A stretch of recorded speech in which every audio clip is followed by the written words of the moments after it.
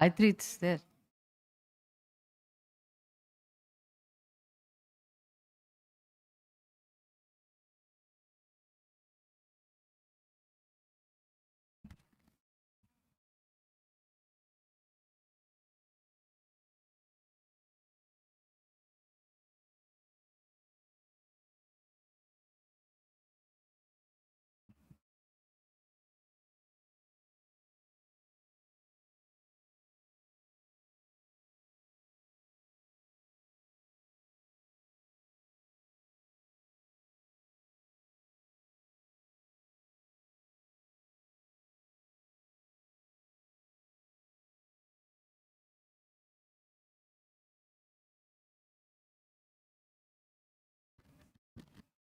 Swati.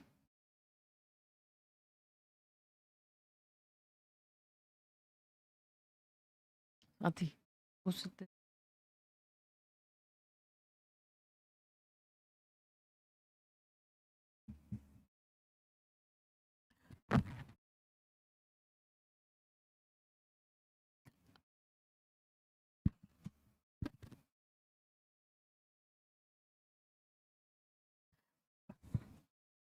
Good afternoon, everyone. My dear colleagues, seniors, and friends. A warm welcome to each one of you and on this significant gathering on women in surgical gastroenterology. And today we have come here together to celebrate and empower the women who are making impactful strides in the field of surgical gastroenterology. This conference isn't just about sharing knowledge, it's also about fostering connections, inspiring people, and connecting, and igniting the shared vision for the future. Let's embrace this opportunity, learn, grow, and inspire each other. Now, I call upon Dr. G.V. Rao sir, who is the president of IASG,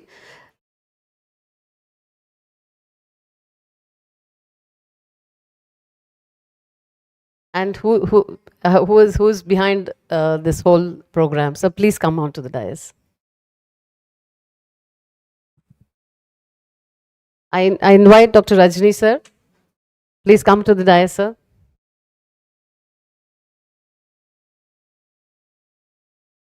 Dr. Sadik sir and Dr. Piyush sir.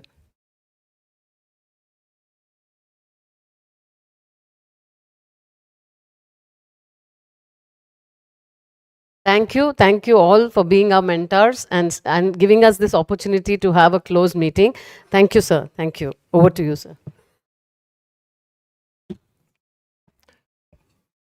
Actually, it's an invitation on behalf of the entire executive of the Indian Association of Surgical Gastroenterology. We welcome all the women who are the power, next generation power. This is not a conference. Actually, this is basically we wanted you people to get together to network among yourselves.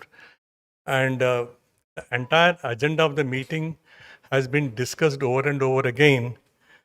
And these are the people who have been behind it, actually, who have been a very strong support. A big round of applause to Rajneesh, Piyush, and Sadik. We've been trying to push this forward for a long time, but it never materialized on the surgical gastroenterology side. We had some similar thing on the other associations, but we thought we'd take this forward.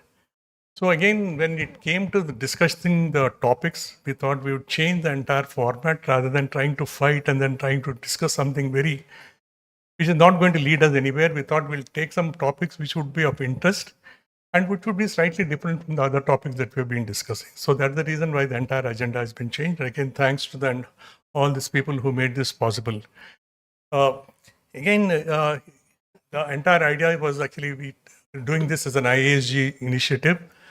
Rajneesh has been very, very active. Actually, we thought we'd do a couple of programs before the main meeting, and without any of this thing, I can tell you that some of the best presentations from this will go on to the national meeting in Patna. So I think all of you must have been prepared presentations well. So some of these presentations, actually, the scientific committee is taking a note of it, and then we're going to take this. I thank the industry partner, Sun Pharma, for supporting this. Actually, without the support, it wouldn't have been possible to make this meeting. Even it's a small meeting, actually, the amount of effort required is the same. I thank my entire staff at the AIG, actually Satya, Dhanlakshmi, who've been coordinating from their side. Thank you so much, and the entire operations team who has been doing this, and my entire department who has been behind me to support this meeting, and of course my own colleagues from my department who've been running around this to make this a successful one. I hope this interactions would be very good. Actually, please be free because nobody is going to ask you any questions. But one thing is for sure, this is going live. So whatever you talk is going to be recorded and it's on there in the air. So you can say whatever you want, but it is on the air permanently. One sincere request is actually we don't number of mics unless actually whenever you want to talk, please talk into the mic because it's going live on the YouTube. Again, welcome. Actually, I have a wonderful stay in Hyderabad and I hope you enjoy this stay and it will be a very fruitful meeting. Thank you so much.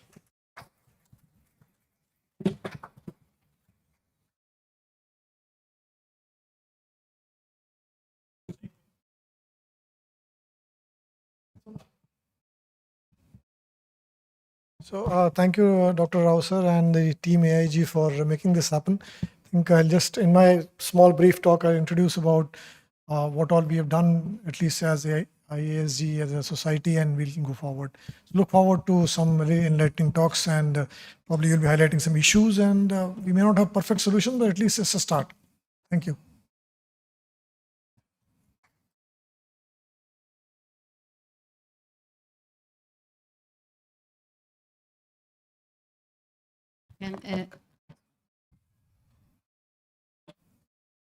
Can each one of you please introduce yourselves?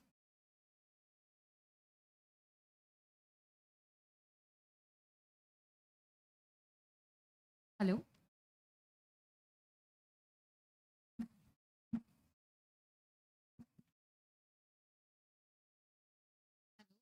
Hello, I'm Dr. Sharvari Pujari. I'm Associate Professor in Department of Surgical Gastroenterology at KEM Hospital, Mumbai. I'm Shravanti, working as Assistant Professor in Visakhapatnam Institute of Medical Sciences, Visakhapatnam. Hi everyone, I'm Gayatri Balchandran. After surgical gastro DMB, I've joined for a liver transplant fellowship in Global Hospital in Chennai. I'm Ragini. I'm working as an associate professor in HPB surgery in ILBS Delhi.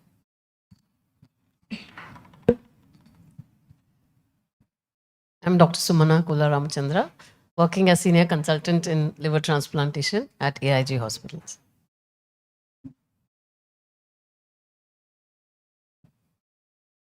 Hi all, I'm Dr. Anuradha Shekharan. I'm Director and Head of Pathology, AIG Hospitals. Welcome to AIG. I'm Dr. Srujna, second year DNB trainee in AIG Hospital. Hello, I'm Dr. Utpala Uday. I'm finished my surgical gastroenterology and I'm currently pursuing fellowship in liver transplant at Rela Institute, Chennai. Hi, I'm Dr. Pragati. I'm a transfusion medicine specialist at AIG Hospital.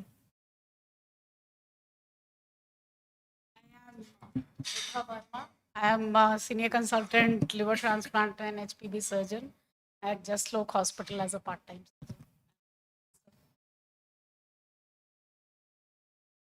I'm Kausar. I'm a liver transplant surgeon working in Fortis Hospital. Hi everyone, I am Dr. Sanjeev Patil. I am a senior consultant GA surgery in AIG Hospital.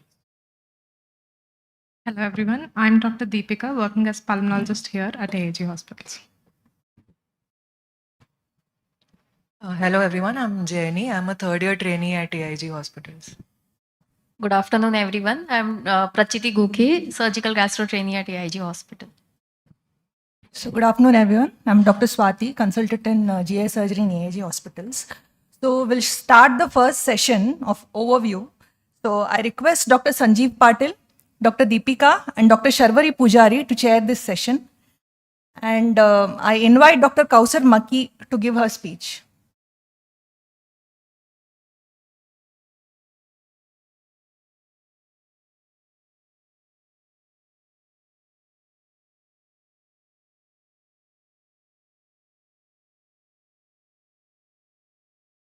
Very good afternoon to everyone, and thank you so much for the invite.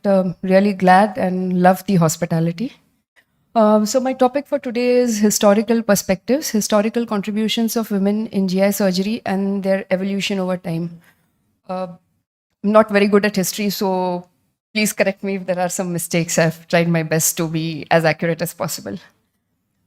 So there have always been women in surgery for the longest of times. So including the digs from 3500 BC from Mesopotamia, Tigris, there have been evidence in form of carvings that there have been women involved in surgery. There have been surgical instruments found in their graves. Greece has a varied history of women being in surgery, so has Rome.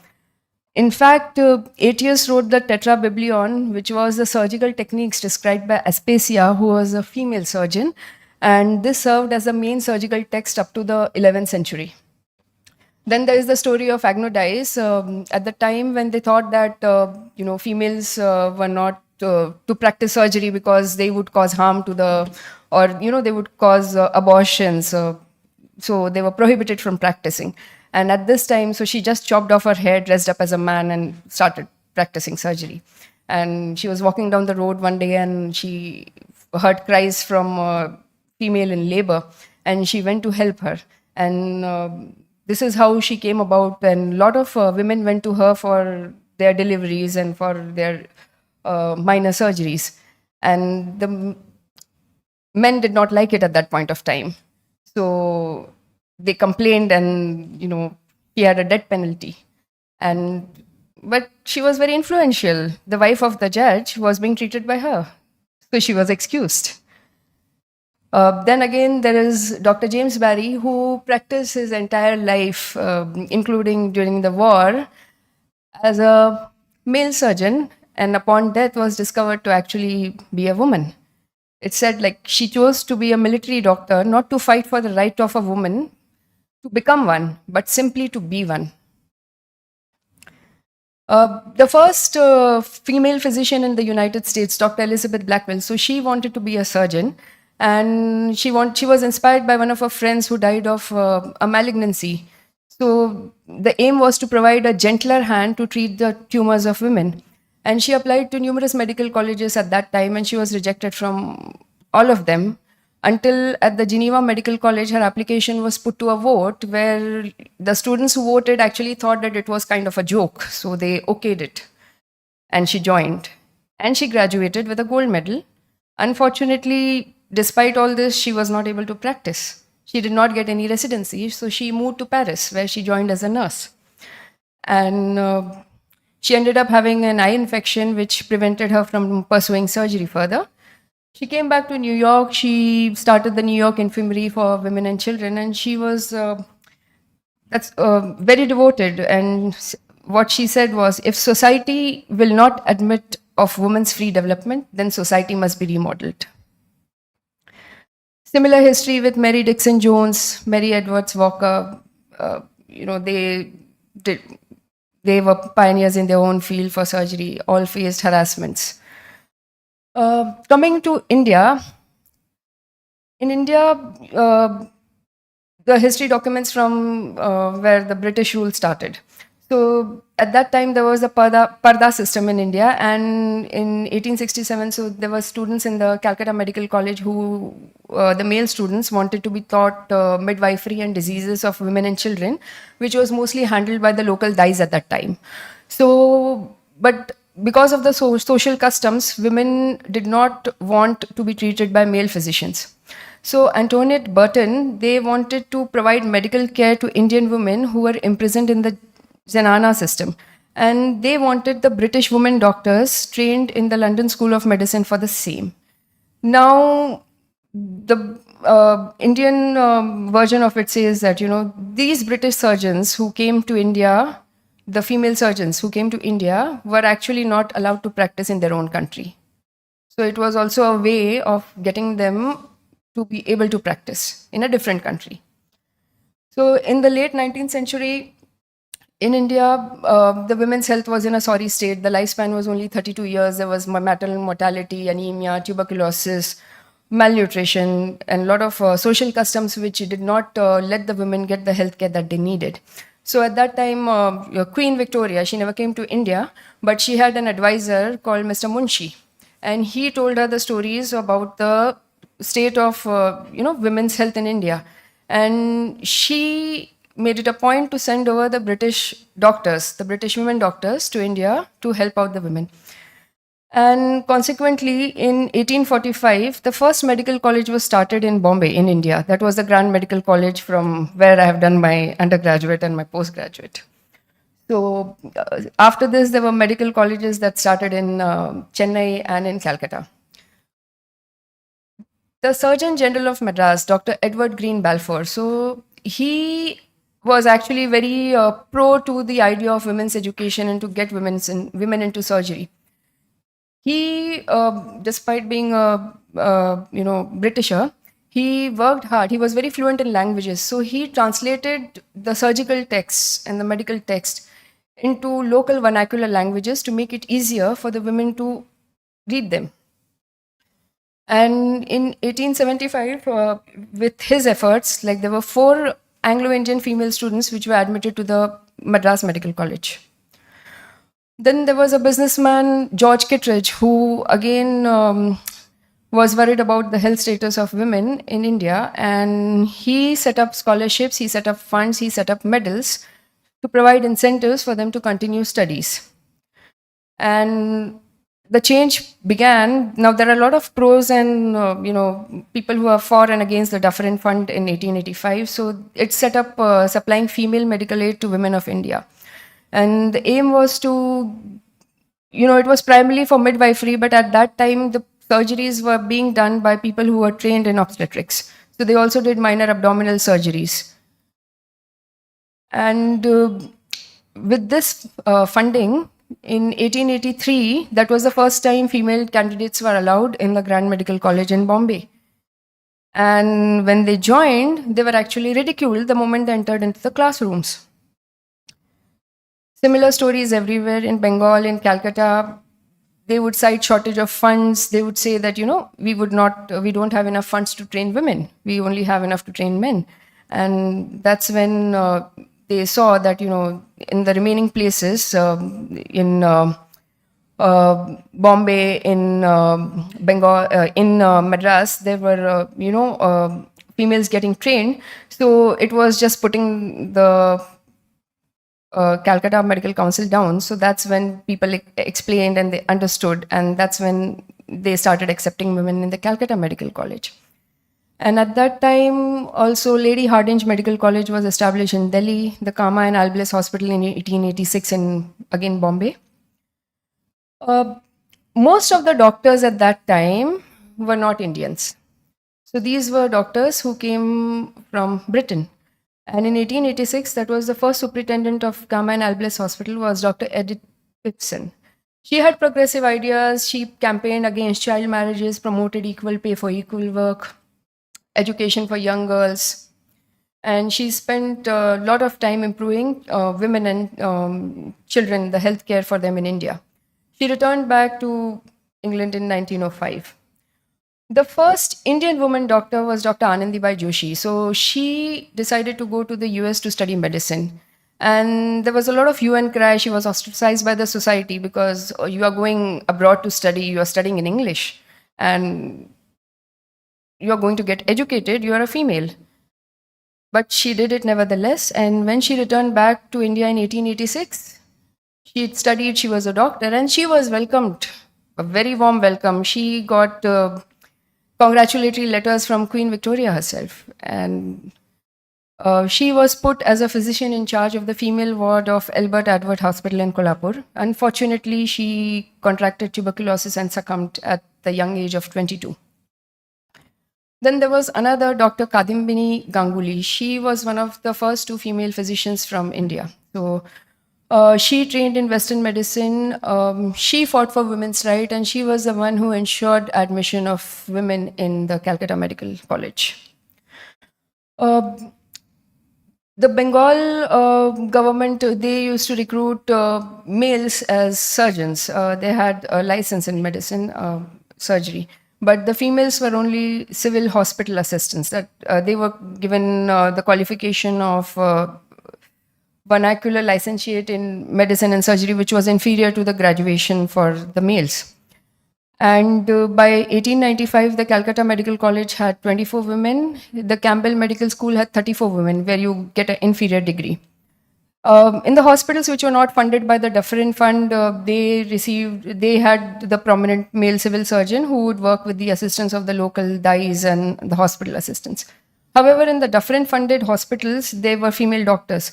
Unfortunately for them, they, although not officially, but they labored under the dictates of the male surgeons. And as Hemabati Sen said, lady doctors and midwives were but pawns in the hands of male doctors. There were a lot of sexual harassment, strenuous working hours, and they had limited incentives to remain in their profession. So female doctors faced persistent challenges of having to compete. They sought to appropriate all those arenas of medical practice which were controlled and monopolized by the male physicians, and one of those crucial areas was surgery. And there was a long-standing taboo that women could not do surgery. The main reasons would be, they were not skilled, they were not, if they would do surgery, then the males would lose control over the appointments of the hospital assistants. But gradually over time, there was increasing number of surgeries which were performed by women. Once the Dufferin Fund came, there were 4 craniotomies, forceps deliveries, and Hemabati Sen was in sole charge of variety of operations. And the Inspector General of Civil Hospitals said that the number of abdominal operations had gone up from 10 in 1907 to 80 in 1908 and 57 in 1909. But there was a presence of male doctors which led to less access for women who wanted to take up teaching positions. Gradually, though, over time, race took precedence over gender, so there were more of British doctors. The Indian female doctors would not get much of a chance. So Dr. Annette Besson, she succeeded Dr. Piche Fimson as the superintendent of Kama Hospital. And she started the Association of Medical Women in India. It was affiliated to the International Association of Medical Women, which was a focal point for exchange of knowledge and experience. But it only had the professional interest of the British women physicians. Indian women doctors were only marginally present. Then came Jerusha Jihad. She was the first Indian superintendent for Kama Hospital. She did monumental research on health status of women, maternal deaths. She was the chairman of the Maternal and Child Welfare Committee. And she also was a recipient of the Padma Shri in 1962. This was up to the independence. The post-independence, we all know Rajkumari Amrit Kaur. She was the first health minister.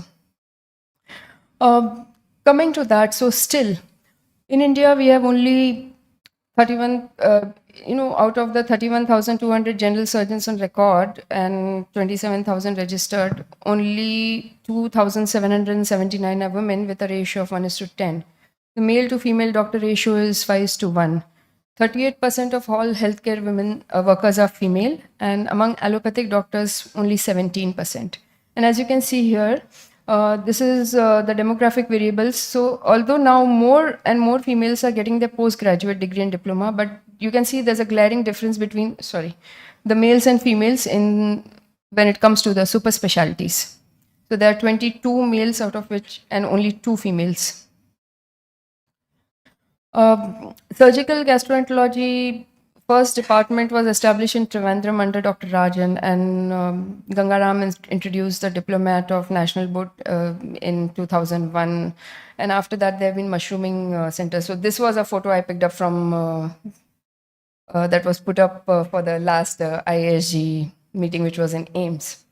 And I was just checking up on the group, and there are very few females compared to the number of people who are actually practicing surgical GI. And it's very difficult to get an exact number because not everyone who is practicing GI surgery is an MCH or a DNB. So there are a lot of people who are practicing as general surgeons. But even then, if you look at the number of females who are practicing, is much, much less. Then you come to women in hepatopancreaticobiliary surgery. So this is an article from Ohio, USA. So they found that, hepatopancreaticobiliary fellowship, as you go more advanced, the number of females drops further. as you can see in these two bar charts, although the number of women has gone up from 2007 to 2012, but it's still a small percent when it comes to the total number. 20 minutes are up. We're just finishing up. So the various articles, it shows when you compare the outcomes of surgery, it just shows that surgical outcomes for female surgeons is definitely better. And this just shows the women in the presidential and executive posts in the various associations. Just a short on transplant surgery. So first, Dr. Olga Johansson did the first kidney transplant in Illinois, and she won the ASTS Award for Pioneer in 2018. And Dr. Nancy Asher was the first woman to perform a liver transplant ever. And she was the first female president of ASTS. And there has been increasing representation of females in the operating room. Just to cover India. So India, we started transplantation. The first successful transplant was done in 1998. Since then, there's been a phenomenal growth. However, most of the transplant surgeons are still men. So we have, very glad to have here Dr. Vibha, Dr. Sumana, Dr. Gomti, who won the Women Leader in Transplantation Award. I don't see Dr. Supriya Sharma or Dr. Shruti, and me, of course. And this Dr. Vibha had shared with me, and I just wanted to put it up. So this was a consensus report on liver transplantation, and I see only one female that I've highlighted there amongst the whole list of men. It is the times which are behind me is what Dr. Mary Walker Edwards had said, and I think that is true, and it's time we catch up with it. Thank you so much. Thank you, ma'am. Any questions?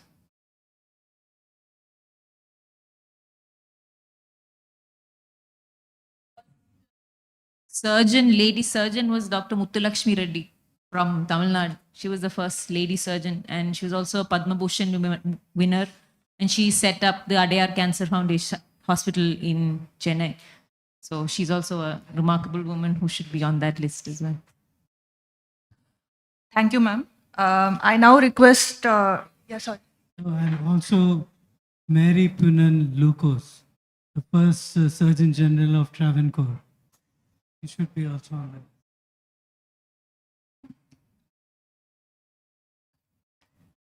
Thank you, ma'am. I now request Dr. Rajneesh Singh to talk on women in GI surgery, the IASG perspective.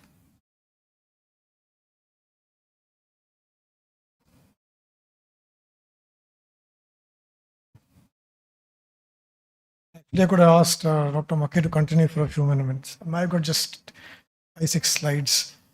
To be honest with you, we haven't done much. I've been privileged to work with, as a secretary, to work with 3 very kind of active and, I should say, mature is the right word, but that's not the correct thing to say, politically speaking. But because there are topics which should go beyond what we can do as male surgeons or male GI surgeons. And I was privileged that I had presidents starting from Dr. Bhalla in my first year, and second year was Dr. Sadiq Sakura, and now Dr. Rao is the president I've worked with. And all 3 of them had fantastic ideas about how we should be thinking for this core subject. And actually it was Dr. Sadiq who had set the ball rolling.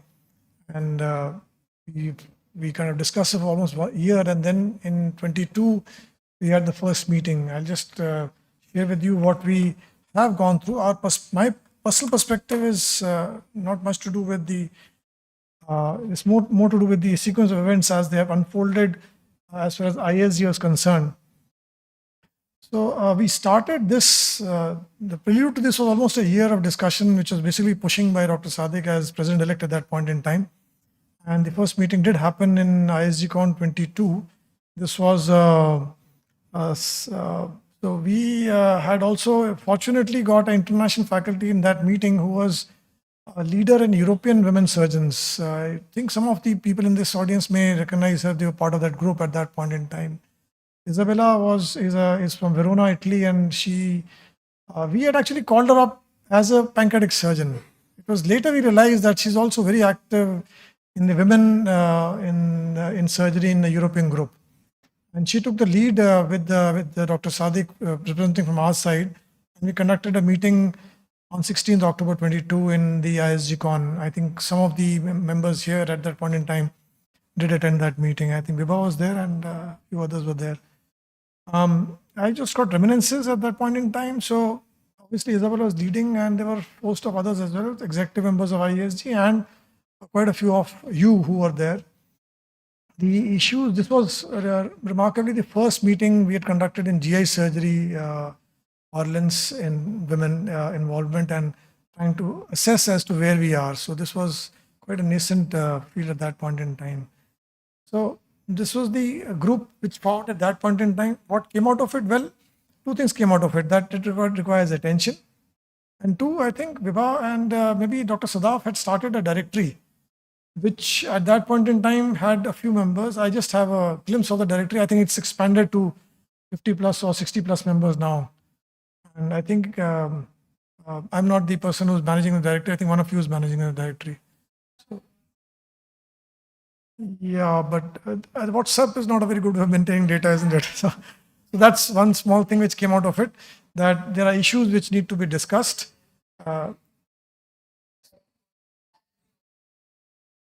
Yeah, so that's the directory. This picture is from way back. Yeah, so I'm sure one of you must be updating it. I think, yeah. I think it needs a little more update and we are not active. I should admit. Yes, so I was coming to that. And we tried many times to have a repository, as Dr. Sadiq had suggested, that we should have our own topics which we are good at so that we get more involved and you all know whom to call for what. So I think, and this directory, may I add, was actually created primarily because Dr. Sadiq was very pushy at that point in time. What are you guys doing? I think Ragini and Sadaf and Vibha and a few others were pushed to actually, Gayatri was there at that point, and I remember pushed to make this directory. And I think it's a good start at that point in time. So the next event was what Dr. Makir referred to. This was a meeting which suddenly the IHPB also became active because they realized that we are on to a good thing. In terms of solving some unresolved issues of women in surgery. So they collaborated with IASG and this meeting took place. I think the date is probably wrong, it may be 3rd August, but this is August maybe, yeah, okay. This took place at AIMS, hosted by AIMS Delhi. And there's a few reminiscences from the same meeting, the picture she put up just now. Dr. Sadiq represented IASG and that's IHPB being represented by the president, I think he's elected at that time, Puneet Dhar, and then Sujoy and Dr. Piyush were the local hosts of that point in time. What came out? Well, a report was published in the Journal of Medical Evidence. I grabbed this from Dr. Puneet yesterday. I just got I think Ragini submitted a Word file to me. I think this was published and this is the PDF of that article. It's a longish article, but I think it covers a host of issues which Dr. Makir just referred to. So the point being that we know the issues. Now it's a point about how to go about resolving or at least finding way around those issues.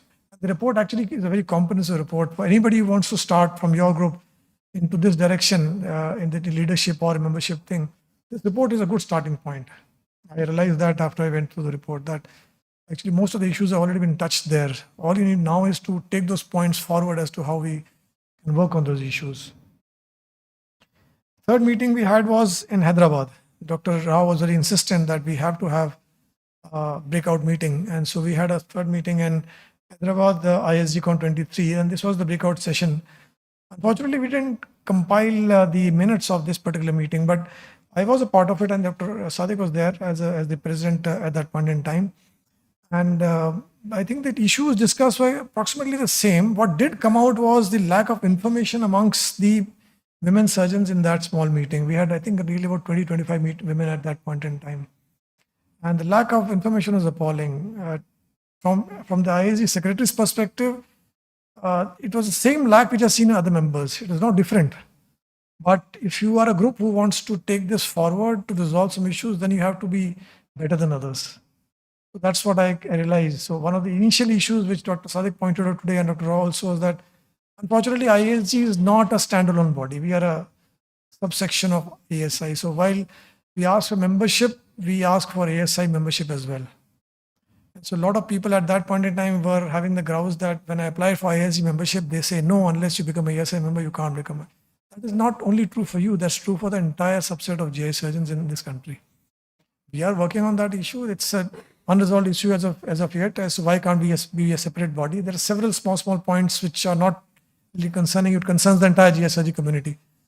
But having said that, there are small ways around it, and there is auxiliary membership, which means that you can apply for become a membership of IASG, which doesn't have any voting rights, but otherwise you are a full member. So you don't have to be a ASI member at that point in time. So this was one of the things which came out, and several others as well. If Sadaf was here, she would have actually hauled me on the course, because I was supposed to do a whole lot of things which with Sadaf in the lead, we were supposed to do as the organization.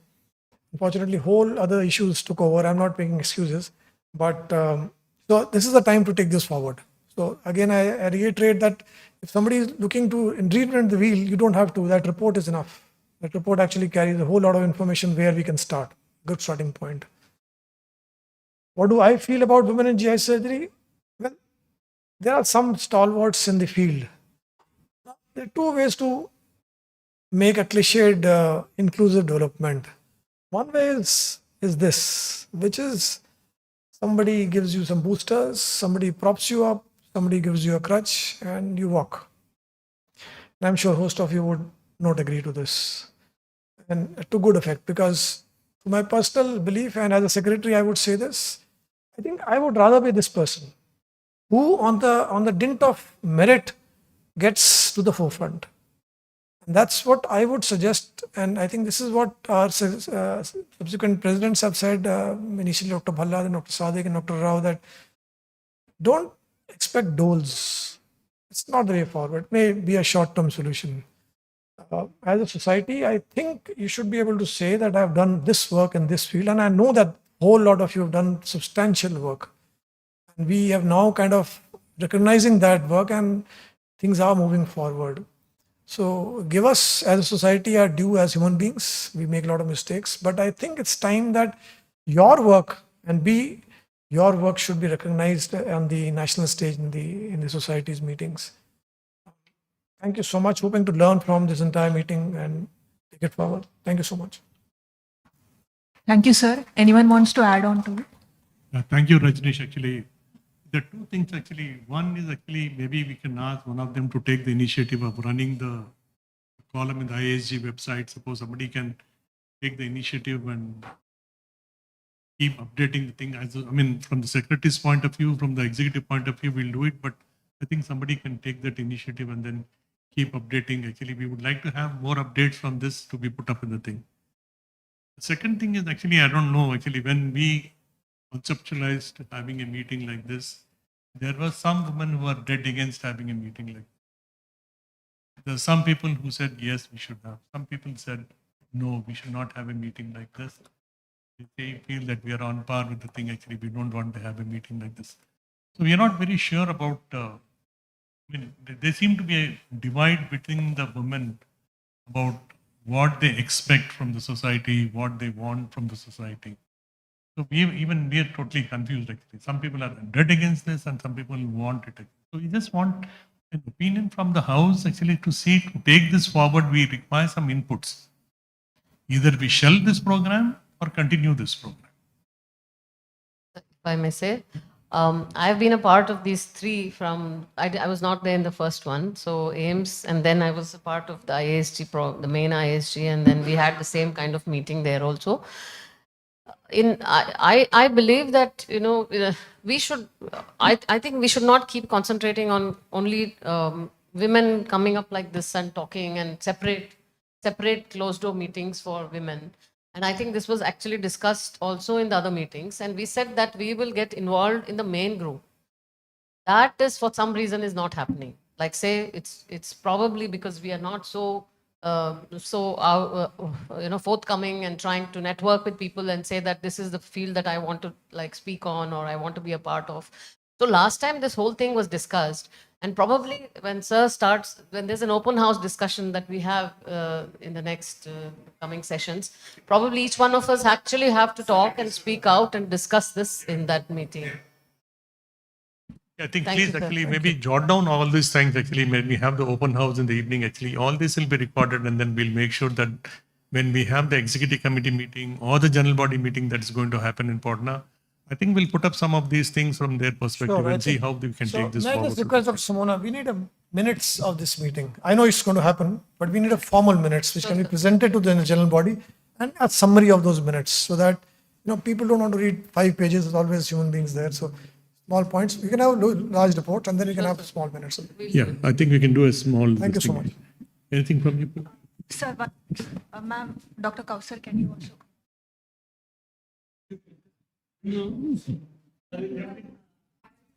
Add up because I also think the same. A separate closed door meeting is not much worth because it separates us from the main community, main JSNG community.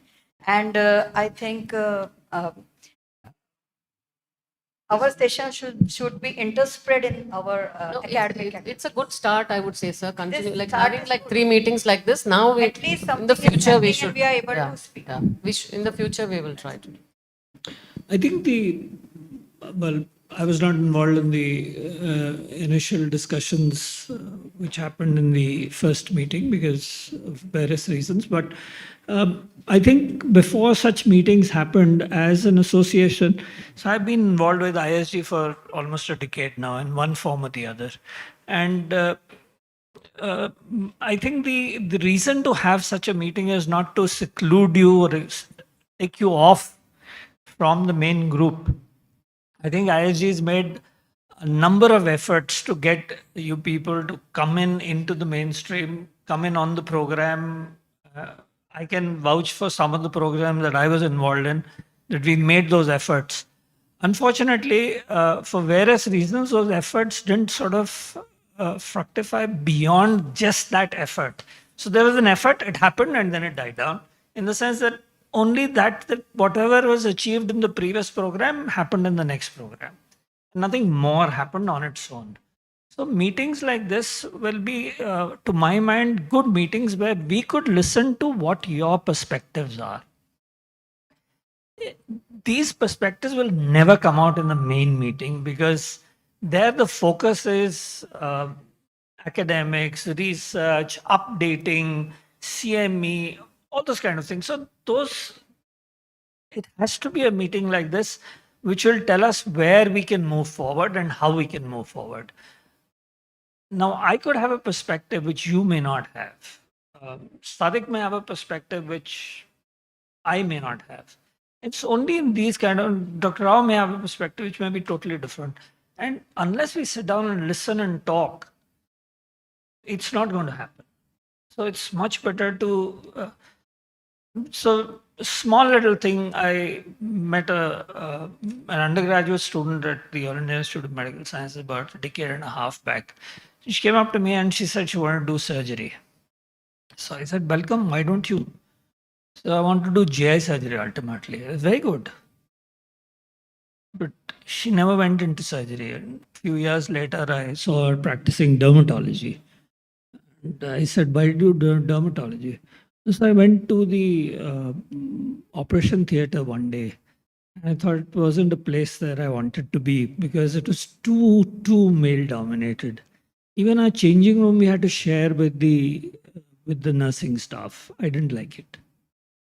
It never struck me. It never struck me. I never went to that changing room, so how would I know? So those perspectives are perspectives which will come only after talking to all of you.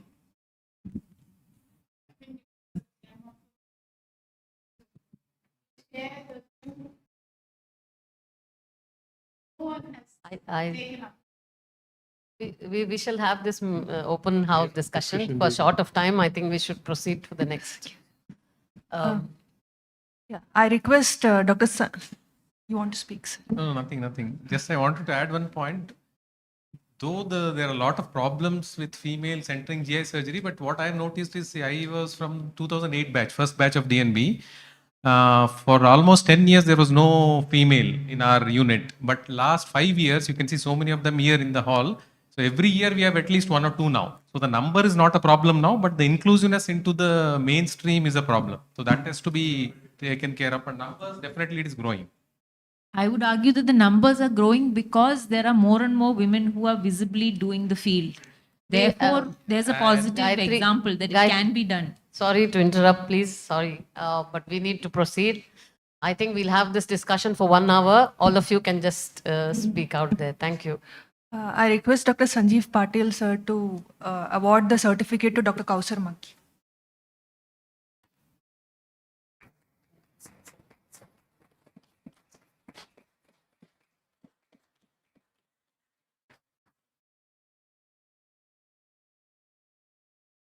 I request Dr. Sharwari and Dr. Deepika to hand over the certificate to Dr. Rajneesh Singh.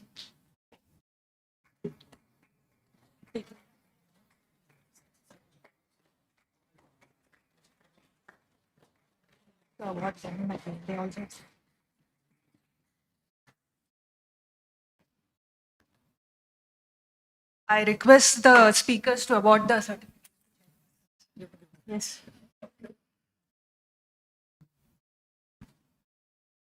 Dr. Sanjeev Patil.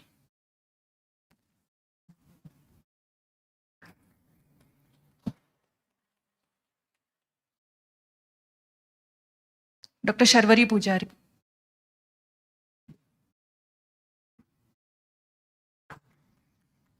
And Dr. Deepika.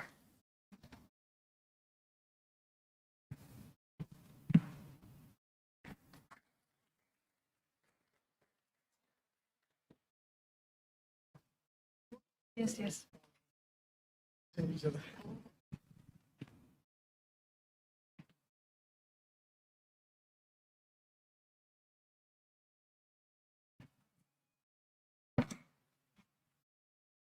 We now move on to our next session, Charting Career Compass to Success. And I would like to call upon the chairpersons for this session, Dr. Indraja, Dr. Anuradha Shekaran, and Dr. Swati to please take the stage. Our first speaker is Dr. Ragini Kilambi.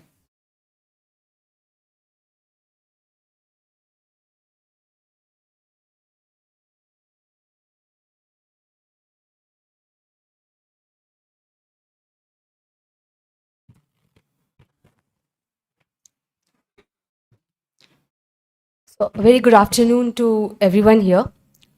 At the outset, I'd like to thank IASG and AIG Hospitals for taking forward our cause of women GI surgeons further and for giving me this opportunity.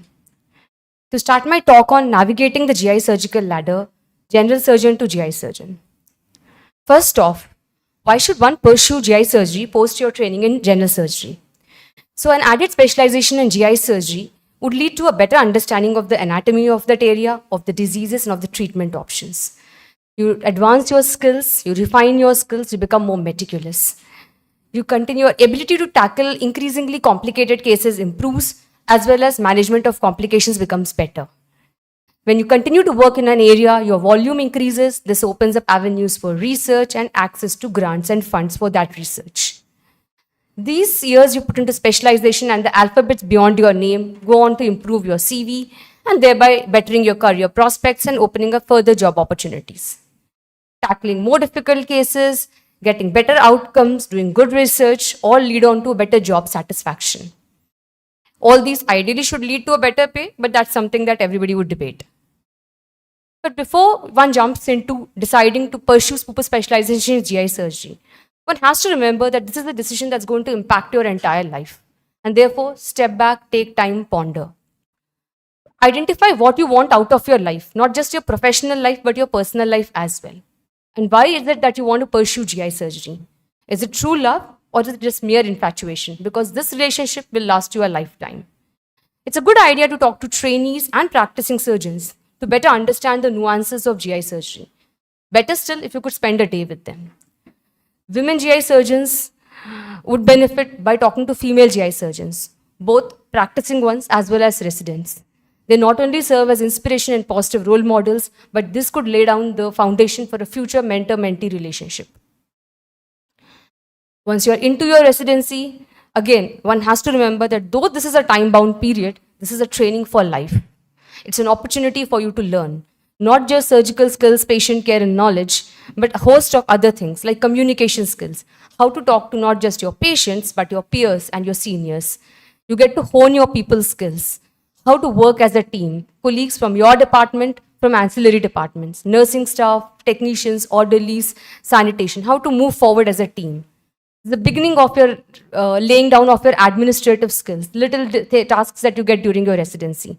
It's also the beginning of your leadership skills. How do you get your job done? How do you convince the anesthetist to get your patient into the theater at the right time? Residency is replete with stress, but so is going to be your future surgical life. Good time to start learning how to deal positively with stress. Also, this is about the time you spent close to 9 years, MBBS, MS put together. You're beginning to form opinions, beginning to decide this is how I want to manage. This residency period is for you to learn how to become flexible again. As was often Dr. Piyush used to say in our GI surgical residency, the first step in residency is unlearn everything you have learned so far and then restart the process of learning. And believe me, this is what you continue to do throughout your life. You continue to adapt to new things throughout your life. Post your training, you can do further training into your areas of interest, or you could take up jobs. So both government sector and private sector come with their own pros and cons. So traditionally, government sectors have had better avenues for teaching, better funds for research, with less stress on generating returns, but also low financial remuneration. But what is important here is that when it comes to metropolitan cities, there are very limited opportunities in the government sector. Private sector, it is rapidly bridging the gap, especially in terms of teaching. MCH and DNB streams abound in private sector. Even in research, excellent work being done, AIG itself being a prime example. Recent talk, I heard nearly 70% of abstracts in conferences, national conferences, are now from the private sector. Corporate sector offers you better pay, but with that come corporate pressures of drawing patients, generating returns, and justifying the better pay that you get. So it all seems good. You like GI surgery, you train in GI surgery, and you practice. Where is the problem? So this is ASI data. We do not have accurate data for GI surgeons. But in 2020, they had only 10.5% female members. Only 9 governing council members so far had been women, and only 1 women president since its inception in 1938. It's not just that females are underrepresented in GI and HPB branches. There's also attrition that happens post-training, and this is data from developed countries. Then there's the problem of your glass ceiling and the sticky floor. So this was a Japanese study published in 2022 that looked at 11.5 lakh surgeries in surgical gastroenterology performed over a period of 5 years. And they found that only 7.2% were performed by female surgeons. Now, this is not concerning because their female surgeon population is 7%. The problem is the nature of surgeries. So most often, the female surgeons were doing appendectomies and cholecystectomies, and technically challenging procedures like LARs and pancreaticoduodenectomies were being performed in very few numbers by females, with the gender disparity being 22 times. Now, it's important to remember that in Japan, the model they follow is after certification, surgery is allocated by the chairs and directors and not directly opted by this. So this is showing us a mirror to what the state of affairs we are living in. So what can we do about this? So the solution has got to be twofold. What we as women can do for ourselves and what we want the society to help us with. So first off, what we can do for ourselves. So we should all try to have a career path. So why have a career path? Because it gives you direction and focus. It makes your decisions, skill developments more targeted. It gives you motivation and confidence. It also gives you career satisfaction to see your career progress in a way that you envisage it to grow. It helps you both with financial planning as well as your work-life balance when you can roughly chalk out at what stage in your career you are likely to have what finances and what time for yourself. If you already have plan B and C in place, you are likely to be much more adaptable in the face of setbacks. It's a key to long-term success, gives you much more autonomy and control of your own career. But again, a career plan is not something that is set in stone. It should be flexible and adaptable as you grow and evolve. So what is a career path? It is nothing but a long-term plan that has some specific steps that will lead on to where you desire yourself to be. The most common is the ladder progression or the vertical ascent. You do your residency, you join as an AP, you go for associate professor, additional professor, take on more administrative jobs thereon. But there are other pathways that are less often discussed, like the lattice pathway. So here, you do not grow vertically, but you branch out. So you may choose to become an author. You can write books, surgical, non-surgical. You can become an entrepreneur. You can begin a startup. All these pathways of career progression are completely fine and acceptable. Then there's the expansive pathway, where your designation doesn't change, but the roles and responsibilities increase. So you could now be doing more and more technically challenging parts of the surgery. Your clinical and administrative responsibilities may grow, but your designation may remain the same. So how do you go about charting this career path? So first, identify your career goals. Define what success looks like to you in your professional and personal arena. Define goals. This will give you purpose and direction and help you prioritize your tasks, make decisions, and measure your progress. Make SMART goals: specific, measurable, achievable, relevant, and time-bound. Do some research before you set long-term goals for yourself. And make short-term goals, which are basically small steps en route to your long-term goals. Once you've set your goals, the next step is to assess what your current skill set is. And your skill set is not just surgical skills. It's also about what your talents are, what your interests are, what your hobbies are. All this go on to building your career. Your assessment of the current skill set provides you with a baseline and helps you identify the lacunae, which you can then go out to chalk out to build skills in order of your priority in your career ladder. To build these skills, you may attend meetings, workshops, you can go into short-term training programs or seek out mentors. Always have a timeline in which you want to achieve your goals. The next important aspect in your career development would be networking. So networking is nothing but exchanging information among people who share common interests and ideas. It's not just about forging new relationships. It's also about keeping up the old ones and offering support and assistance when needed. Networking provides immense benefits. The first and foremost is you forge friendships which last you a lifetime. It contributes to your social and emotional well-being. It provides opportunities for exchange of ideas, constructive criticism, and collaborations. Since you get to meet people at different levels in their career, these could act as future mentors for you. It boosts your confidence, expands your visibility. And when you stay connected, you get first-hand information on what job opportunities are opening up, what calls are being made for research grants, where and all workshops of your interest are happening. Where can you network? Physical meetings like this, conferences. Social media has come up in a big way as an important place for networking. Professional societies and online communities provide other avenues. Other important aspects of your career path would be to invest in communication skills, build courage and confidence. You need courage and confidence not just to fight the imposter syndrome within you, but to call out bias when you see it. All medical specialties are an exercise in lifelong learning. Be adaptive, learn new technology. In order to continue to be motivated, celebrate your small successes, small goals that you achieve. Learn from your setbacks and continue to review and revise. Your interests, skills, priorities change as you grow older and you need to adjust your plan. And last, but perhaps the most important, is integrity and ethics, because it is this integrity and ethics that gives you the courage to look the world in the eye when nothing goes your way. This is an example of how a career path may look for an academic surgeon. You start off with clinical work, improve your patient outcomes, start networking, find mentors, start research, teaching and training. Teaching is the best way of learning. Present your work and move on to innovation and leadership. This is another example of what you want to be in your life.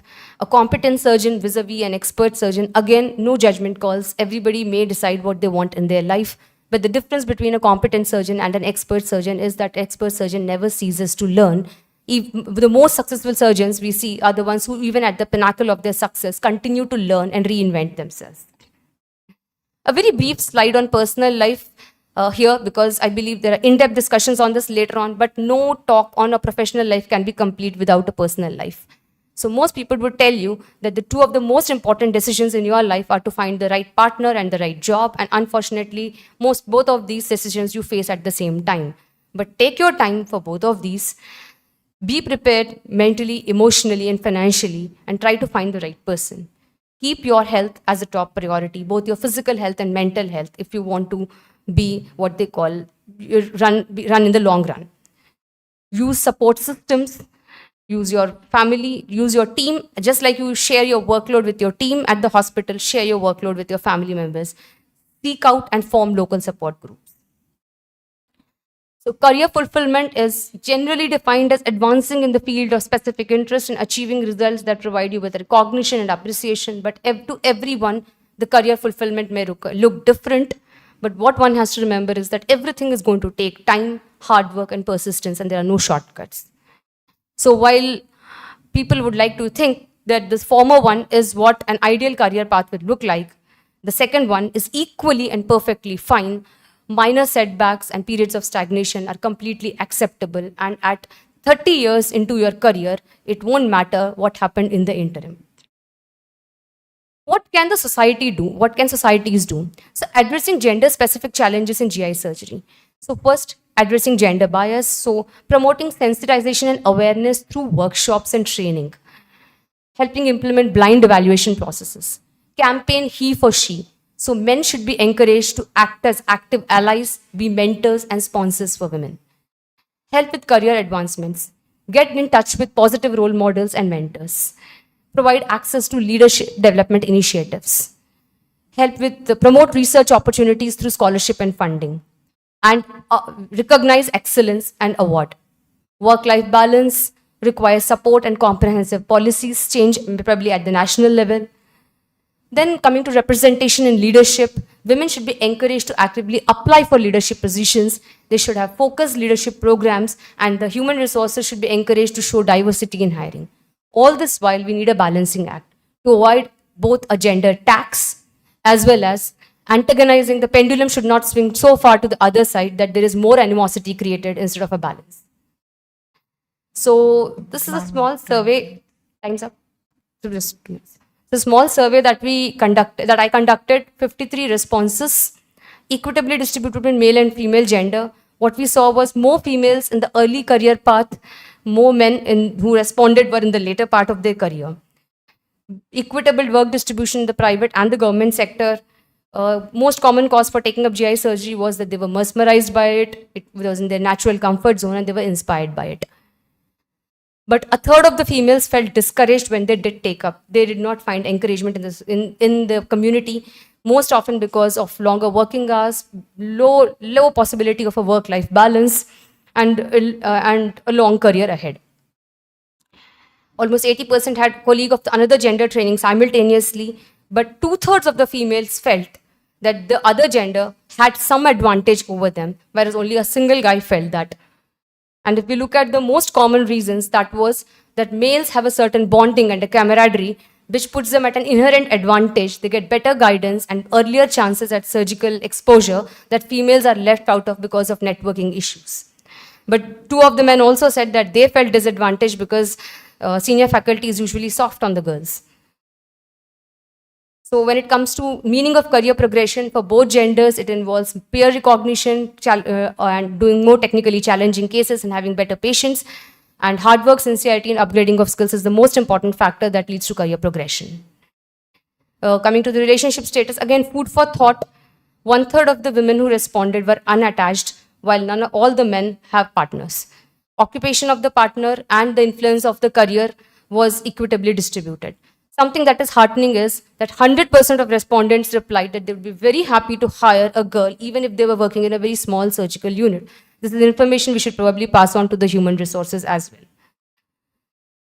Now here 1/3 of the participants felt that their gender was a deterrent in their career progression, and no surprise, this is 100% females and constitutes half the females feel that their gender is a deterrent. Most important reason is that their skills are not taken seriously. They are looked down upon. They need to work harder to prove themselves. And worse still, even the nurses and the patients don't take them as seriously, which is a sad state of affairs of the society per se. If you look at career prospects, half the respondents felt that men and women have similar career prospects, with some caveats like provided she works the same, provided she has the same understanding of career progression as me. 1/3 of the females felt that their career was worse, and this was because of the reasons cited, that they cannot afford to make mistakes, and their skills are never adjudged to be equal. 3 respondents, however, felt that females have better career prospects than men. And I would like to highlight this one. I quote here, it's a very interesting response that I got. Females have equal career prospects provided they do their work with honesty and dedication. I don't know why this question should ever be asked. The person who has framed this question is herself or himself judgmental and gender biased. So I like this response a lot. It gives me, I'm happy because at least it tells me this person is gender neutral. And this is the gender neutral society that we are all vying for. That's what we want. But it also tells me the disconnect that this person has with the reality. And this is also what we need to address. And this is addressed in a couple of other responses which tell us it should be similar, but don't think it practically works that way. Possibly in the near future, presently biases are at work. And ideally, yes, but life is unfair and a lot depends upon your support systems and circumstances.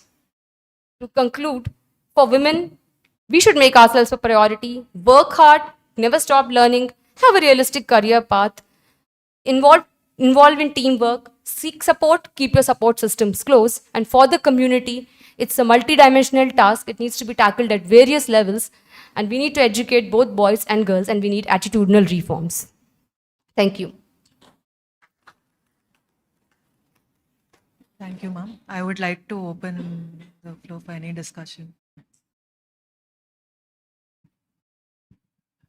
Ragini, it was a fantastic talk. I really loved it. I think it's something which any person who's looking forward to a career can take a lot of things from this. My many congratulations to you.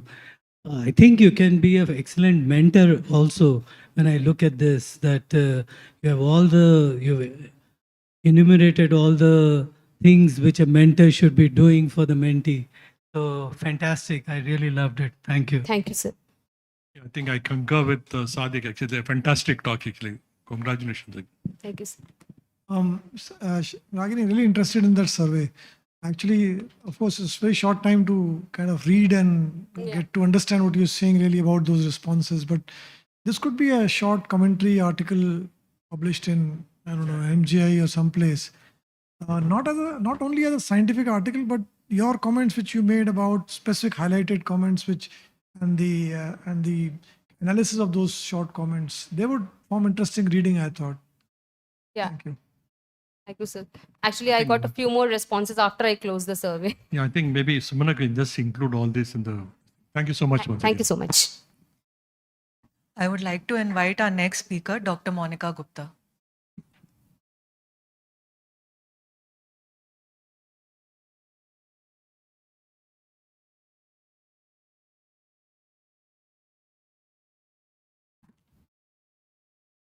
First of all, I'm glad to be here in Hyderabad to be presenting this topic, and I'm thankful for to the organizers regarding giving me the opportunity to speak on this forum. And this is a very important forum for us because females are very less in surgery as well as in GI surgery, and we need to do efforts to make them stronger and make them believe that these branches are for women also.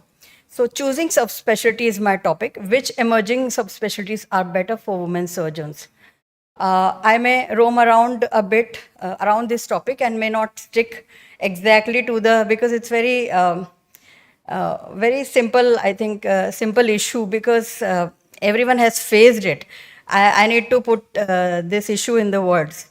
So in history, if we go in the history, ancient Egyptian, Italian, and Greek text mention that some females have been in surgery.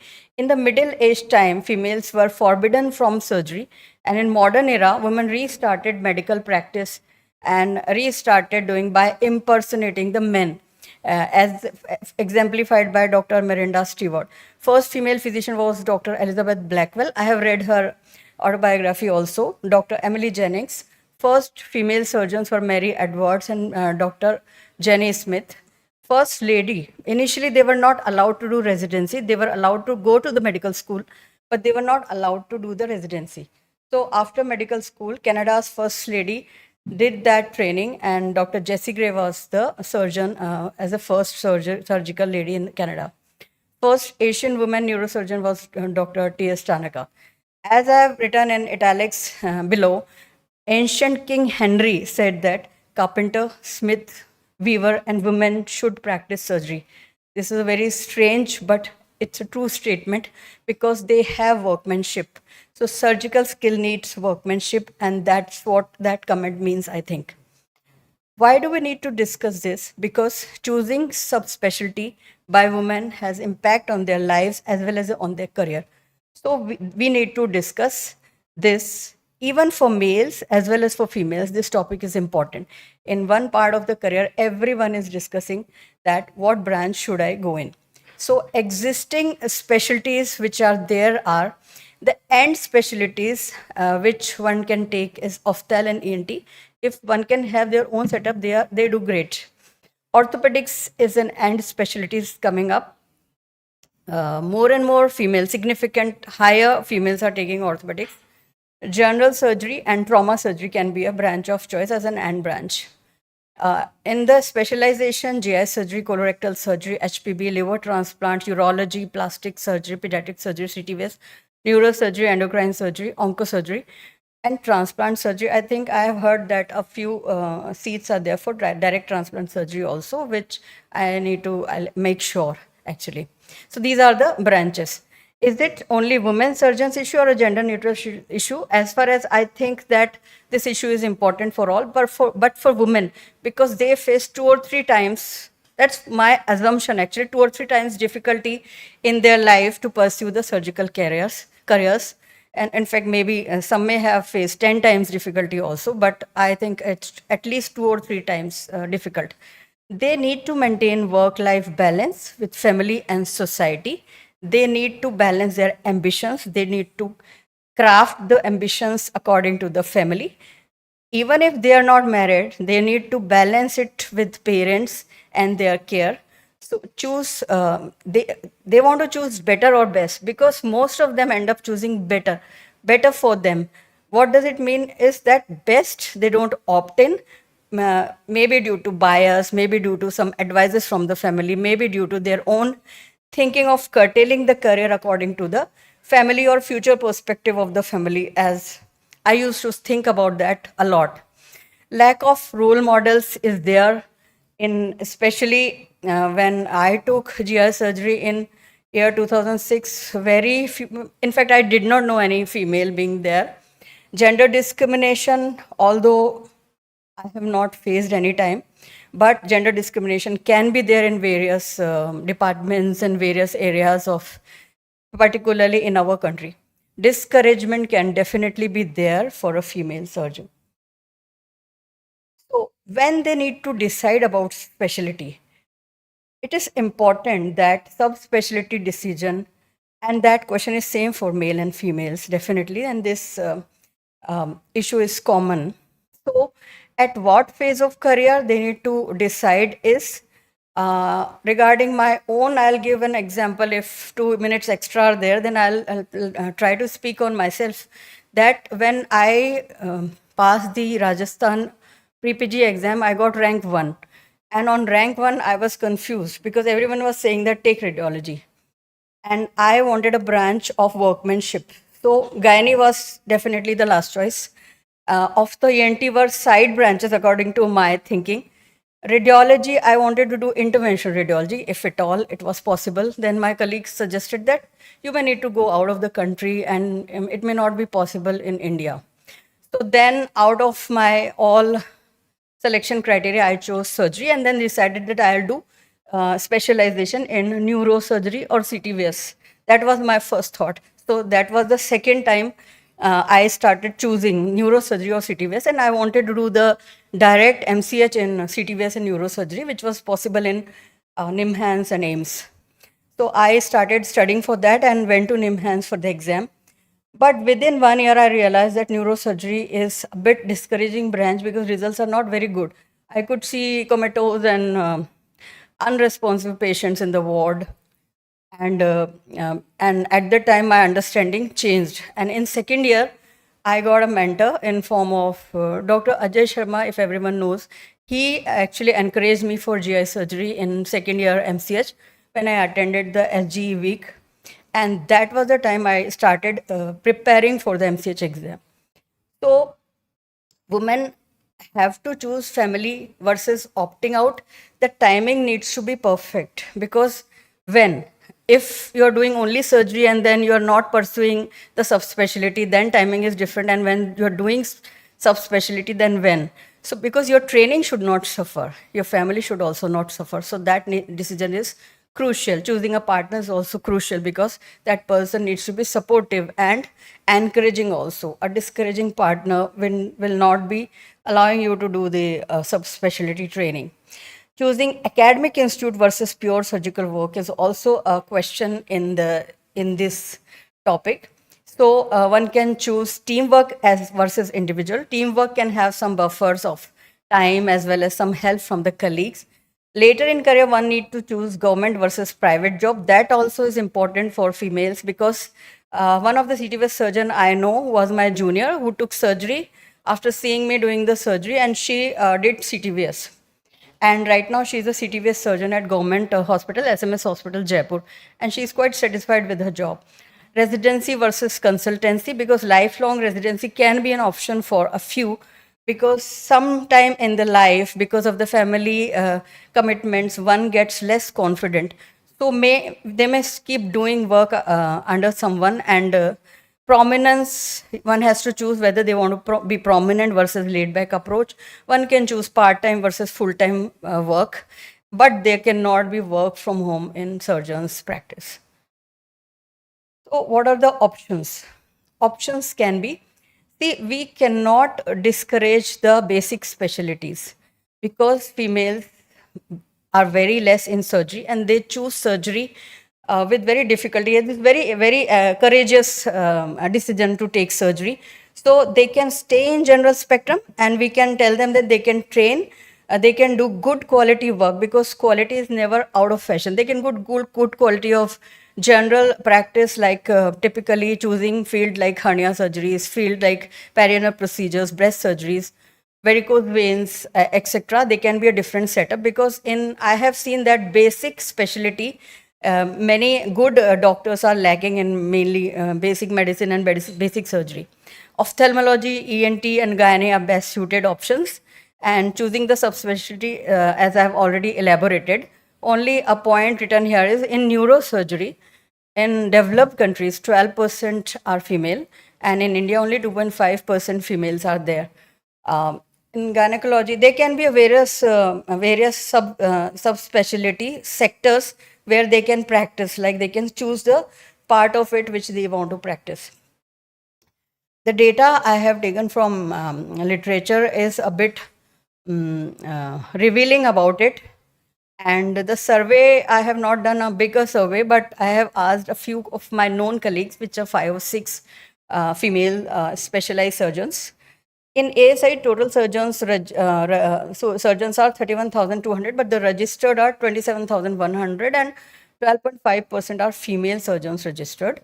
In American ENT survey 2004, 673 people responded, where women were more diverse, more separated, fewer children were there when the women were the surgeon, reduced work hours are there.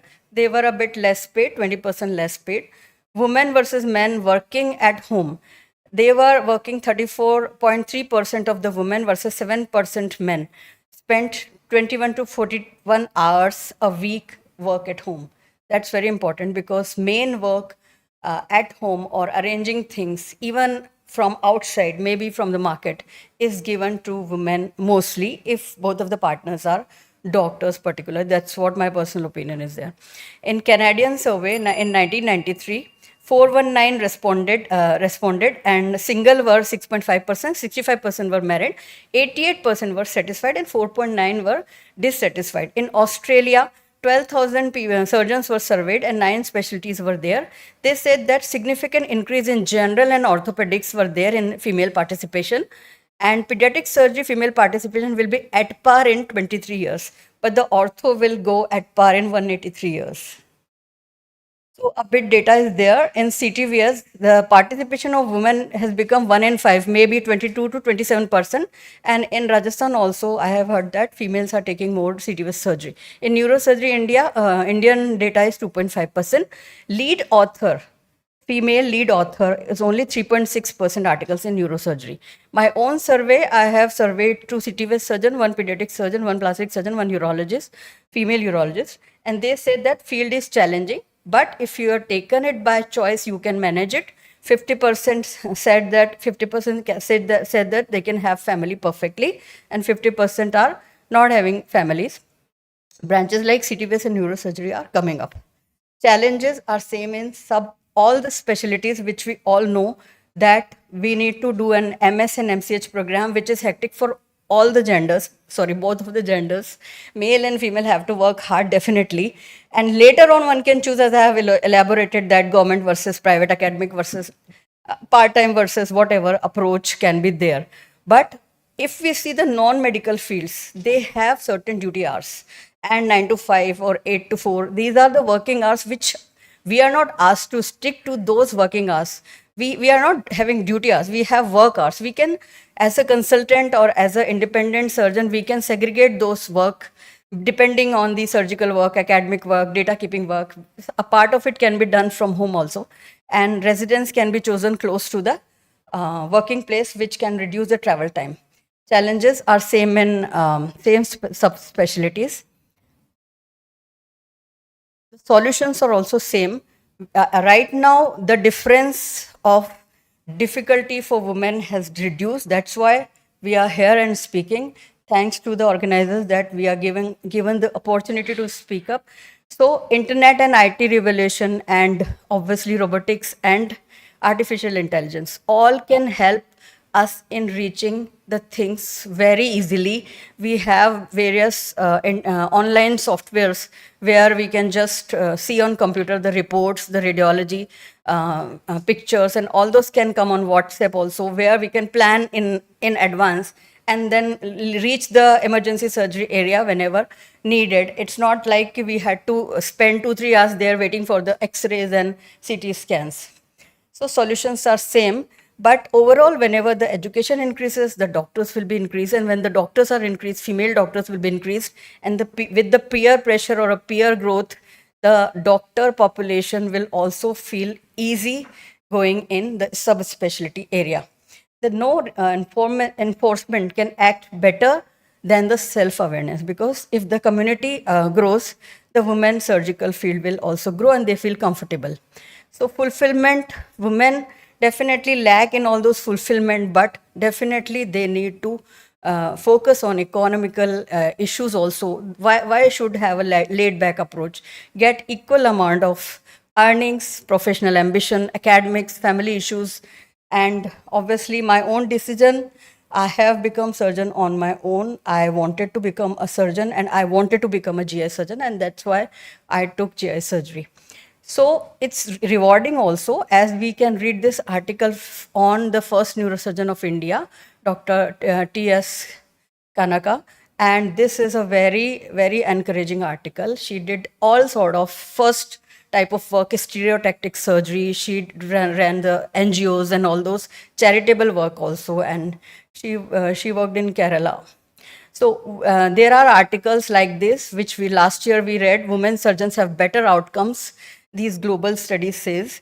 Reason being, obviously, women are a bit fearful and women are a bit cautious, and obviously workmanship.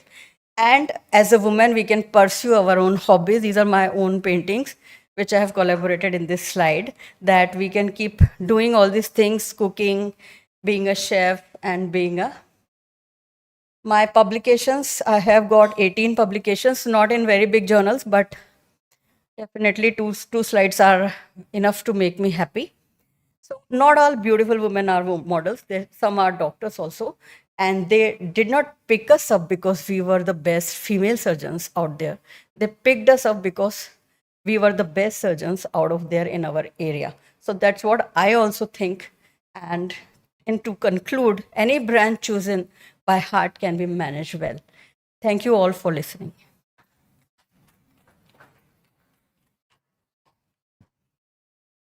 Any comment, anything? I wouldn't say that we are fearful. I would say that we are more cautious and we always look at what is the best for the patient. Definitely. Yes, ma'am.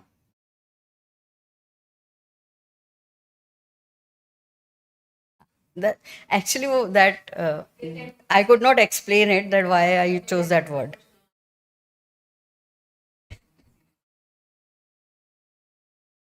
Thank you. I would Thank like you to all. invite Dr. Ragini to the stage. Ma'am, if you could please stay put. I would like to request Dr. Anuradha to please hand over the certificate to Dr. Agin.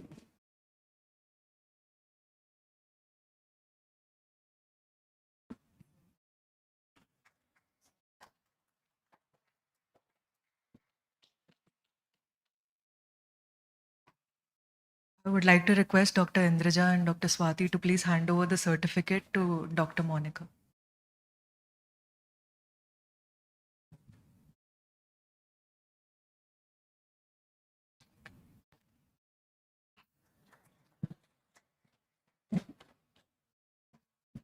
I would like to request Dr. Ragini to please hand over the certificate to Dr. Indraja.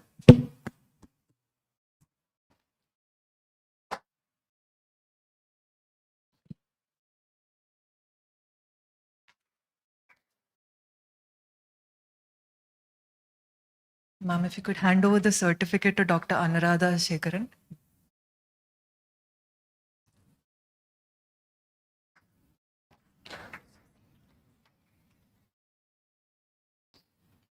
And Dr. Swati. Ma'am, if you could hand it over to Dr. Swati.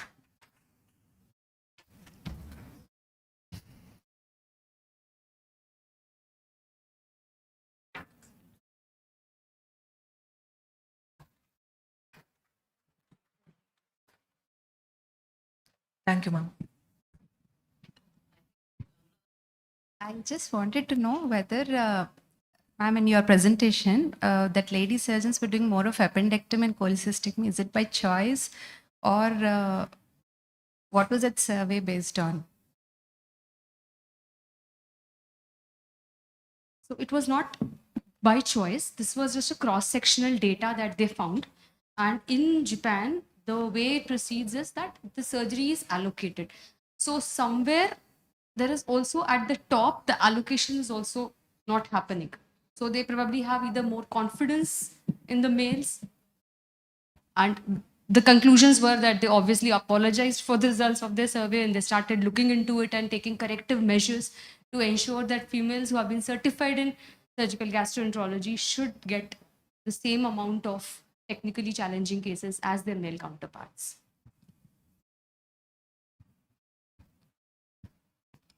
Thank you so much, all the chairmen and the speaker. Moving on to the next session, I would like to invite our chairpersons, Dr. Vibha Verma,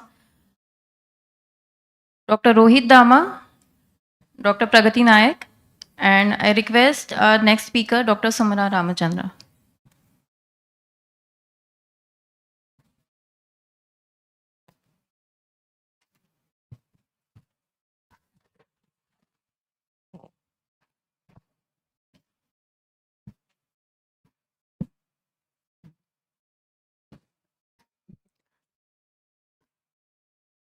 I thank G.V. Rao sir and AIG for this opportunity.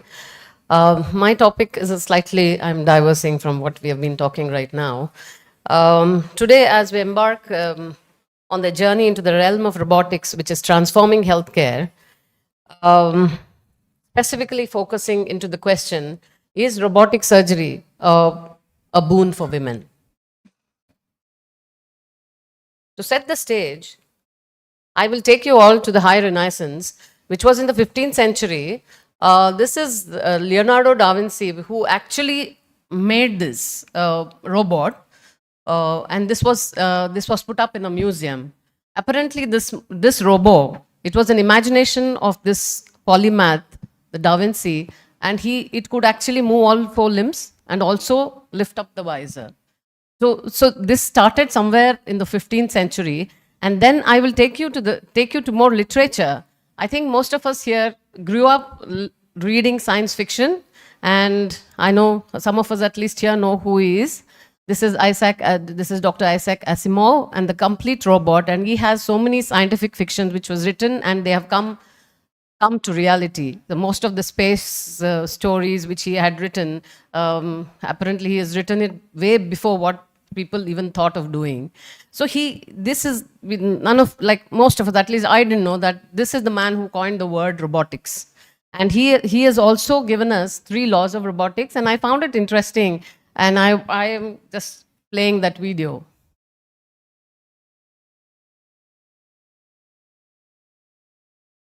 Sorry.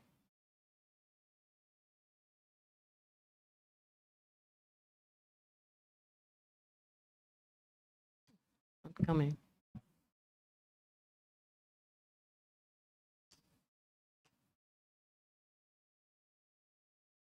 Sorry, anyway, I think he's the one who coined the three laws of robotics.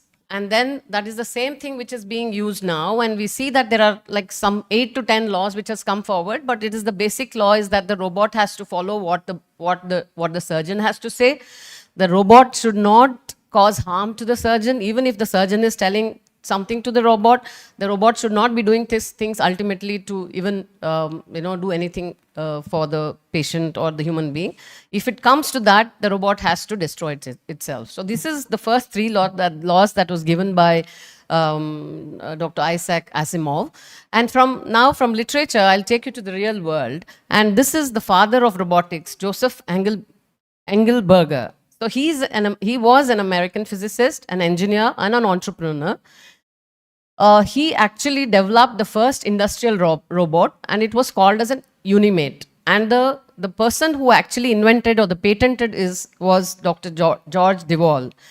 During that period, there was a lot of disruption. Because of this, there was a disruption in the car making industry. So we started from there, and then it went on to machineries. And then the first robot surgeon used in the human patient was a programmable universal machine for assembly. This was called the Puma. This was a pre-programmed and could not be used in dynamic surgeries like GI surgery. So then we got this green telepresence. This is the surgical instrument which was used, and this was mainly used in the World War II. The DARPA made use of this, and there are details about it which I will not go into. So this is how the progression is. So now if you look at the levels of autonomy of the robots, you have level 0 where there's no autonomy, then you have AI assistance, task autonomy, and where we stand today is the level 3, that is the strategy with humans. So we are yet to go to the higher autonomy and full autonomy. Obviously, are humanoid robots which are coming up these days, which may be the future of robotic surgery. So now what we right now have is the master and slave. So the Da Vinci revolutionized the whole concept of robotic surgery, and it was in the market and there was no competition for it for a while. So this is based on the master slave, where there is a machine, the human being works on sits on a console, and the proper machine is a little far away, and the surgeon himself actually drives the whole thing. So the concept here is technically called as a master and slave concept for a Da Vinci, and this is the Da Vinci. So now, though there was for so many years, Da Vinci dominated, and now we have so many competitions which have come up, and they have better imaging, they have better haptic displays. I'll come into the details of haptic display and the disadvantages that we have in robotic surgery. Then the smaller instruments, they have come up with smaller instruments. You have a single port system, you have great portability, and then the next generation robots are have a faster digital communication. So they have better decision making and enhanced visual displays, and obviously which I talked about earlier, haptic feedbacks. So the advanced intelligent systems of surgical robots, you look at, this is more technical. What we really want to understand here is the force sensing and position sensing, which is important. And now we have come up with the wearable glasses, eyeglasses, which has come, like say you visualize it, we can sit anywhere and then operate. You can see the whole thing in a broader sense, which makes it easier for the surgeon who is going to sit and operate there. So now the changing world of surgery. So I just want to take you through. Now we talked about the technology that has improved. I took you from the literature, to the reality. Now the changing world of surgery. This is a very important thing for all of us to understand. So in the earlier days, the expectation was mainly a bigger size, a bigger incision, a better cure, or a bigger incision, better surgeon. This was the concept that really worked. The old value equation in surgery earlier, like I said, you have a bigger incision, and then you look at the safety of the patient. That was the main thing. And the surgeons were more like, I'm telling you to do, I'm telling you this is right for you. And in fact, it holds good for all doctors at that stage. Probably that was the right thing then. But now if you move on to the expectations of the real, right now, the new value equation in surgery right now, you have the whole value equation of surgery, which still exists, though it's not about the incision, the size of the incision, but the preference is given more to the patient and what the patient wants. We are also looking at early recovery for the patients and the patients without pain. So it is actually now, if you keep on seeing the new generation or the newer, like say, we have been practicing more than 20 years now, and I see what the patients are expecting, which was not there if you looked at even 10 years ago. So the equation itself is changing, expectations are different, and we have to work as team. So earlier, there used to be one rock star surgeon who would be the person in the OT, and he would dictate everything. Things would go as per his or her decisions. But now, the same rock star surgeon has become a rock band surgeon. So it is not about the surgeon alone. It's about everybody in that room or in that hospital who have taken care of the patient pre-op, the patient came into the OT, and then who is going to take care of these patients post-op. Now, obviously, we also talked about the technology. So because of the advent of technology, and the technology is being talked about so much that if I was just looking at, I was trying to read up what are the advantages, disadvantages of robotic, open. There are like plenty of them, but everybody is only talking about the techniques. This is what is there. This you're open. The discussion is mainly on laparoscopy is better or robotic is better. Nobody is actually talking about the whole concept. But in the process, when I was, I'll go back there. So I'll put a full stop right here and then tell you how the number of robotic surgeries have happened in the last, say, 8 years. So till 20, this is the data. I got it from Encyclopedia of Medical Robotics. And it was like 1,250,000 robotic procedures. Now it is probably more. I don't have the data. So advantages, like say, the advantages of robotic surgery. Ergonomically, it is better.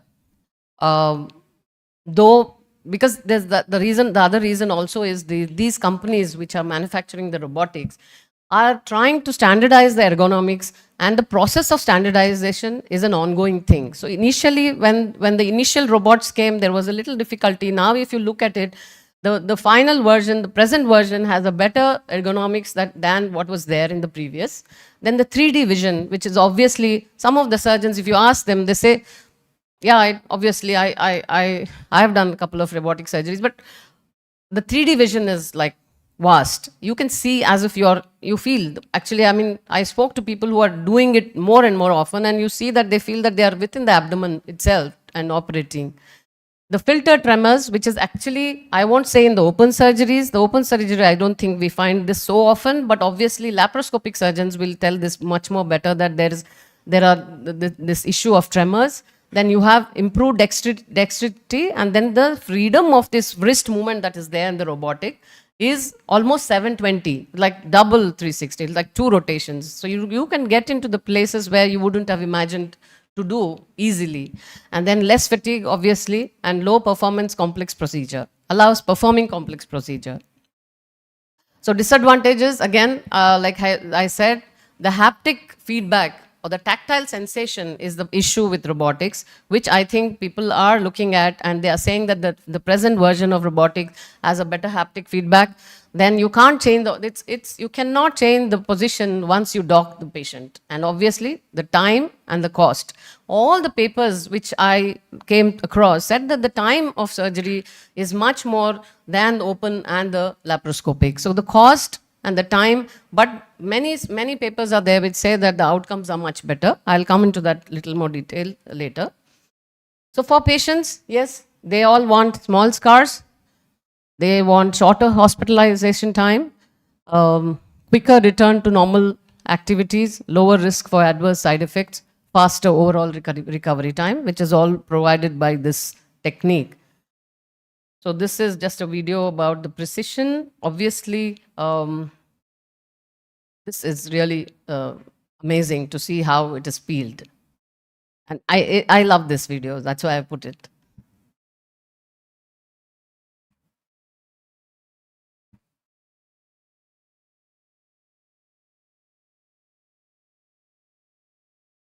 Okay, I'll go to the next.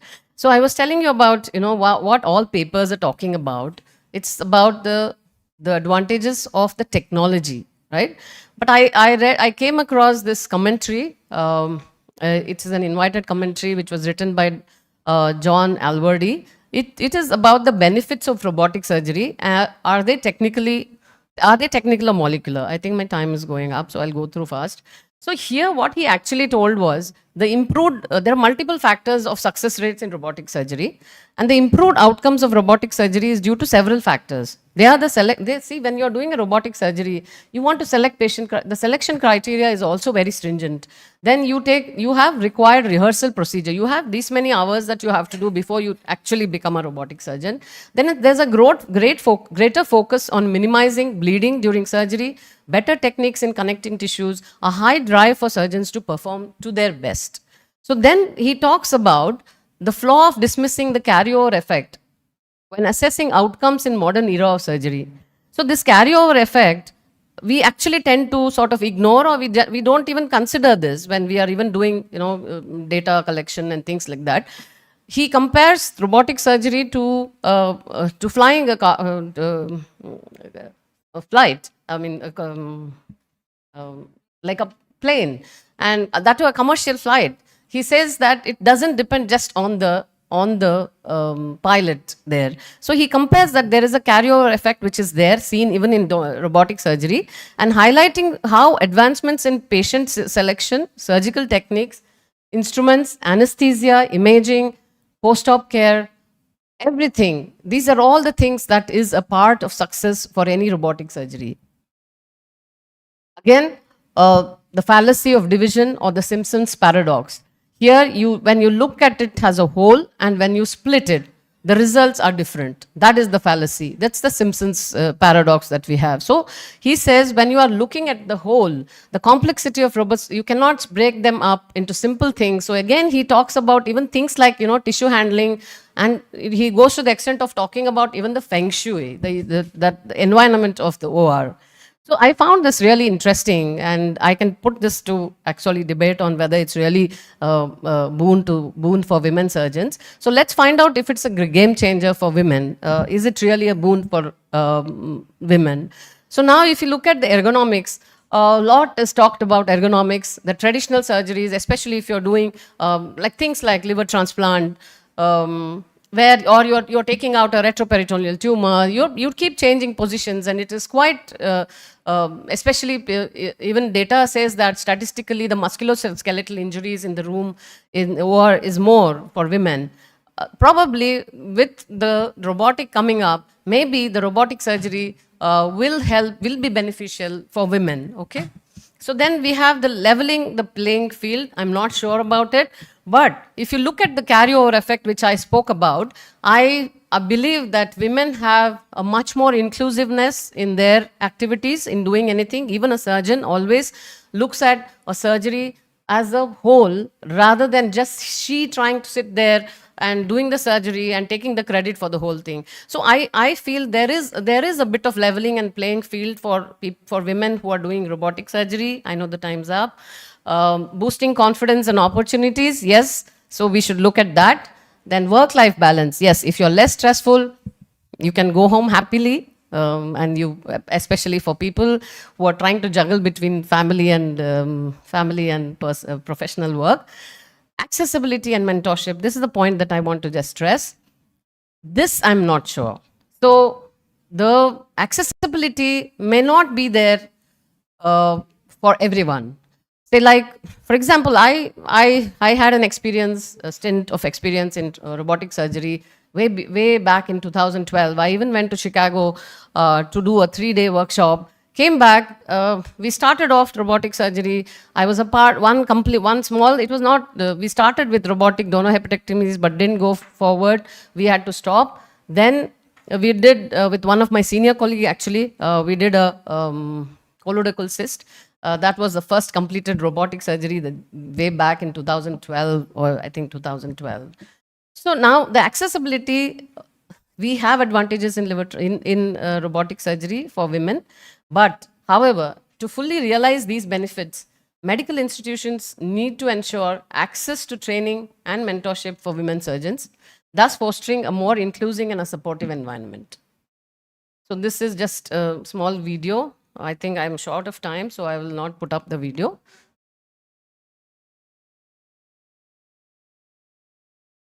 This is our first robotic donor hepatectomy.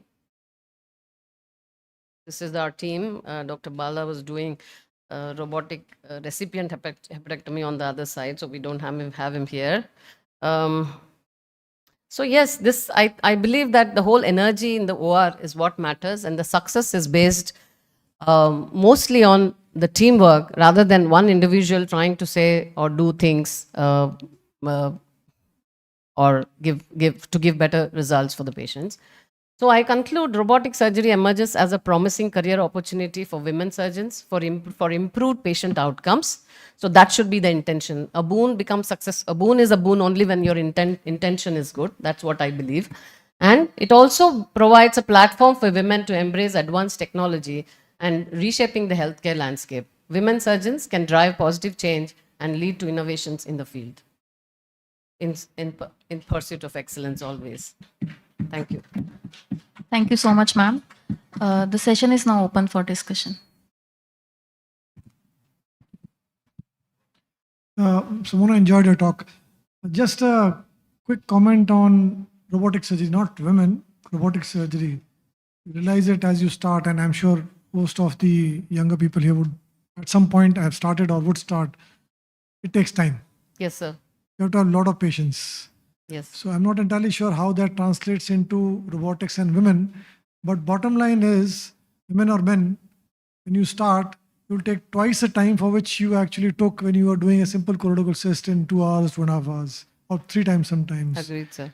And so that is a given. So don't think you're doing robotically, so you should be done with and going home and having a cup of tea quickly with your family. It doesn't happen. Not in the initial year or even 2 years sometimes. Yeah, I think I didn't mention that this is only for people who have already finished their training and these training hours and who are actually doing the process with ease. I mean, people can talk otherwise also. For robotic surgery, you can say that, no, it's not a boon at all. No, in last year's meeting, there was an issue raised about instruments for women, how some women had problems because the instruments were too large, glove sizes and all that. So in that way, this may actually be, because it levels everything like she said, because those were some issues that some women said they had problems with, that the instruments were not very heavy gripped instruments. They were difficult to be that was an action point or something. So I'm saying that may be something where this is level. Very, very casual of informal point I like to make. Robotic surgery, at least as it stands today, is not robotic surgery. It's all robot-assisted surgery. So that brings into point something which actually we don't pay attention to. That is operation site politics, the table side politics, which means the main surgeon is on the console and you have to get work done out of your assistant who may not be on the same wavelength as you. And this does play a role and sometimes in complex procedures as to how quickly and how efficiently you do it, howsoever good a robotic surgeon you may be. That's so true, sir. Because see, the robotic surgery is not about one man standing on one side or a woman standing on one side and doing the surgery. It's like you have an assistant standing there. Your communication skills should be good enough. The assistant should understand what you're trying to tell. The nurses should know when to take this instrument, give it back. So that is the whole scenario of a robotic surgery, which I think we have to the learning curve is little more than even the open surgery, I feel. Yeah, one I like to comment is, see, whether it's robotic or laparoscopic, the learning curve obviously for robotic is definitely high because we are going through it now. So especially for females, I don't think it is a boon because the most important thing is your spine, in the sense whether it is lap or robotic. So physical exercise, that is the most important thing, because most of the women, as I see, even if you go to a gym, hardly 10% are females. I don't know why, not this thing. So if you want to persist either lap or robotic, then your spine or that is your physical strength has to be maintained. That is the most important, because you cross few years in learning, and at the end of that learning, you'll not be able to do it because there'll be issues in your spine. So that is the most important thing. So if you want to persist as a lap or a robotic surgeon as women, important is physical activity. Okay, that is the most important thing rather than this instrumentation and all. Yes. Physical health and both mental health. So that there's no females have to compromise. concentrate more. That is the most important. Having said that, I don't think I half think of us we should. I exercise, think we but should not still. forget the fact that it is a tool. It is just a tool. It's not obviously. I mean, I don't want to talk against or make it sound that no, it's not important and all that. But it's a tool which is going to become. I mean, it's going to be there whether you like it or not. You better learn it. So that's how we are at this point, I think. I think the topic which was robot, whether it's a boon for females, I would say, as Ragini was telling, someone pointed out, why are we actually questioning this? Robot is a tool which, male or female, you have to learn. You have to sit and operate. Doesn't mean that you are a soft individual, want to sit and do nothing. It's not like that. It takes time. You have to have, if you are the main surgeon, you have to drive the thing over there in the OR. So people at the patient end also are good surgeons. They are not only nurses. Because what we are doing is something like lap assisted robot or robot complete. You are not very confident of the person who is sitting at the patient end, whether he is skilled enough to help you.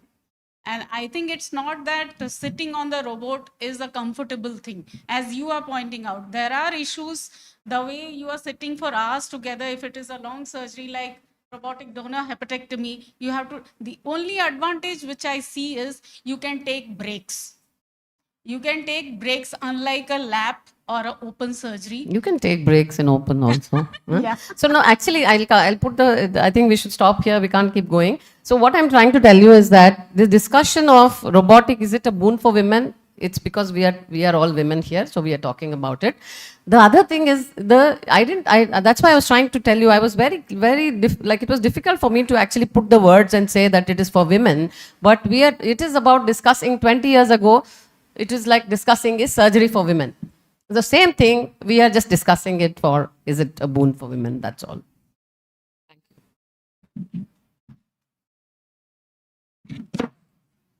Actually, this was more of this thing to see if the ergonomics are better. Even it is not the physical strain. I mean, we understand it's the same for women and men, but we're just trying to understand ergonomically, is it more useful for women? Actually, that's the point of discussion. So that way I do feel that unlike laparoscopic instruments which are large, here you're just playing with the joystick. So that part is definitely taken care of.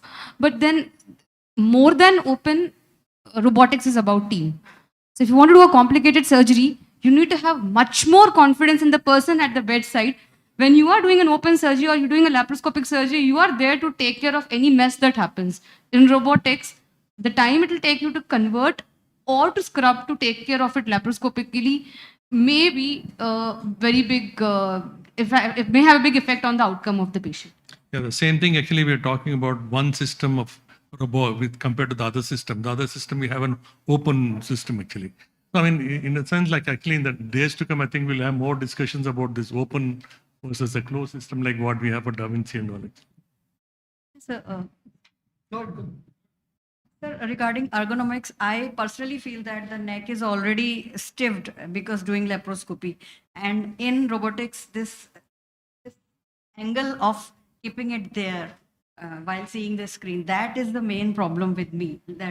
And in Rajasthan, the main unit which has pursued robotic, they have done the first robotic surgery conference also. Dr. Sumita ma'am is head of the general surgery unit. They have started it. So females, I think they can do robotics. No, there are papers which have proven that the it's better ergonomically. Only one paper which I looked at where it was a gynecological procedure and they said that it was not better enough. But then they answered to that question saying that these were all younger women. They are just post trainees and just finished their hours of robotic training, and so they were finding it little difficult. Otherwise, most of the papers said that ergonomically it is better. So that's why I put it across saying that the thing is, we are talking only about technology, like which is better, which is not better. That's why I gave you that the whole invited commentary, which I found it very interesting, because he was looking at the whole thing as a team and not just as an individual. And I think that women are much better in keeping teams together. That's why I think it is a boon. I think it's a boon only for that, only if you are really well trained in robotic surgery. We are too far away from it, I guess. We'll move on to the next session. That is we have it on a Zoom meeting because Dr. Sindhu could not come because one of our patients was very sick and she had to be there. So we will have her on Zoom.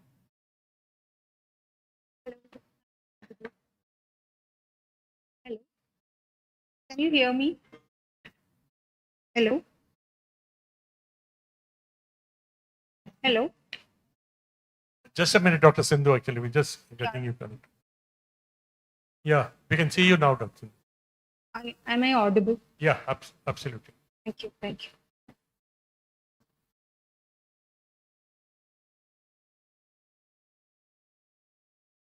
Give me 1 minute. I'll share my screen. Is my screen visible? Is my screen visible? If you can make it full screen, that should be okay. Yeah, I just hope it is visible to you now.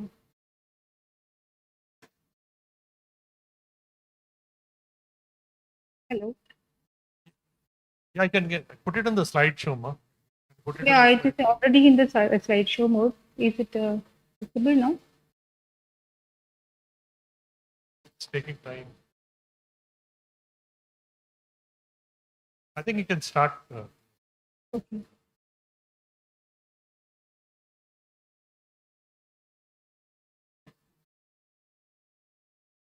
Okay.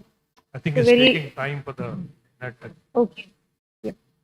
I think you can start, Dr. Sindhu, no problem. Okay. Okay. So good evening, chairpersons, faculty, and delegates of the state gathering. I thank the organizers, AIG Hyderabad, especially Professor G.V. Rao and Dr. Sumanna for this opportunity and for allowing me to join online for this, for presenting my topic. I'm sorry that I could not come and attend this meeting. We have our first pediatric liver transplant patient in our ICU and his recovery is a bit slow. So let me go to the topic. It is reservation for women. And I am presenting this from the Department of Surgical Gastroenterology, Government Medical College, Kottayam, Kerala.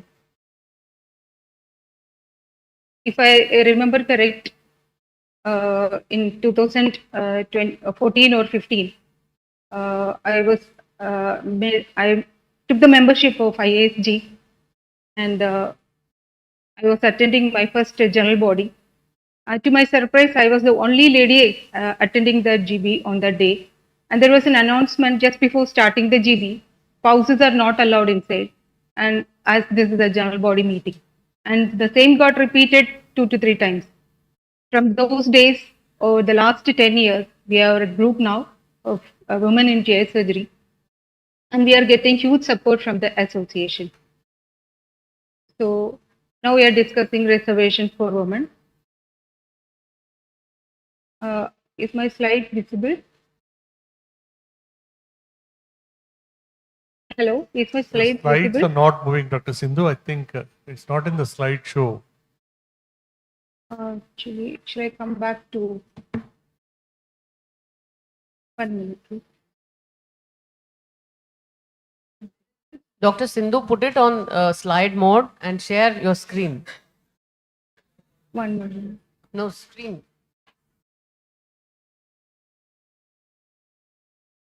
Dr. Sindhu, you should share the desktop. That would enable the slideshow to be shared. Otherwise, if you just share PowerPoint, it will not show up here.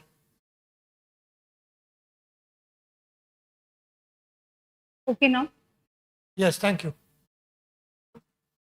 I don't think it's moving. I will close this disclaimer and come to it.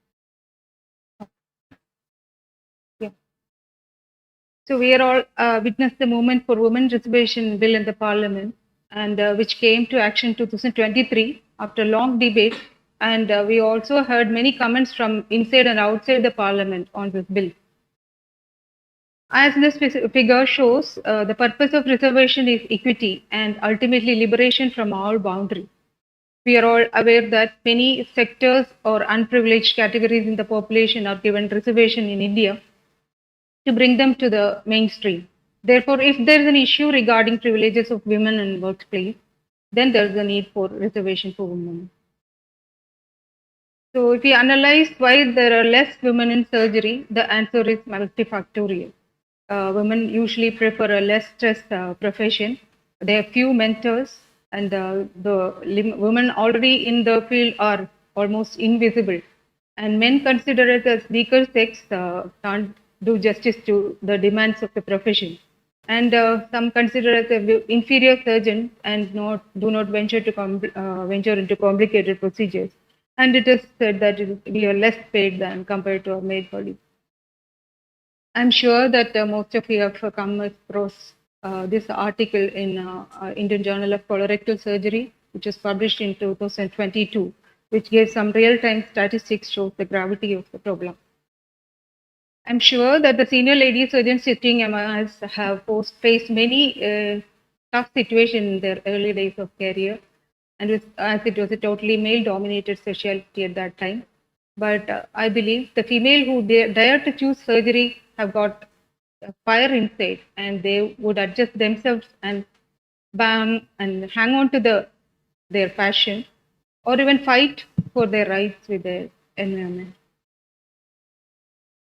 These are studies came out in 2006 and 17 showed that 25% of female trainees leave their choice because of workplace harassment. This is the ChatGPT answer I got for my question, why female surgeons are less compared to male surgeons. It also tells the same reason. The woman considering surgery as her profession should know that she is swimming against the tide, and there will be an extra hurdle for her in all the aspects compared to the male colleague to become successful, let that be her training chances, patient acceptance, or family life. One should be ready to face these hurdles, maintaining a positive attitude and enthusiasm.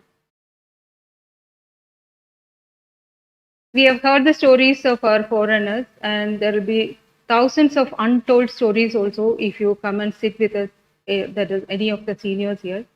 Maybe the things are changing now, and a better professional scenario at present, or at least we have a group now.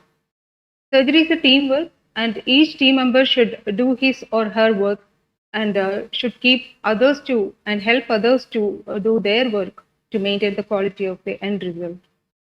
Nobody should bother nowadays whether you're a male or a female until you start asking for some extra considerations or exceptions just because you are a female. So gender equality is there when you stop considering the gender.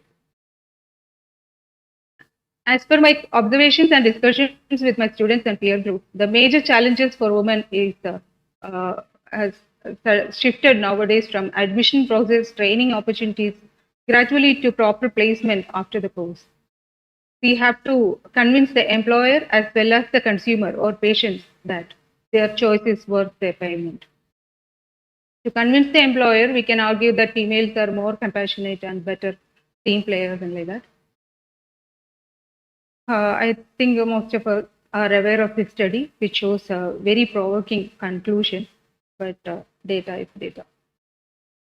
Many patients have expressed concerns accepting a female surgeon, but nowadays it's not that severe a problem. Thanks to many lady surgeons who have responded to the social media challenge from New Yorker, which was a trendsetter those days. Like that, we also have a bunch of senior successful lady HPV surgeons here. They should come to the limelight in academic discussions and social platforms to convince the public that such a species exists and works successfully. So it's the duty of our seniors to publish their work and to be live in the main media to kill this gender bias. These are the theoretical benefits of job reservation for women, and we can implement some job reservation policies also. Hopefully, these would tackle the deficiency of women surgeons in India. Nowadays, men tend to prefer to go for non-surgical specialties. That's a recent observation, and we have more chances now. So we seniors should help the group by bringing work to limelight, help in enrolling more females, at least to a certain percentage, and should help in their training also. Let me bring to you some negative aspects of reservation also as a part of this discussion. We have heard or participated in the discussions against community reservations in our country. We are aware of those black rumors also. And it's a very inflammable topic to discuss. So a fixed percent reservation policy will definitely impart a negative impact on our dignity. Males should definitely feel that we are limiting their opportunities and we should be ready to face the consequences. Now, wherever you are remaining strong because of your merits. Once you go for fixed reservation, we'll start hearing comments of disrespect and demoralization, even if you are equally qualified and worth the position you are holding. And take it from me, it will be more painful than this one. There are alternatives like there's a flexible working hours for women, which can be availed by males also. And the re-entry process after maternity leave, etc., can be made more easy. So when you debate between reservations and equal opportunities, the balance is very delicate. The changes should come from our side, like we should involve more in the peer group discussions, excel in academics, make your presence felt in scientific conferences, do more research and publications, and do a little bit of self-marketing also. And the similar changes should come from the employers also, just like gender neutral enrollment process, gender masking in the application form, or even AI assisted screening for the first level of job application, and a gender neutral interview board. When you consider all these things, the easiest way is to keep a fixed percentage reservation. Can I have your opinion also in this regard? A discussion from the floor. Closing my talk by remembering James Barry, the great surgeon lived in 1820. After his death, he was found to be a female with apparent evidence that she had been a mother too. We are living definitely in a better world. Thank you.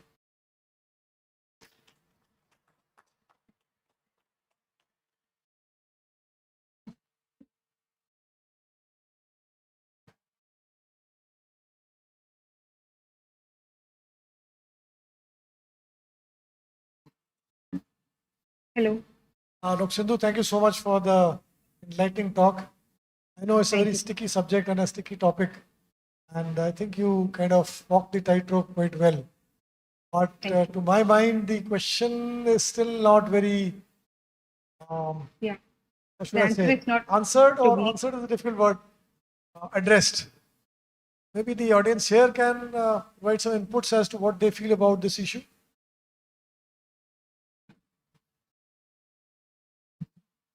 Sindhu, that was very, very nicely delivered. I think you, most of us here would agree, I think, that the negatives are quite striking. I think having gone through this lens of women in surgery, we all actually tend to be on the other side, to weigh in more on the negatives. This is my personal feeling. We would rather be recognized by merit rather than by reservation of quota. I'm more afraid about the negative aspects of reservation than the positive. But there are several other ways you've quoted to balance this out rather than fixed reservation. Look at how you can upskill or be there to be recognized. That's the way I believe we should go forward in order to make it a more meritocracy. If I can add, not a surgeon, but a lot of reservation for women in MBBS, but it's not being used because girl child is much more than the boys. So actually reservation is not coming into play because they are much more getting into through merit. So I feel in every aspect, whether it is surgical or non-surgical, it's through merit and through other things that women are going into. Yeah, I agree. I think reservations do far more injustice to women. They women who have reached doing their surgical gastroenterology, HPB or transplant surgery have already demonstrated grit, have gone through a system of entrance and are meritorious. To talk about reservation is to put them down. Also the risk of tokenism, that you feel, yeah, now it's done. You've done reservation, that's it, wash your hands off. So you stop doing anything more than that. So the negatives far, far outweigh any positives that a reservation can have.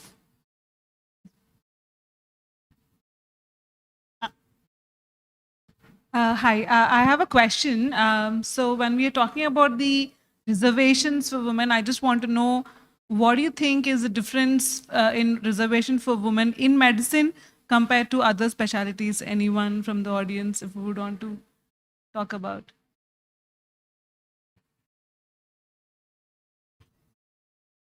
Yeah, hi, the speaker, can you please answer that as well? You mean medicine and In medicine and other professions. I mean, when we are just talking about reservations for women, I'm sure we would also want to discuss about how different it is when compared to medicine or other professions. And what do you think about that? Yeah. Medicine, we have to give more weightage for merit and your capabilities.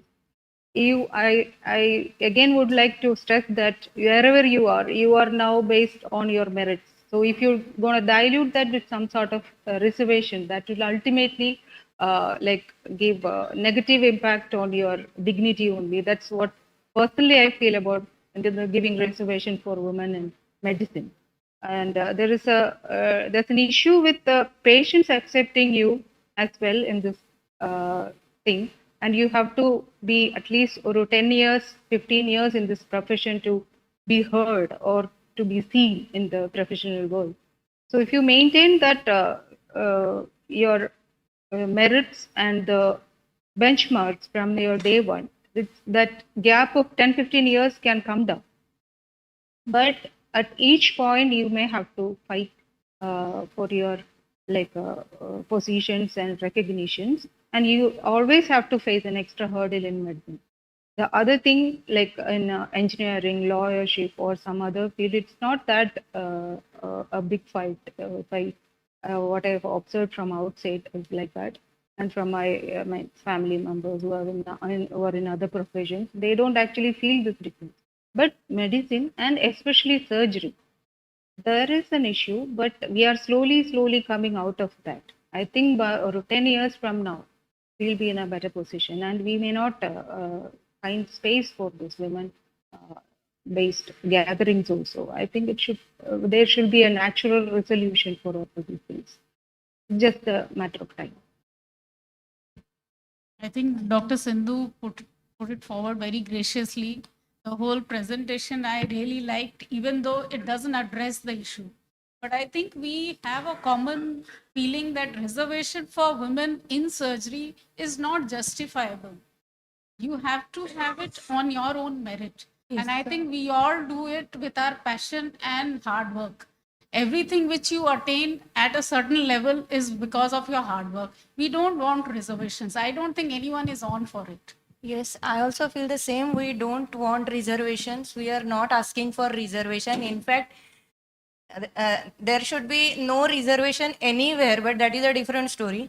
So, but I would like to say that we want there should not be any reservations against women. So, just like a woman driver, everybody says the woman is driving, so she can drive it anyway. So she has to prove that she is driving rightly. So it should not be like that. I have to prove every time that I am the best surgeon and I will give the best outcomes. It should be assumed that I am equally good or I am even better surgeon. I don't have to prove it, and there should not be reservation against me being me a woman. It's a very good statement, actually, most of you are making. Actually, I mean, simple, this thing, logistics, when the reservation started for the medical school, it was acceptable. But now what happened was, over the period of time, the number of women in any medical school far outnumbered the number of men here. I think at this, I mean, some stage, I think, maybe I'm not very sure, but I don't know whether they should. Also, sir, if we look at it historically also, earlier it was this reservation system was mainly introduced because the representation from the females was very less. It was more merely introduced to encourage a woman to come in. Now I feel, yeah. So let me put this a little differently. We are talking of reservation in surgery, in medical school and things. I'm talking of reservation, or if I raise the issue of reservation in representation. Now let me put a question. There is a IASG has put out the vacant post list. How many have applied for any of the posts?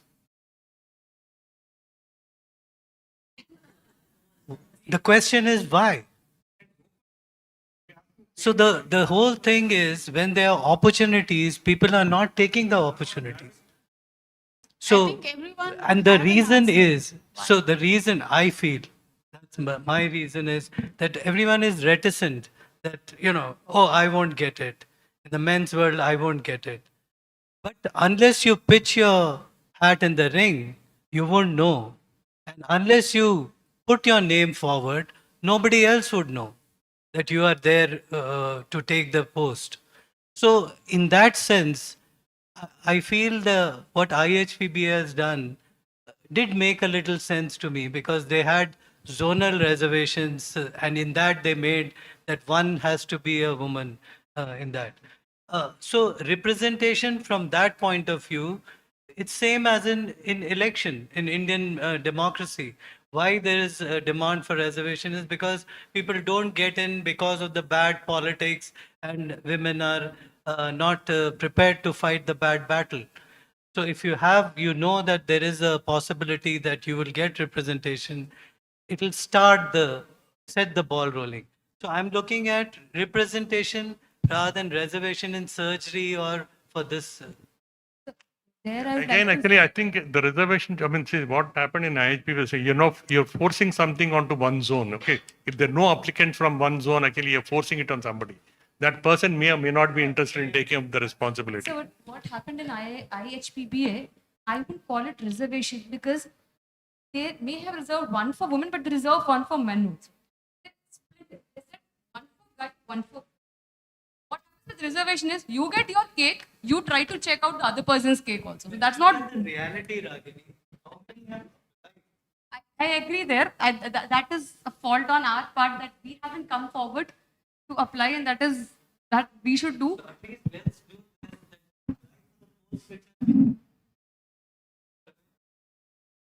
So can I say something?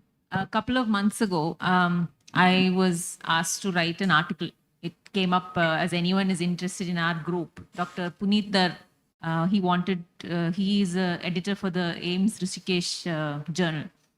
So he wanted to publish a debate on for and against, do women need special treatment in surgery? So I was asked to speak for, meaning write something for, and another surgeon was asked to speak against, obviously. So I was going through all the points in my head, and it's actually a difficult answer because on one hand, we're saying we want to be treated equally. We want to be treated just like the boys. But on the other hand, there are differences between genders that demand a certain difference in treatment. I'm talking not about at an academic forum, but when it comes to biological differences, when it comes to societal norms and expectations, there are differences that cannot be ignored. So in that way, I think the best word used is what Dr. Sindhu used, equitable treatment. There are, in your approach, I know it raises what is equality, but basically what I'm trying to say is you have to have a bit of both. When it comes to hiring, when it comes to job allocation, when it comes to allocation of opportunities, mentorship, career advancement, it should be transparent, equal, gender neutral, gender masked. But when it comes to issues like maternity leave, childcare, those kind of things which we have to acknowledge the burden falls disproportionately on women. Whether we like to say, okay, I know, I'm very happy that more and more men are getting involved with household responsibilities and childcare, but we know that we live in a society, we don't live in the hospital, we live in our homes where the burden is disproportionate. So when it comes to those things, that is where the call for equity comes in. When you're specific, and also in the same article, I also talked about needing some form of affirmative action. Now, affirmative action, you think of Martin Luther King, but sometimes you need a little push to bring people forward. Like you said, for the same reason, I myself, I contested for the IHPBA EC. I did not win, but that's fine. But that was one of the reasons I didn't apply for the ISG, because I thought, no, I'm being honest here. I'm being absolutely honest. That is one of the reasons why I didn't apply, because I thought I'm not going to get it anyway. So I'm just I'm being absolutely honest with you. So cutting you short here, but I'll tell you one small thing. I talk to people who avail reservation, not women's, any reservation. Younger people, ask them, they come from backgrounds which are, impoverished or whatever, caste or whatever you may say. One common thread amongst all of them is that I want reservation because I don't have a voice up there. Is that wrong? Think runs through the entire thread, and that finds a common resonance here. You are that voice. And if you are not going to be that voice, this issue will never die down. IASG, so the executive committee and the president and the secretary are a voice, all right, but they cannot be a voice forever.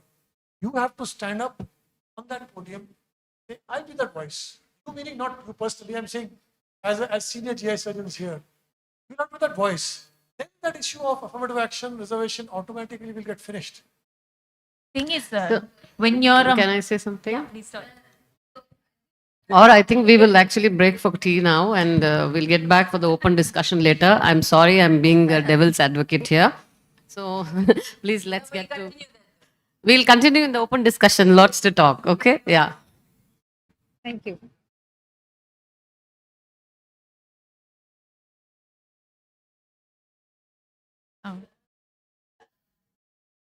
Yeah.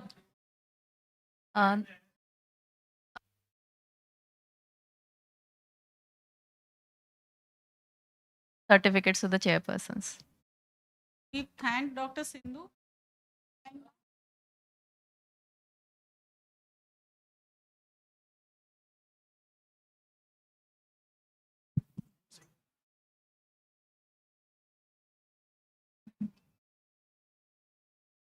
Dr. Vibha Verma.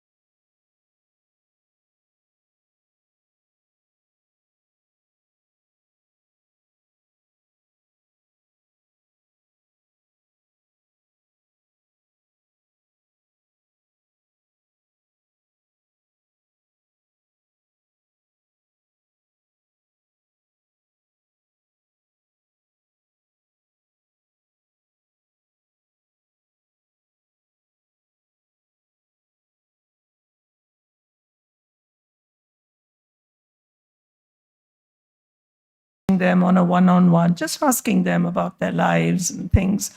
And to my surprise, discovered that quite a few of them had walked with us for about 20 odd years, some of them taking 2 buses to come. And I would say, but there are hospitals close by, you're wasting so much time. And they said, no, we come because you have given us our salaries on the 1st of every month. And that single fact allowed us to plan our lives. And I discovered that there were quite a few women who had walked out of abusive marriages because they knew that this money would come on that day. And it hit me like a ton of bricks then that we have influence and sometimes we are not aware. And this influence is because of a strong code of ethics that you would have put into your heart years ago. And you just adhered to it without any question, without realizing the impact it has. So that's just to set the tone for all of us. Now, we're doctors. Once you become a doctor, you are a public figure, no matter what age you are. Even if you walk in as a youngster into the emergency room and you find a bunch of people chatting, the very fact that you've got a coat, a stethoscope around you, you come, hopefully you've introduced yourself and you talk to the patient, the relatives, stand and watch you. And they're waiting to hear what you have to say. So you set the tone straight away.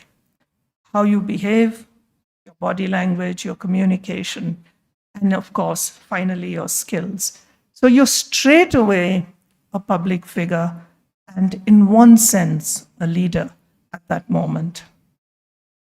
So how do we have our circles? Personal, it always begins with us. What is inside then flows out. Your workplace, your community, and then of course, if you happen to have leadership position, you may be involved in policy decisions, which is probably the pinnacle, because then you're responsible on a larger scale, like Dr. Nagi Reddy and I look at AIG doing just that, making an impact globally. I'm sure a lot of you have read this book. If you haven't, then please, but I'm just going to grab 2 points from Stephen Covey's. Begin with the end in mind and sharpen the saw. How many of you have read this chapter? Well, Nagi's put his hand up. Yeah, just a few. Thank you. But let's begin with the end in mind. And this is an exercise that I used to do almost every year as a kind of an examination of my life. And the story is, you are at a funeral, there's a casket, there's a body inside, you're walking up to pay your respects to the person, and you find that you are the person lying in that casket. And the story is, there are 4 people who are going to speak about you. It could be your soulmate if you're married, your spouse, it could be a sibling, a parent, it could be a person from your workplace, it could be a person from the community. They've chosen 4 people whose lives you have touched. What would you like those people to say about you? Is what really the way you want to live your life. And it's interesting, when you do this exercise at different periods of your life, you realize what you want people to say about you changes. As your role changes, as your priorities change. And if that could be your kind of code or your North Star or your compass through your life, then it sort of keeps you focused. Always, always. And I'm sharing with you, ladies, what has worked in my life. Because as you grow older, the only thing you can be is as authentic as one can possibly be. And that's all I'm doing. I'm just sharing what has worked. And what has worked is just being very, very clear about what you consider is a non-negotiable. Always go back to your non-negotiables. And you realize that the influence you have is huge because you're very clear, and that's your moral compass. That keeps you through the dark waters, keeps you and sustains you. And the question, obviously, all of you would have asked yourselves, what do I want to do? What do I Where do I want to be? And that's one of the reasons why you've chosen the profession. And the seventh habit that I've borrowed is sharpening the saw. And I didn't realize how important it was till I read the book and dwelt upon it. And Abraham Lincoln said, give me 6 hours to chop down a tree, and I'll take 4 hours to sharpen the blade. And those of us who are working, particularly with large volumes, spreading ourselves thin, we need to take time.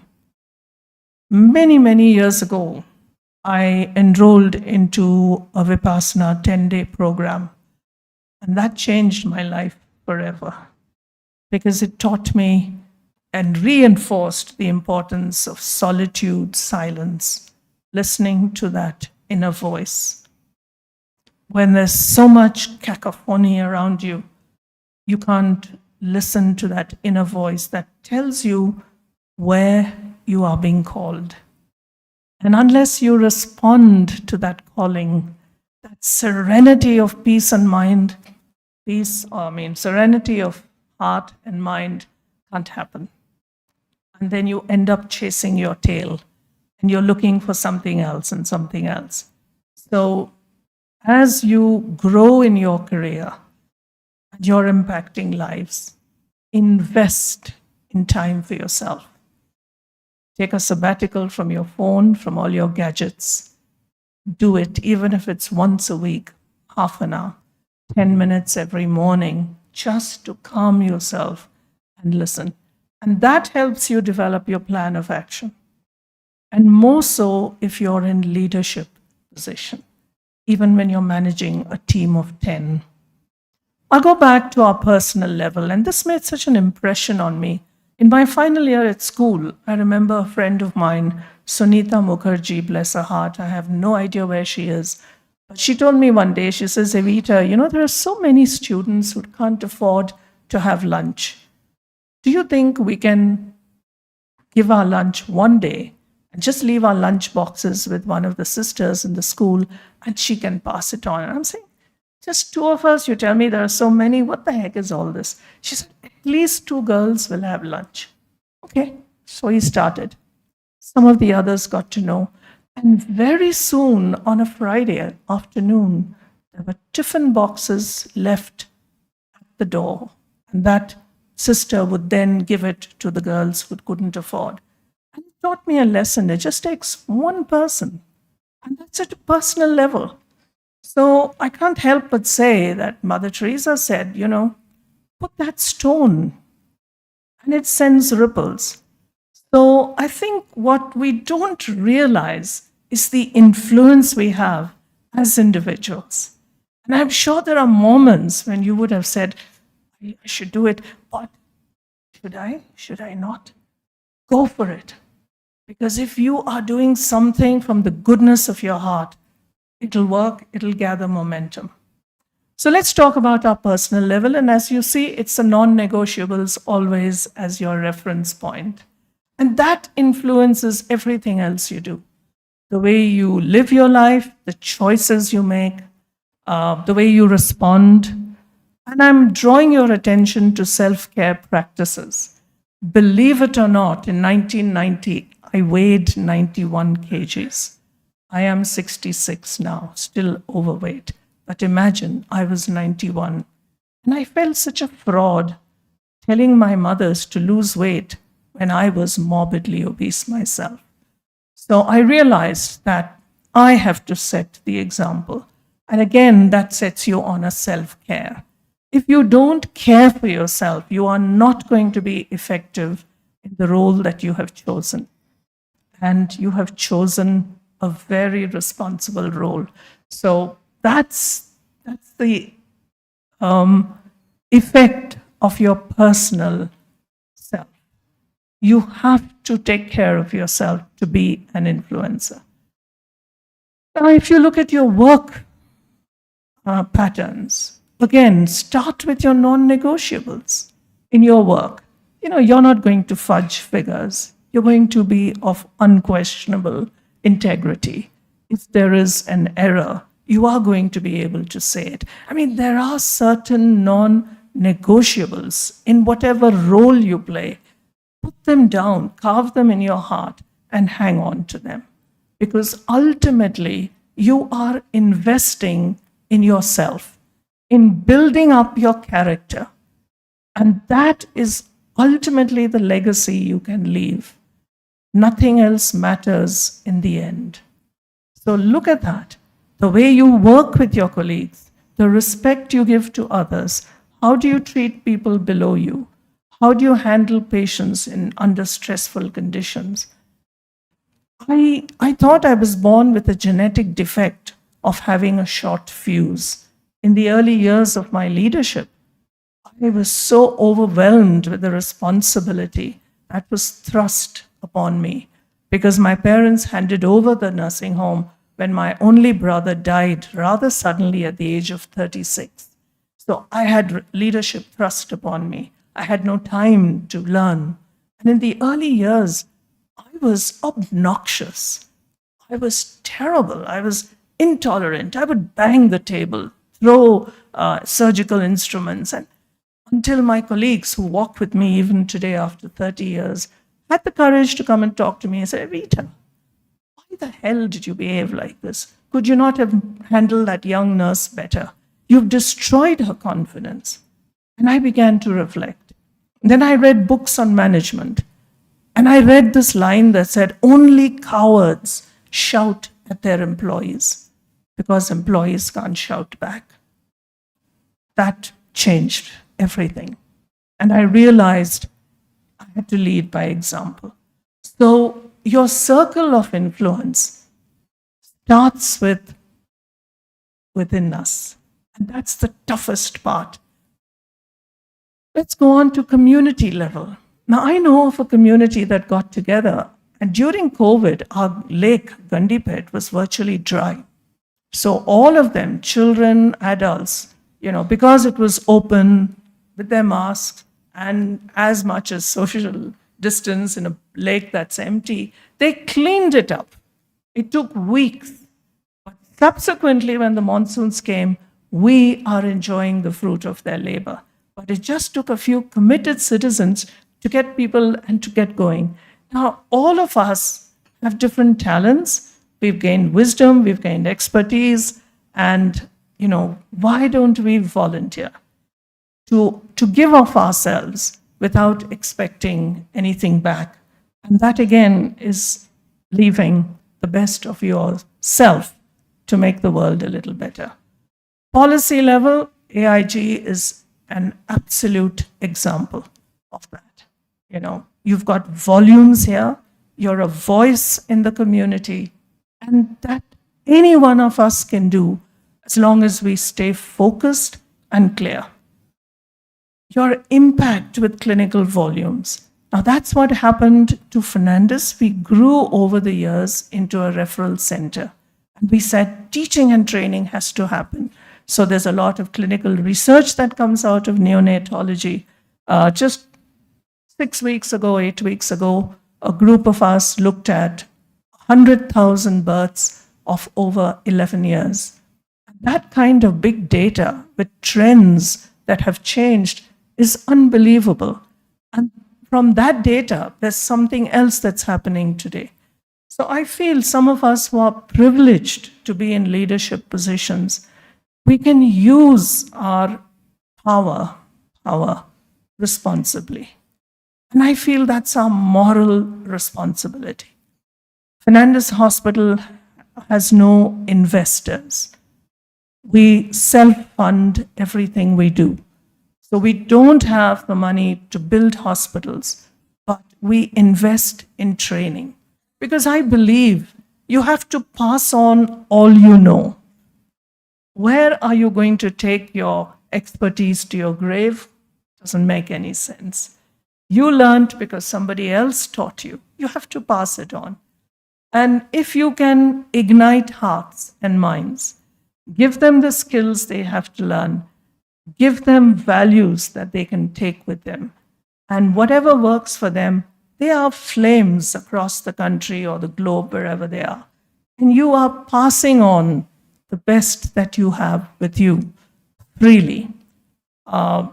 we believe, at least I believe very strongly in that. And that's why we have observers from across the country who come and spend time with us. And we said, ask whatever you want. Take whatever you want. If it works for you, that's fine. Policy decisions.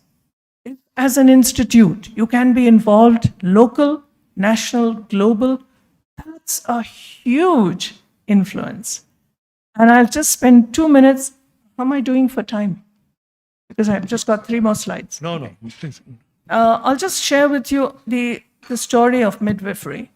22 years into my career, I thought I was the best obstetrician in the city, riding high on a crest.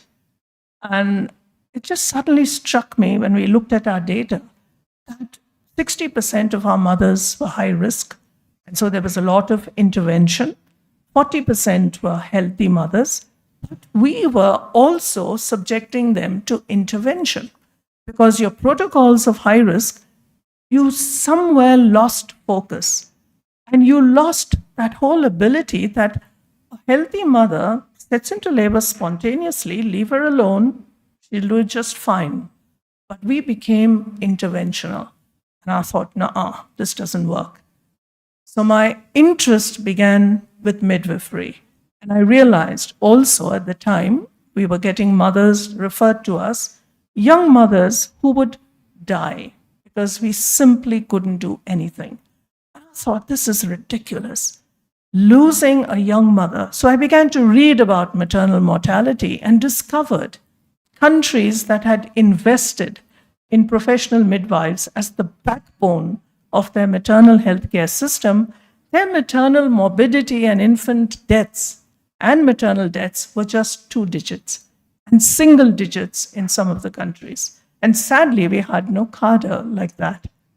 So when we began to have 5,000 births and we were overflowing in Hospital 1, we decided build a Hospital 2 purely for high-risk mothers. So they all go there. The infrastructure is different.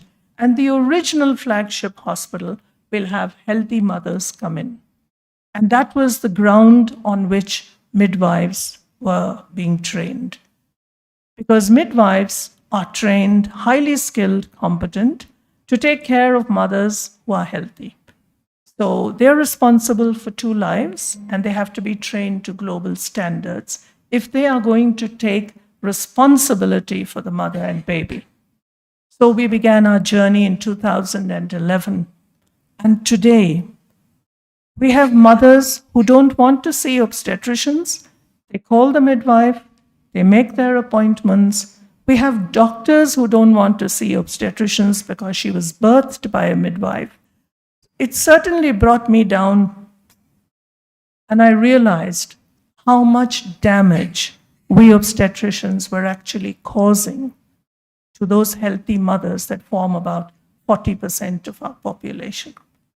And we stepped back out of the arena of looking after healthy mothers. And what did we find? C-sections. 1,000 healthy mothers being looked after by the midwifery-led unit, the C-section is 4.9%. You take the same 1,000 mothers looked after by obstetricians, the C-section rate in Fernandez is 21%. I mean, this is data. I'm not fudging. So, why would a fully trained obstetrician who should be spending her time looking after complicated pregnancies, doing a good forceps, doing a good vaginal birth, doing a safe C-section, helping the midwife when she says, "Doc, I need your help. I think you need to intervene," work with a midwife, and then the outcomes are far better. And we were horrified when we realized that women preferred midwives to us. I'm talking about healthy mothers. So now we run joint clinics for vaginal birth after C-sections. We run joint clinics for morbidly obese women. The other day, a BMI 52 mother birthed normally, not even an episiotomy. I mean, these are things we obstetricians would never have dreamt of doing. And all this because we realized what is the right thing to do for our women.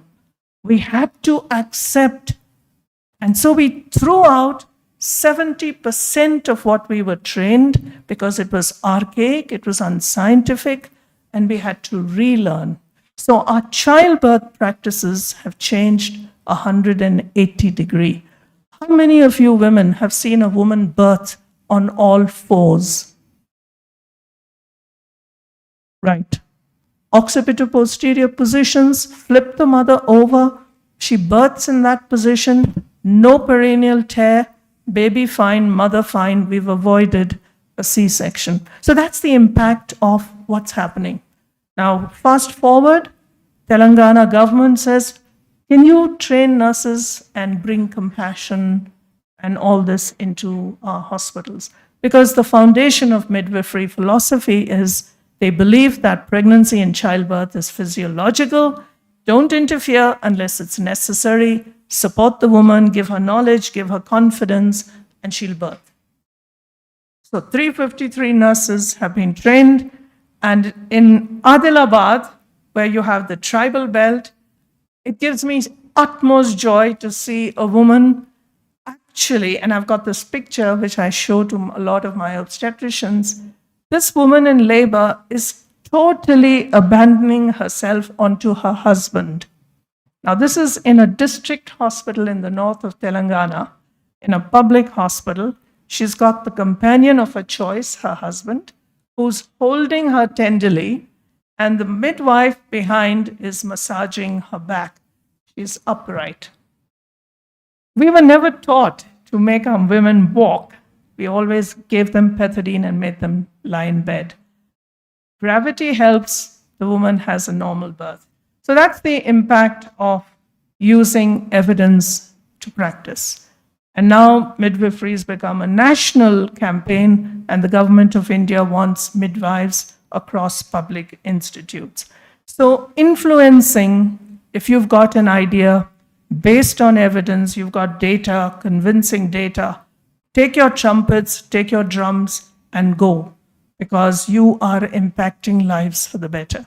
And those of you who are leaders, the toughest part of my journey is to walk the talk and lead by example.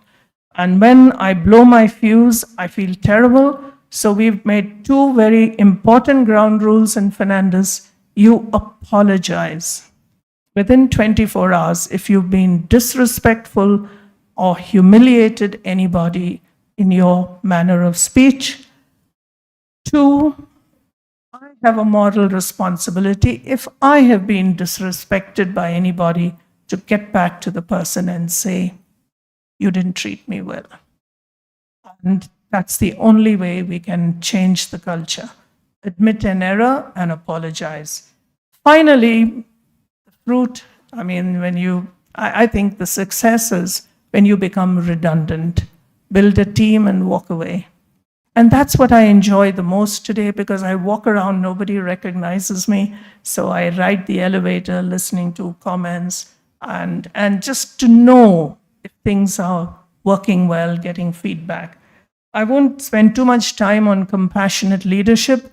You see that in AIG. Nagi may look tough, but he's the softest person inside and one of the most compassionate people I know. So it's like me talking to the choir. I wouldn't do that. The only thing is there are things that we can't control. Don't spend too much time on it. Let go. Like today, I was stuck in traffic. So I used the time to listen to lovely podcasts and YouTube, and I just sent a message to Dhanalakshmi, I can't do anything. I hope I'll be there before 4:40. Just leaving you with some questions. Ask ourselves, what are we focusing on today? Have we got our priorities right?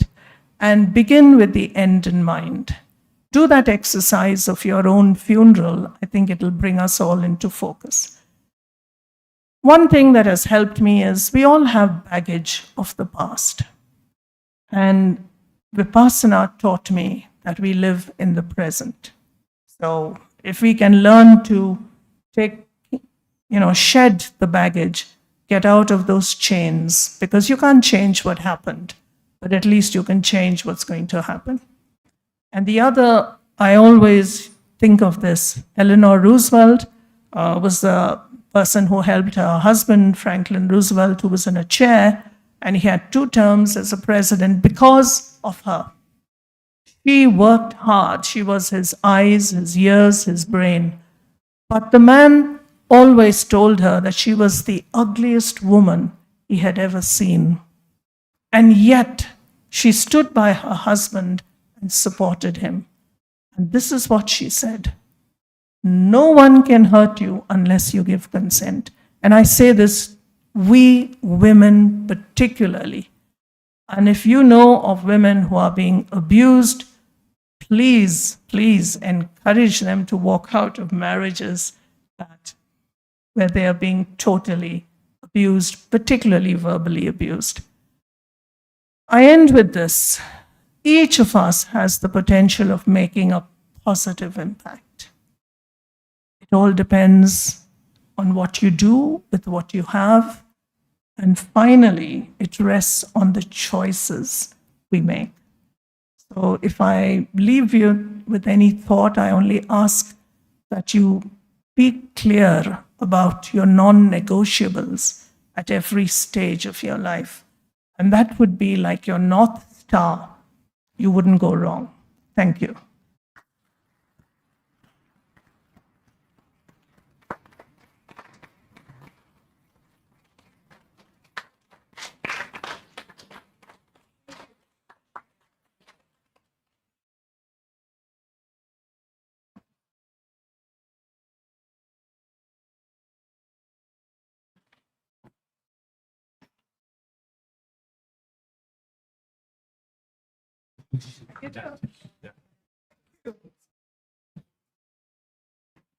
I'm coming.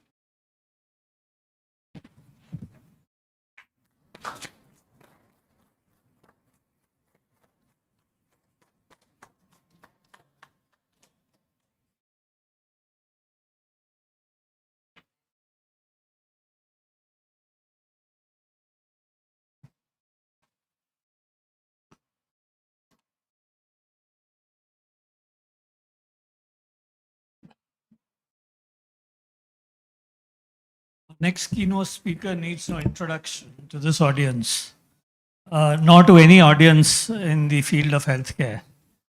Dr. Nageshwar Reddy is a legend in what he does. He's achieved far more than any one of us could ever have imagined.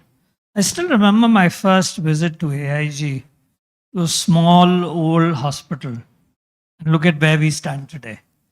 Tremendous move from where you were to where you are today.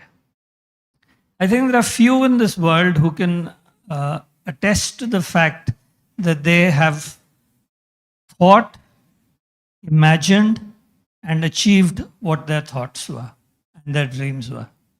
Dr. Nageshwar Reddy, you're an icon and you're a figure that people emulate day in and day out. All yours. Thank you, Piyush. One of the things you don't want to do in a conference, especially like this, is to follow Evita as a speaker. It's very difficult, and what I'm going to say is going to look very mundane to the fantastic talk she gave. But so when GV asked me to talk on work-life balance, how to avoid burnout, I thought it was the wrong person. Work-life balance for me, because mine is very monochromatic, leaning towards work, less of life balance. So I really asked him, "Are you sure?" He said, "Yes." I said, "Okay, I'll do that, but I'll explain later why, although mine looks monochromatic, I have other features to this. This is not changing. A changer is not attached. Not attached, I think. No, the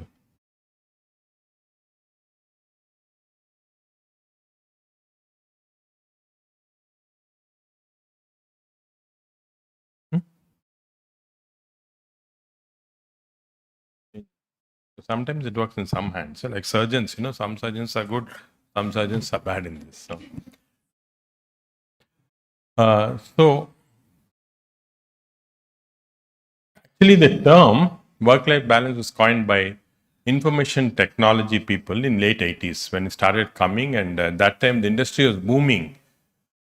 So they started thinking about, because they're working very hard late into nights and all that, so they started talking about this work-life balance.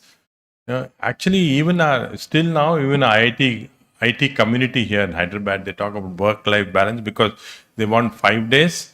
Next 2 days, they're in pubs here around Hyderabad. They do very well here. And whenever we get some youngsters coming in now in our institute, I'm surprised, Piyush, many of them ask me about work-life balance. Suppose you join you, what's going to be the work-life balance? So this work-life balance is a little tricky term.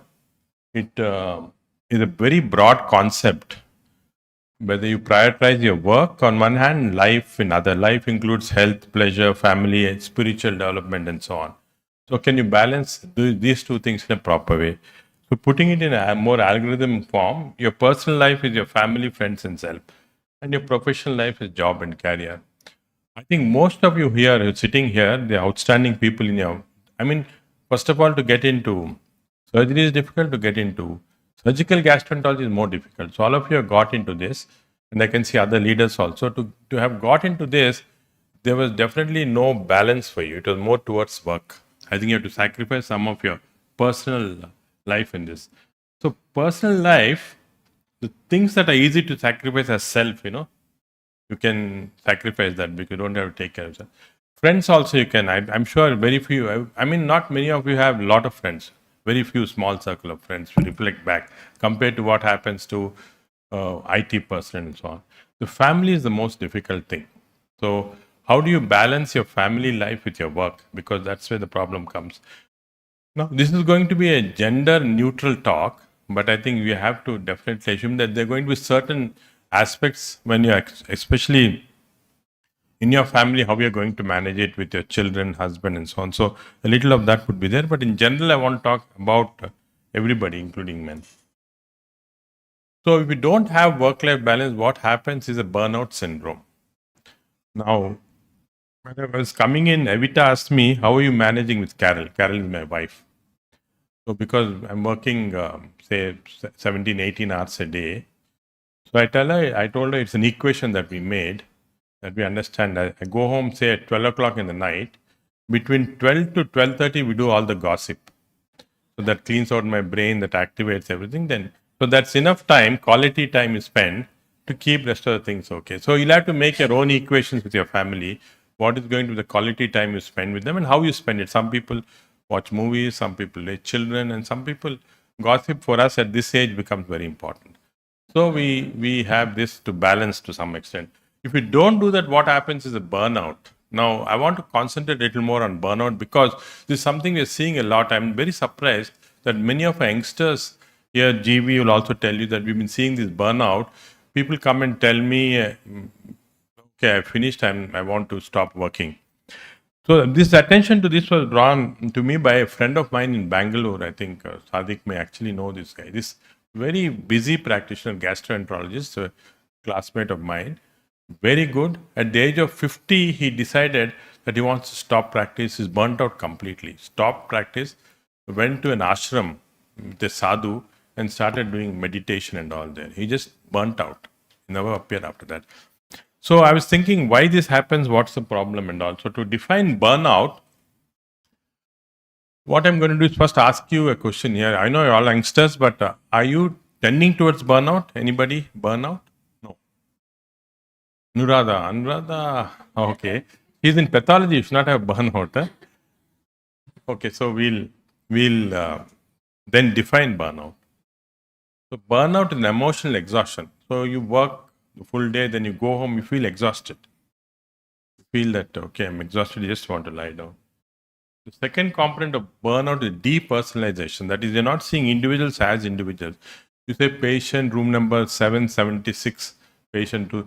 So you start talking about people by numbers and so on, not names. And you also start to get a little low personal sense of accomplishment. You say, my colleague is publishing so much, they're doing so much work. My sister is in IT, she's making so much money, I'm not making so much money. That type of feeling comes in. So these three components are components of burnout. Any one of them can be a burnout. So how many have burnout here? Now it's increasing a little, yeah. So I'm surprised it's less still, so that's very good. Because the reason is when there was a conference in US I attended and they were talking about 50% of gastroenterologists burnout. 50% of them were stopping practice, going into golfing, things like that. Of course, they make a lot of money at 50 years, so they can do all that. So they're doing that. So I was telling them, no, it can't happen. In India, it's not so frequent.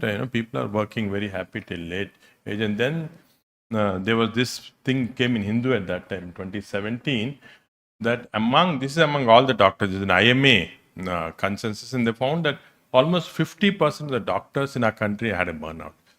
So then we did a survey in our place among gastroenterologists, and we found the similar, about 40% were actually having burnout. They didn't know that they had a burnout because they didn't know the definition of burnout.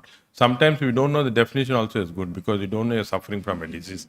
So they were having a burnout, 50% are actually having a burnout, even among gastroenterologists here. So I'm sure this factor will come. The reason why it's important first is to know and define what this is and then how to get out of it. That's important. So it's simple test is very simple test because there are many questionnaires that are very complicated. One is I feel burnout from my work. The second is I become more callous towards people since taking the job. If you answer yes for this or both, then that means there's a strong tendency toward burnout. So go back and think about it. Now, I don't want to strain you now, but when you go back, you think about it. So the burnout varies in different specialties, and you see these figures that if it's a critical care, it's more naturally the work stress is more there. So if you're working for 14 hours in a critical care unit, emergency medicine, it's more. Rajiv, cardiology is somewhere in between. 46 burnout, that's very high. Gastroenterology is fairly okay, 39 you can see. This was before all the invasive procedures came in. But what you notice is dermatology is good, very good, very less. And there's another interesting study which said that if an intensivist or a cardiologist marries a dermatologist, then your burnout comes down. I didn't know this 40, 50 years back, but I married a dermatologist. That's why my burnout is not there. But those who are not married, you can think about it. Think which specialty you should marry into because you can actually decrease your burnout. And these are very good studies that came from US. So surgeons, this is again very, very interesting. Among surgeons, there was a Medscape report. You see that burnout is much more in women than men. Of course, I can't vouch for this, but these are the statistics that have come out.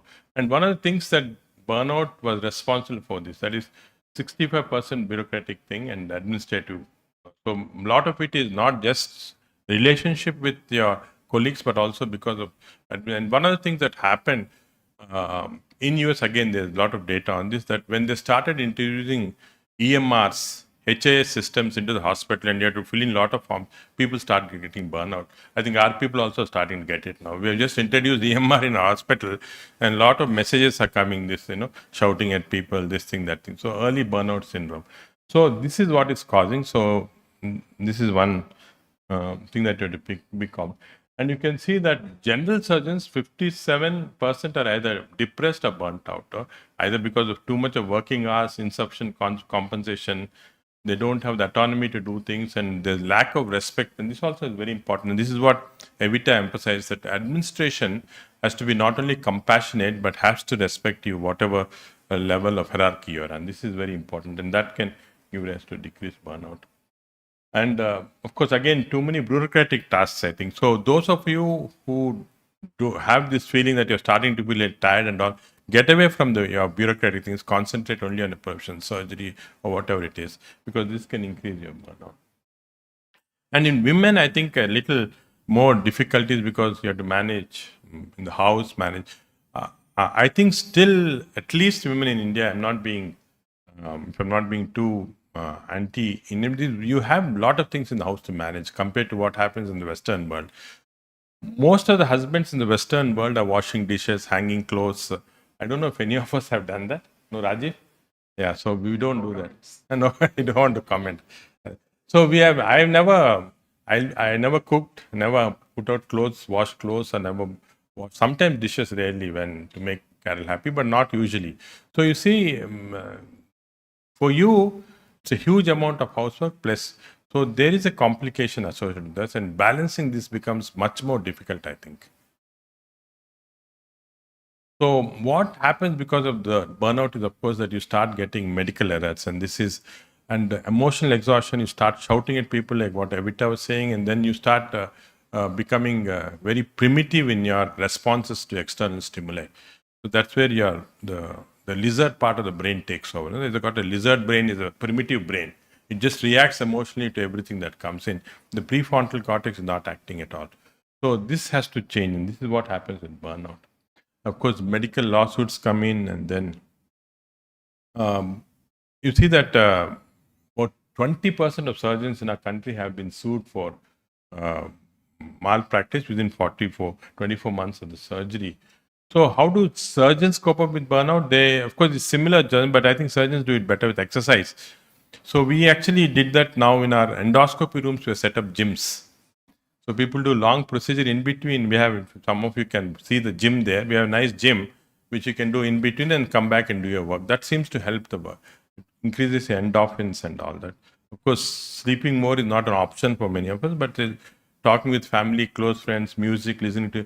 And this is very important. What again, Evita said, isolate yourself. Sometimes just isolating, sitting in the room by yourself, listening to some nice music or not talking to anybody also helps it. It sort of cleanses your brain from all the junk. So this is, and also very interesting, they drink alcohol also, 27%, to get out of these burnouts. Yeah. And cannabis is now, of course, legal in many states, in US, in many of the states. So that's something they do also. So the most important protective factor of burnout is age. Now, coincidentally, both of you came together. You see, Piyush is never burnt out. He's calm all the time and is the same.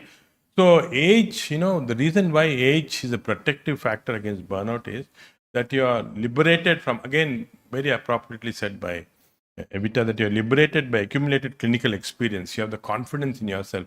You know which patient is serious, whom to send off. You know which patient is troublesome, so you can send to your rival, and things like that. You get to get this very quickly, so you can sort out things very fast, which experience gives you. So I think an important factor is, so all your burnouts are occurring between, say, 30 to 40 years of age. Once you cross 50, it keeps coming down, and because of all this. So this is a nice cartoon on work-life balance I saw. So this chap is saying that you have a wife and kids. How do you find the time to do everything you need to do? I had to give up a few things such as exercise, eating healthy food, and so on to make up. That sounds dangerous, but he taught his kids how to use the defibrillator. So important thing is too much of burned out stress. So in the house, keep a defibrillator, and somebody should be taught how to use it. So this is again a surgical oncologist view. What they work-life balance. So they were asked what extent you would put your career as a surgeon to hold, because of personal life on hold because of being a surgeon. And you can see that many of them actually were so ambitious that they said, okay, my personal life is off. I'm going to concentrate on my work because I want to increase my career. So this is again ambition. So you have to balance ambition, what you want to achieve, but what you want to do in your personal life. If you have a very understanding husband and children who are not very difficult, then you can put in more time into your work. But if you have the other way around, then I think you have to think carefully what you want. This is very important because it's a vicious cycle. You have burnout, you do medical error, burnout, so you become a big mess in the process. And that's the reason why suicides are extremely high in certain group of, again, emergency physicians and so on. And of course, especially in surgeons, this is malpractices I told you about can be a big problem with this. And those who have burnout leave their profession very early, and this is a lot of statistics on this also. So how do you get out of it? There are certain things I call the burnout busters, they're called. One way, of course, is again like what Evita said, take off a vacation. If you're getting very burnt out, just take off time. Or if you can't do that, for a few days, change the timings you go to the hospital. That is, you don't have to go very early, go a little late. You can make some excuses to your people and stuff. So that when you alter your time, suddenly you get 1 hour extra in the morning for yourself. And this is a good time to have a breakout buster, it's called. So this is very useful. Also, the other important thing, most important people don't realize is we think, okay, I'm stressed, I'm having, but we never try and identify what caused the stress, what was the reason for the stress, and they're very specific causes. If they are very specific causes, there is a solution to this. It can't be diffuse. I'm stressed out because Trump is going to win, things like that. It has to be a very specific cause. You're stressed out because your colleague is rude with you, or they're making you do unfairly, they're making you work extra. So just sit down and think, oh, what are the things that is causing stress to me? And this can be completely reversed. Because if you stop worrying about this and eliminate it, then you're out of the stress. The other most important thing is be selfish, very selfish to your needs, Because I think you must take your, as I said, the Me Too time, it's called, you take it.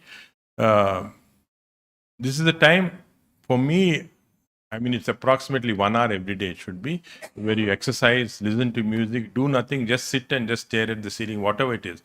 1 hour should be a Me Too time. It is very difficult for you to do it in the house, in families, but you can, when you come to work, you can do it, or you can do it like becoming a member of a gym or something, that gym gives you an excuse to go there, then you do whatever you want. So these type of things are very important. And the other thing is start getting positive social support. So this is again very important. When you have a group of you working together, there is this brainwaves that keep coming, transmitting to all the others. And this has been shown scientifically that positive vibes create positive things among people. Negative vibes are negative. So if you have in your group a lot of negativity, you start getting negativity and too much work, this thing, everybody is complaining, The complaining guy should be got out. Because the positive guys only are there, they create a sense of positivity around. So one of the principles we try and do in GB also, is that if you have this very lot of complaining people, you try and put them away to some other jobs where they're not in contact with so many other people to create that negativity around. So the room should be very positive people, positivity, and that gets down your thing. If I'm going to say that, okay, I enjoy my work for 16 hours a day, you start feeling, oh, maybe that's true. You're enjoying work 16 hours. It is not bad to work that. If I say too much work, I want to work only 8 hours, then you start thinking about that. So this positivity is extremely important. So, of course, this again has been told by Evita that how you have to take time for your sleep and all.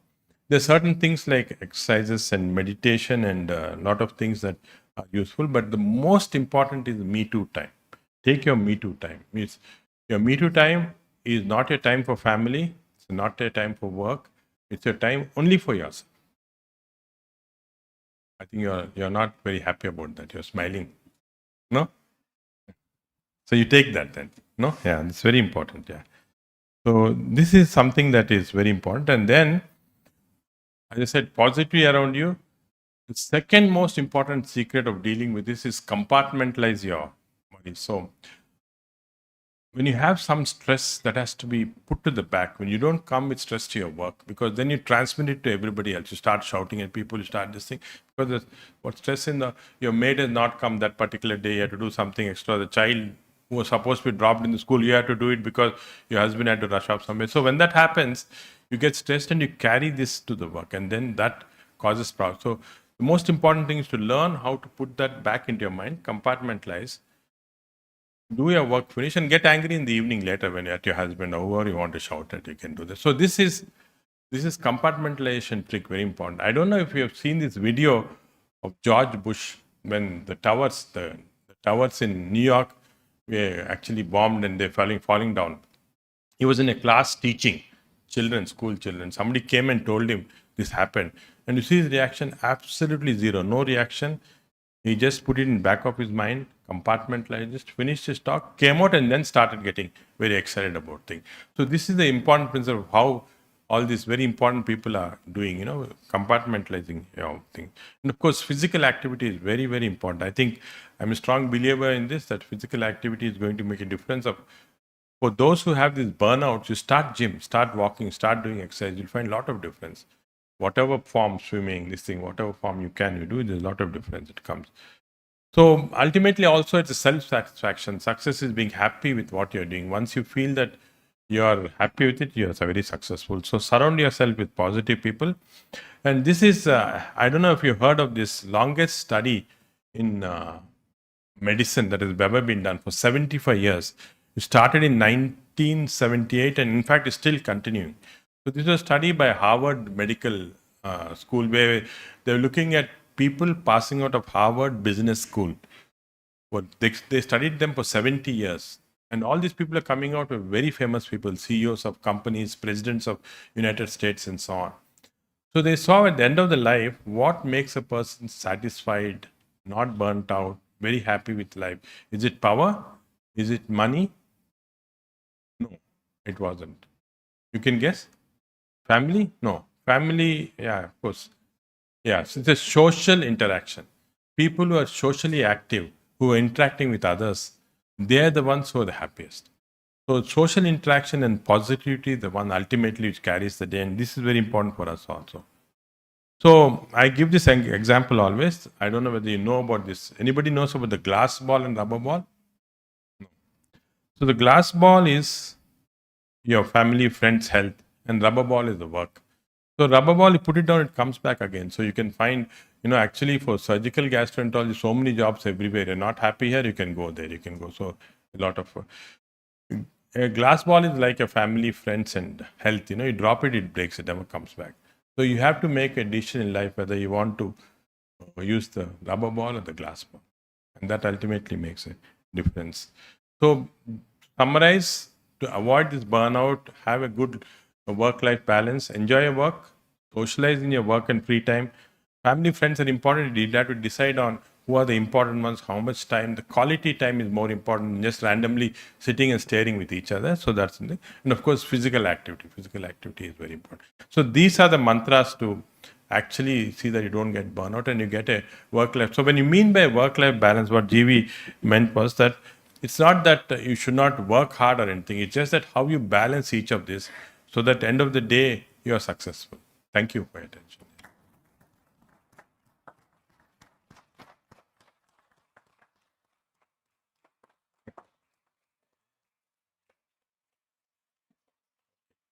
We have a questions for this or no?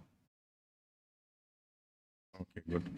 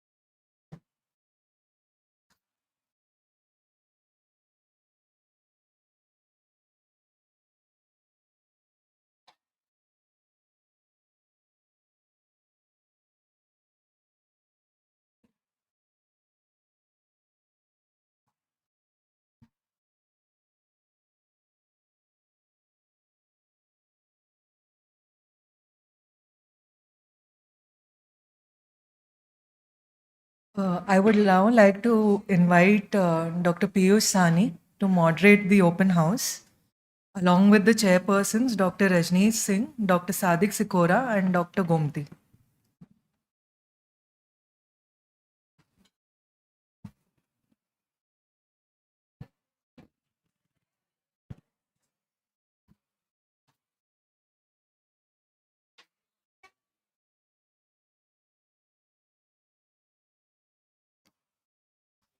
Good evening, everybody. So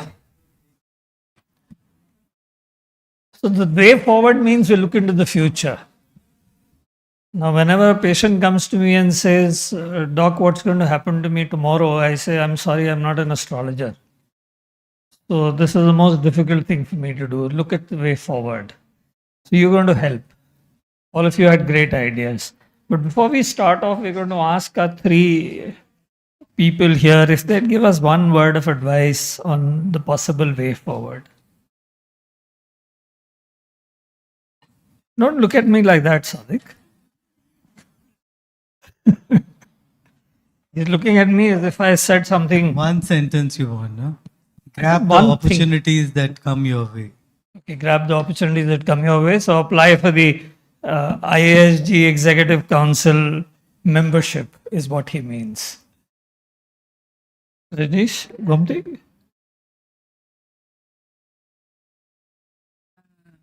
one word.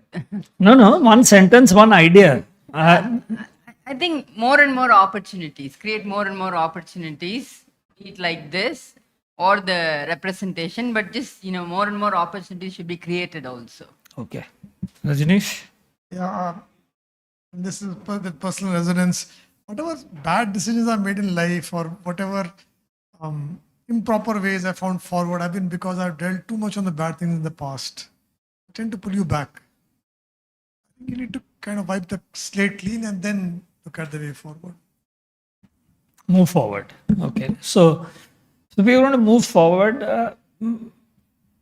When I was asked to do this session, I thought I'd need to do some reading. I'll, as usual, go to PubMed, and if I don't find anything, then Google. Unfortunately, didn't find much. So there are surveys of why women do not join surgery. There are people who've looked at women surgeons and asked them what they feel they've achieved. All kinds of things, but they don't tell us what is the way forward. They just tell us what is the present, what have they achieved, or what have they done, or what they haven't done. So I thought the only way we are going to be able to look at the way forward is to listen to all of you and see if we can look at how we can move forward. So to my mind, there are three broad, and Dr. Fernandez, the circle of influence was something similar. Look at places where you would want to move forward. So to my mind, the places where you would want to move forward is in your workplace, so in your institutions, within society at a very broad level. And of course, you would like to move forward at a very personal level as well. So I think we'll focus on the first two. That's at the societal level, the changes that you may want to look at, and at the institutional level, the changes that you may want to look at. Now, at the institutional level, there could be two different kinds of ways that we may wish to progress.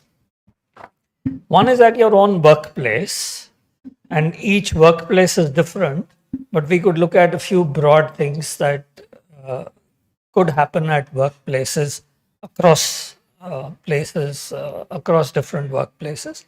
And the second could be, where Rajneesh and Sadiq and GV can help us, is our professional societies and how they can, move forward. And all of you could think of ways in which these professional societies could move forward in a positive manner to see that you get what you should be getting on an equal footing. So, waiting to listen to all of you. I'm supposed to moderate. So I'm going to go back to our discussion and, start off from there. Sure. We stopped that halfway through. So I think, we were talking about, we still know that entry level, lot of women get into surgery.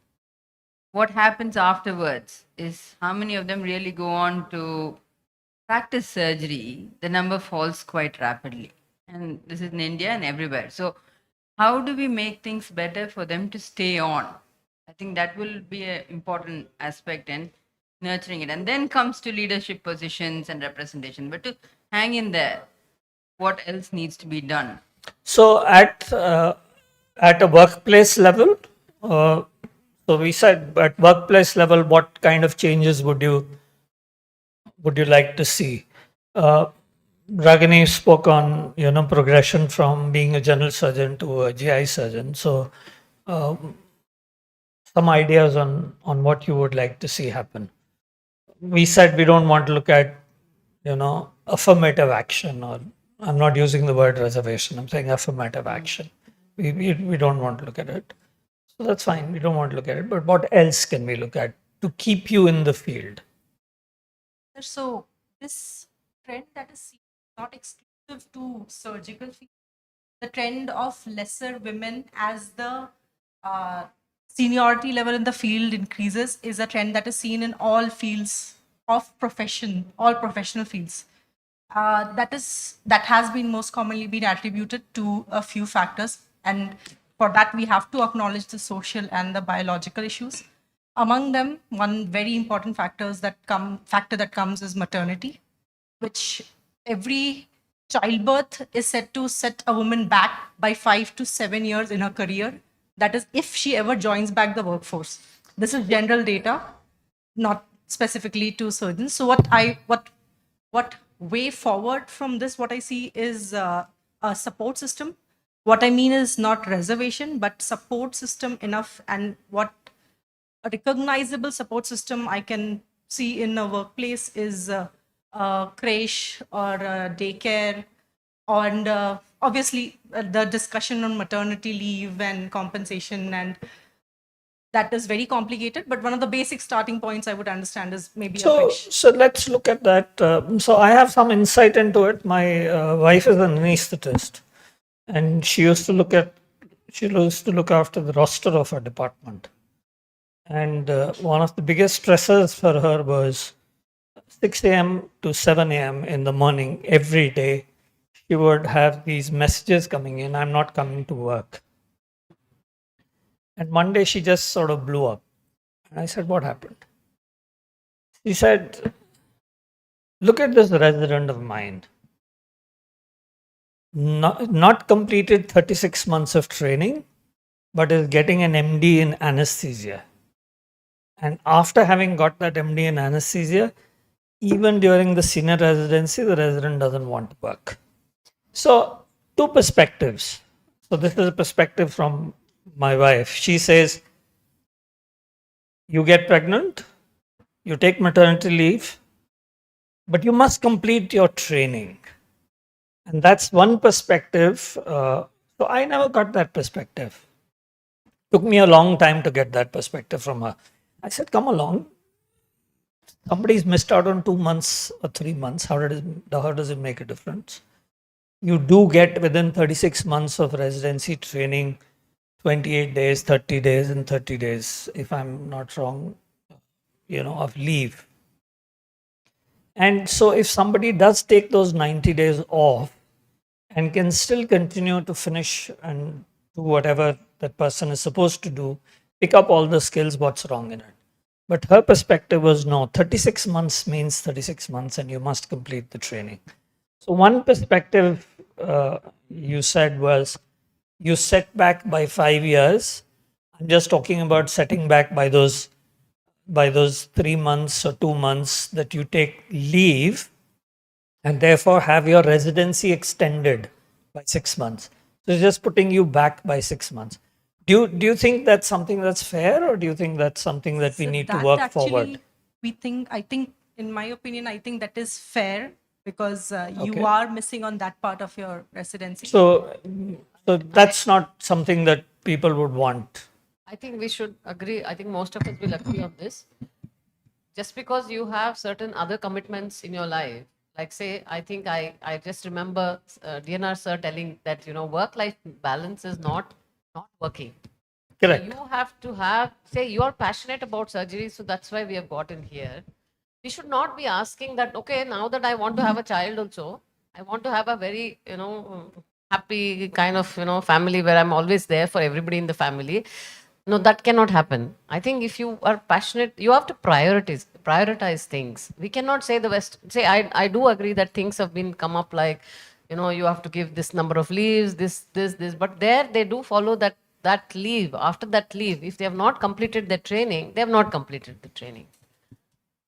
But I think as academics is concerned, this doesn't work in senior residency, I'm given to believe. But as far as your academic junior residency or academic senior residency is concerned, if you do go on a full 6 months maternity leave, then your course is going to be prolonged by the same duration according to rules. And most of us would agree that if you need to clock in 36 months of training, you cannot compromise on training. But I think where she's coming from is that even post your training period, once you're on the job, when you go missing for those 6 months, you lose out much more than 6 months even when you join back after 6 months. So again, let me try and give you a slightly different perspective. A person is on a job and takes time off to go on a sabbatical, should that sabbatical period be counted towards that person's work profile, or should that sabbatical period be kind of separated out from it? Those are the terms and conditions into which Hi, Shruti. into which they enter So into. Shruti came to me when she was a resident. I was unfortunately talk the about other it department. tomorrow. Shruti, you mind my sharing that anecdote? please. Okay. So she came to me and she said, I'm pregnant and I want to, I'll be taking time off, but I'll come back in 6 weeks so that my residency doesn't get extended. And I told Shruti, life doesn't end if you take a 6-month extension. I failed my MS General Surgery exam. See where I am. I lost those 6 months. So did it make any difference? But it's up to you. It's your choice. You want to come back after 6 months? More than happy to take you back after 6 months. She ultimately decided to have her residency extended by 6 months. Correct? Yeah, go ahead, Shruti. So about this, what Dr. Ragini was saying is correct to some extent, that when you join back, you're not joining at the same level, and that is what we need to kind of take care. Probably DNB or whatever training authorities, be it institutions or medical colleges, universities, that when they join back work, those 6 months, I mean, if you can do it within 2 months or 3 months and get back, you're most welcome if you can manage that. But then, as Sir said, it's not worth it for someone who's gone through it and out of it. And, those small delays will not make a big difference on the long run. But then when you join back, if you can get the same amount of, if you're assisting as a, first assistant, or if you're operating certain amount of surgeries, like luminal surgeries or pancreatic surgeries or whatever, or the amount of respect that you gain from your juniors. Sometimes, now your juniors are your equal contemporaries now. Those kind of things should not be affected. How can the institute, how can the authorities, be it IASG or, the societies, enforce that as the question? So, Rajneesh, Sadik, you want to say something to that? Then maybe I'll make a comment on it.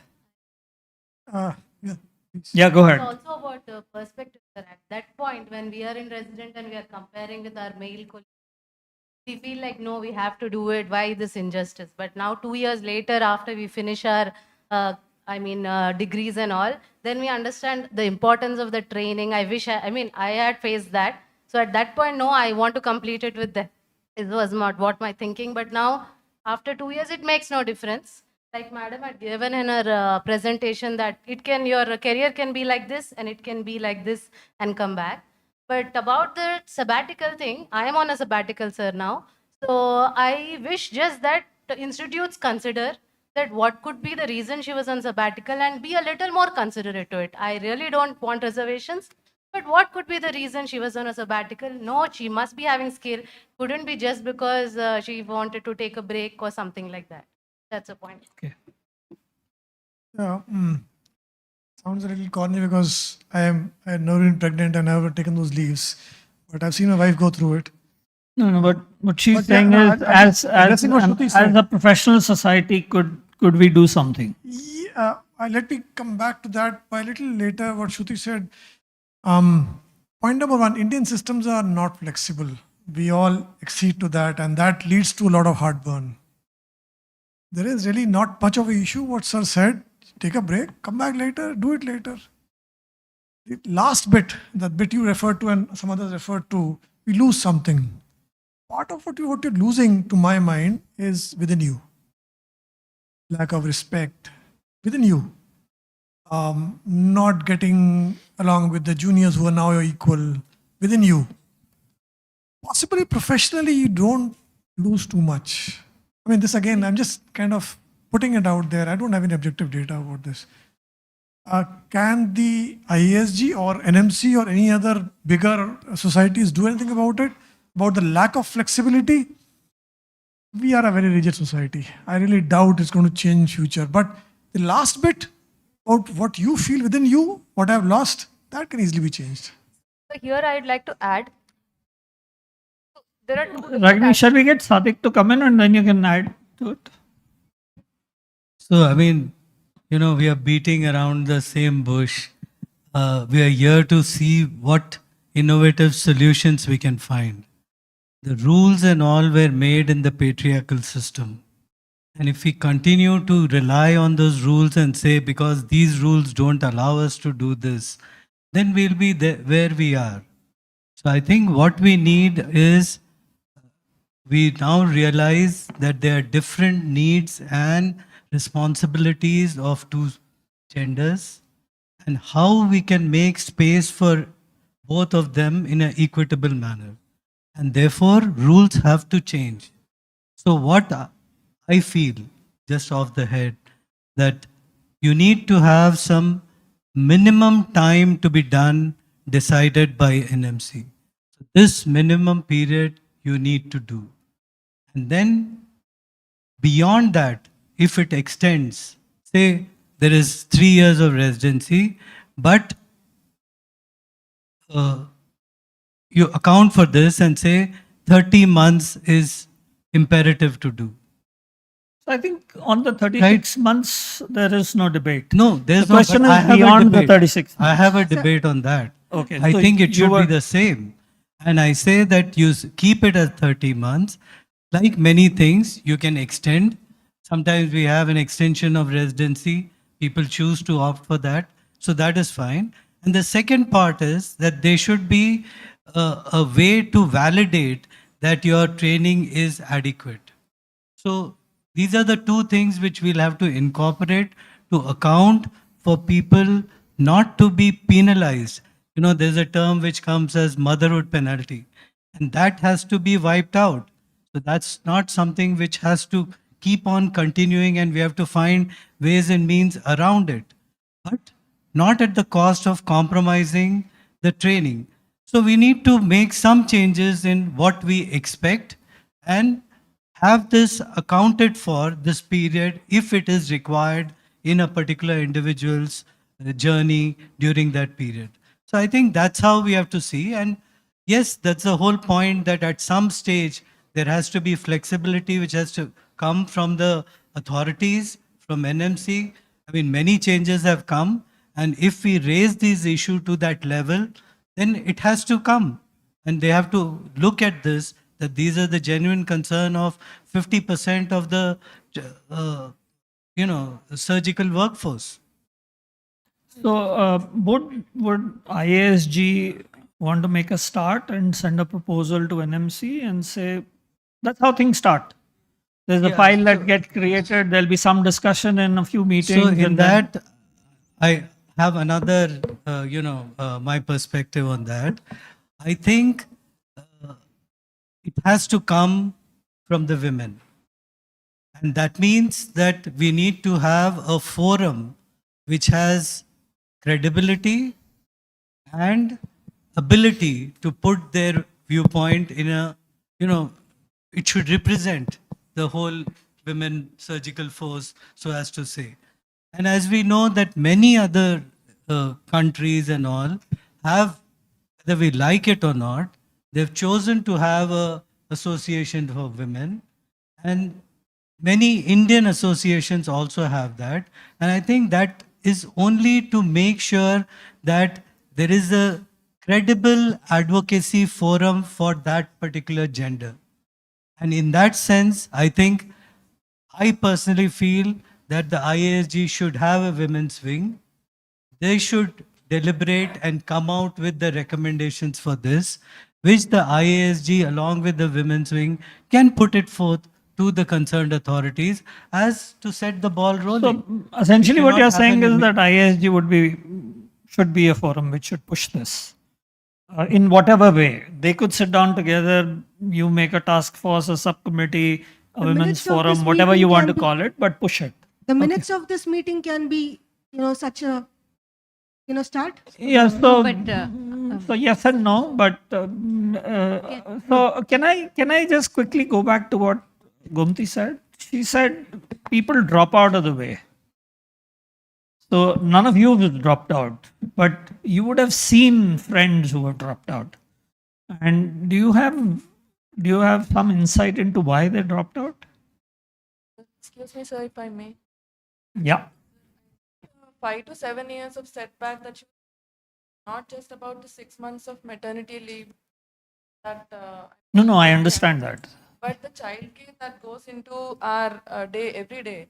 And probably if we could have a half day working day for women, something like that, which could give us more time to focus, I mean, to have more work life balance, that would probably be more useful rather than having a, I mean, being in the, to be in the race in improving our skills and all. Okay. So essentially, what you're trying to say is that while you don't want a restricted kind of thing to say that okay, because I'm a woman, because I'm a mother, and therefore instead of 36 months, you give me 39 months to complete the course, but call it 36 months. You'd much rather have a more softer way of looking at things over a longer period of time, so that you could continue to progress within your career. Do you think people drop out of surgical careers because they don't get that extra time? Is that something that we could look at addressing? Gumti said a lot of women drop out. I don't know. I think it's probably because the dropout might have even much before getting into surgical gastro or any specialty. Maybe the environment is not, maybe the environment of when they get into surgery or subsequently is not conducive for them to have a family life and this. So there are people who choose one over the other rather than trying to navigate both together. So to make, I think there could be multiple. One, we were talking about from the surgeon, the woman surgeon perspective of taking time off, the 6-month lag or more than that. But if you look at the workforce also, there is a negative by one. And if we are not having a plan of action for that, the rest of them are going to be hostile to this entire idea of a colleague who's a woman surgeon who's going to become pregnant. So right from there stems some sort of negativity about this whole idea of let's say a newly married woman coming into your peer group. So there's a lot of not a welcome feeling, I think. Maybe it stems from there. So, can I use a better word for the peer group? Can I say team? Yeah. So it's more than that. You're fearful of the fact that a person has come into the team and may not pull the weight during that period when that person is going to be off, and therefore you would have to do the extra work. So much rather not have. I mean, I think at work also this weighs in quite a bit. Actually, if you're going to hire people, I can see that even among my anesthesia colleagues. So if they have 2 young anesthetists who've joined who are women, if there's a third vacancy, or let's say the other way around, one has gone on pregnancy, they would look for a male because they don't want another person coming in and leaving halfway through. So I think a lot of these weigh in the mind of people when it comes to choosing women for work, or the fact that women can't face it, they drop out. Maybe. So if I was to ask you a more direct question, sorry, I'll come back to you. I'll give you time. We have time. Don't worry. So if I come back to you, I'm looking for a way forward. I'm still getting problems. So I'm looking for something concrete to say. IASG is still not very good, sure they're going to do something. They're all, wishy-washy, task force, committee, forum, run away from me. I'll change the rule today. So are we ready to hire locum people in that?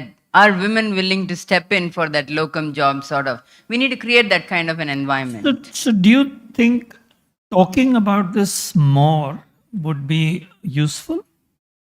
I think so. It's better to address it rather than not addressing it. Correct. So do you think professional societies could take the initiative to start talking about these issues at professional meetings, at not their annual meetings, but they find it very difficult to fill up their scientific program.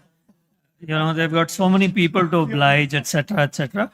But if you move out from there, they have these other meetings that they keep organizing during the year. Do you think they should start talking about these at these meetings? Do you think that's going to be useful? I think in general, this whole idea of talking about this women thing has grown so much over the last 5-7 years.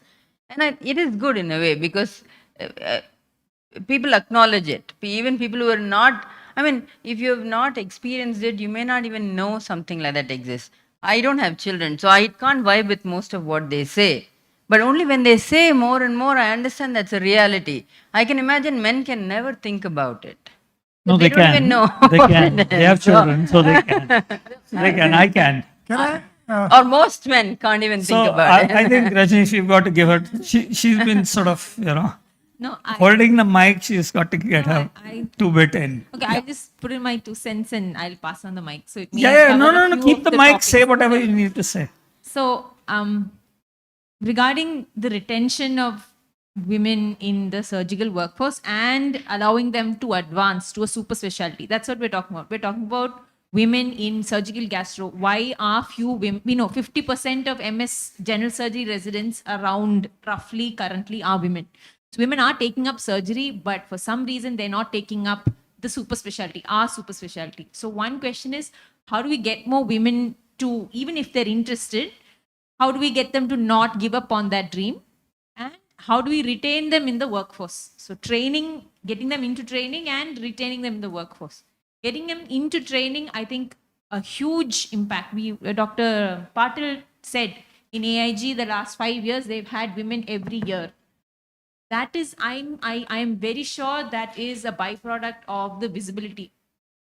I know when I was considering surgical gastro, there weren't a lot of women that I could think of. Any meeting, any forum, it was always men who were talking. No, you're all role models. So the fact that you're there, you're role models. I think the visibility of women doing it, making it happen, making the balance work, I think that's a very positive motivation force. And that should be projected in however way. So maybe if we're talking about this as an IASG initiative, something on the website, support system,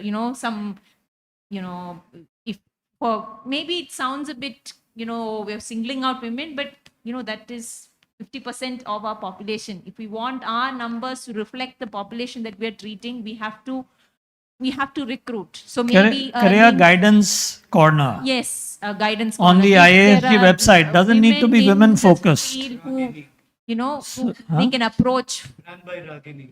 No, Ragini can run it along with more people. Why Because I'm does she have to sure run it all alone? of you who have finished your training have been approached by girls who are doing MS surgery. How is surgical gastro? Can I get through it? You are positively influencing them, and it's a byproduct of that positivity that we are seeing more and more women coming into training. So can we do it as a society, some kind So of I think if all of you would take the opportunity, next is your turn. I'm going to shut up, Rajneesh. He's off. So, but do you think that if all of you were to take turns and go and speak to MS General Surgery residents in their departments, so you're working in surgical gastro, but there is a general surgery department, whether a DNB surgery or MS general surgery residents, and there's a 50% women workforce there. Doesn't make sense for all of you to go and tell them. Maybe at the ASI conference, if there is a representation there, like I'm just thinking out of the on the top of my head, where a lot of Sona, go ahead. You've got the mic in your okay, hand. I think the whole thing of maternity leave, you have to give them leaves whenever they want. People go out, leave the subject and go away. People, if I want to leave and I can't manage that place wherever. So it is my problem, right? I mean, please, for people, I'm not talking against anybody, but if there should be policies like say in our country, the healthcare system is not uniform, and we cannot expect everybody to follow the same uniformity. If you're in an institutional practice, yes, you have rules, but the rules can be extended. I've seen people taking advantage of it. But you see, if you come to another system of healthcare, you see that these things are not sort of standardized. But to tell someone that, a girl who is a general surgeon, she has aspirations of becoming a JR surgeon, but she doesn't want to go through what it takes to be there, then will that hold good for? No, we don't want her to not go through the path of becoming a surgical gastroenterologist. We want her to take those whatever it takes to be a surgical gastroenterologist. We just want to facilitate that. We're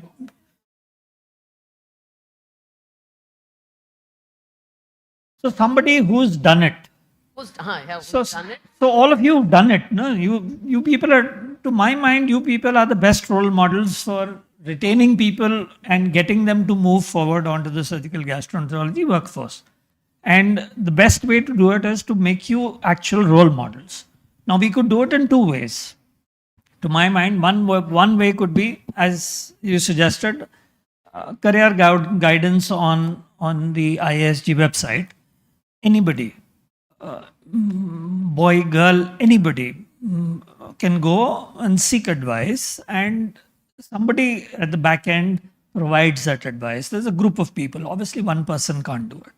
And the second is that you positively make yourself seen. You see, there's already enough of you. So enough of you need to make yourself seen. Now you could do it in two ways. One is to ensure that you're there at major meetings.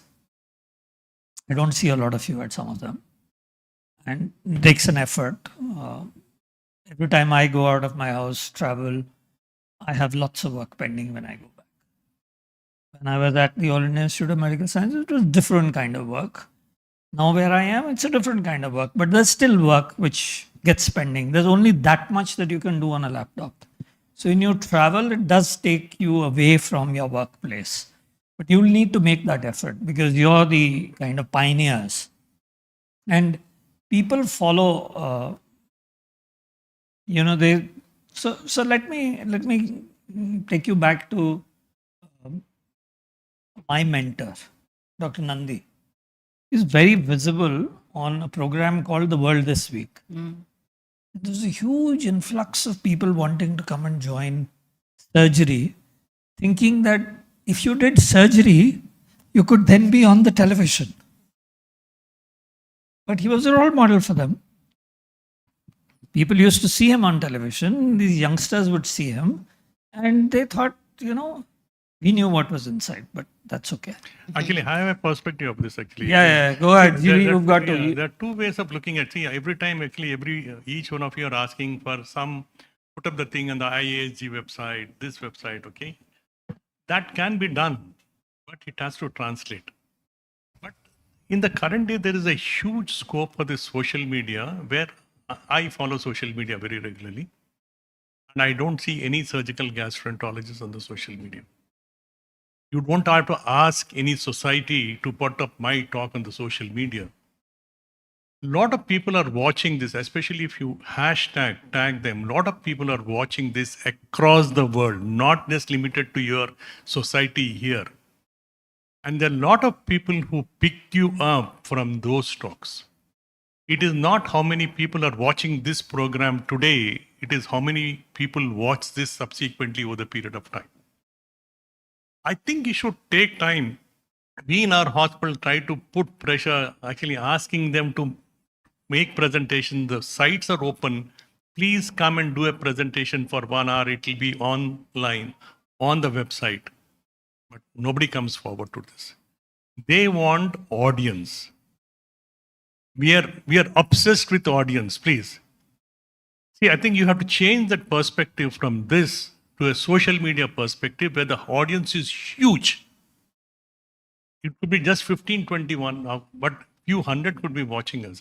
So I think you should take that initiative to do some talks. Whatever talk that you want to do, nobody is preventing you from doing a talk and put it on the thing, actually go live and put it on the thing. A lot of people pick up. Actually, I know the societies. Actually, I am on the board for some societies, international boards. They say this person has talked so very well. He or she talked so very well on the thing. Actually, we should include them in the main conference. So I think we should not constantly ask the societies to put pressure. I mean, you understand that is one part of it. I don't deny it. But I think you also should take that initiative. Again, time is the thing, but I think you should take some initiative, take advantage of social media to the maximum core. On which forum are you saying, sir? Just your own social media handles? You have your own YouTube channel. Who's preventing you from having a YouTube channel? I agree to it. I'm I'm just saying that in case if there is a platform as well, which need not have to be only for women, Yeah, it can be gender neutral. Hashtag it to any World Surgical Gastroenterology Society. I am active on social Hashtag it. media. They'll watch it actually. Someday or other, hashtag it. You say women, hashtag women. Women will watch you. See, you should learn the art of projecting yourself on the social media. You hashtag, over the period of time, people will see you actually. All of this is part of new age skills, social media, Yes, networking, actually, it is marketing yourself, all of that. See, Okay. when you're asking for presentation in the conference, there's also marketing. Yes, Yeah, it's okay. You It's understand okay. what I'm saying. So I think we should get away from this actually, having this actually, when Rajneesh will accept with me, we have a limited number of slots in the main conference actually, obviously. So there is a lot of limitations for us to put whom to put, where to put.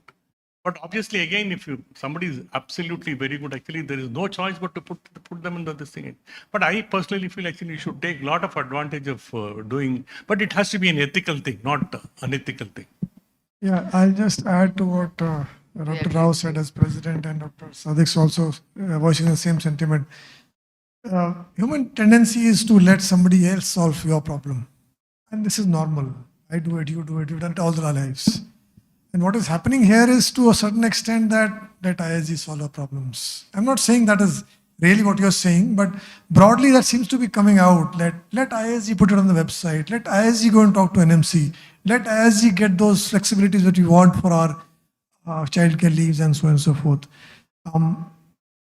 Small truth about advocacy, and that is pressure groups, especially from the West, and Indian pressure groups are not many except for politicals and castes.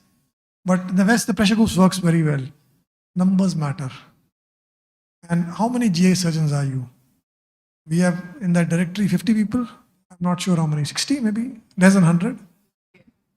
I remember talking to Isabella, and when she came in for this 22 conference, and she was, I think, one of the main office bearers of the European Women in Surgery, not GI surgery.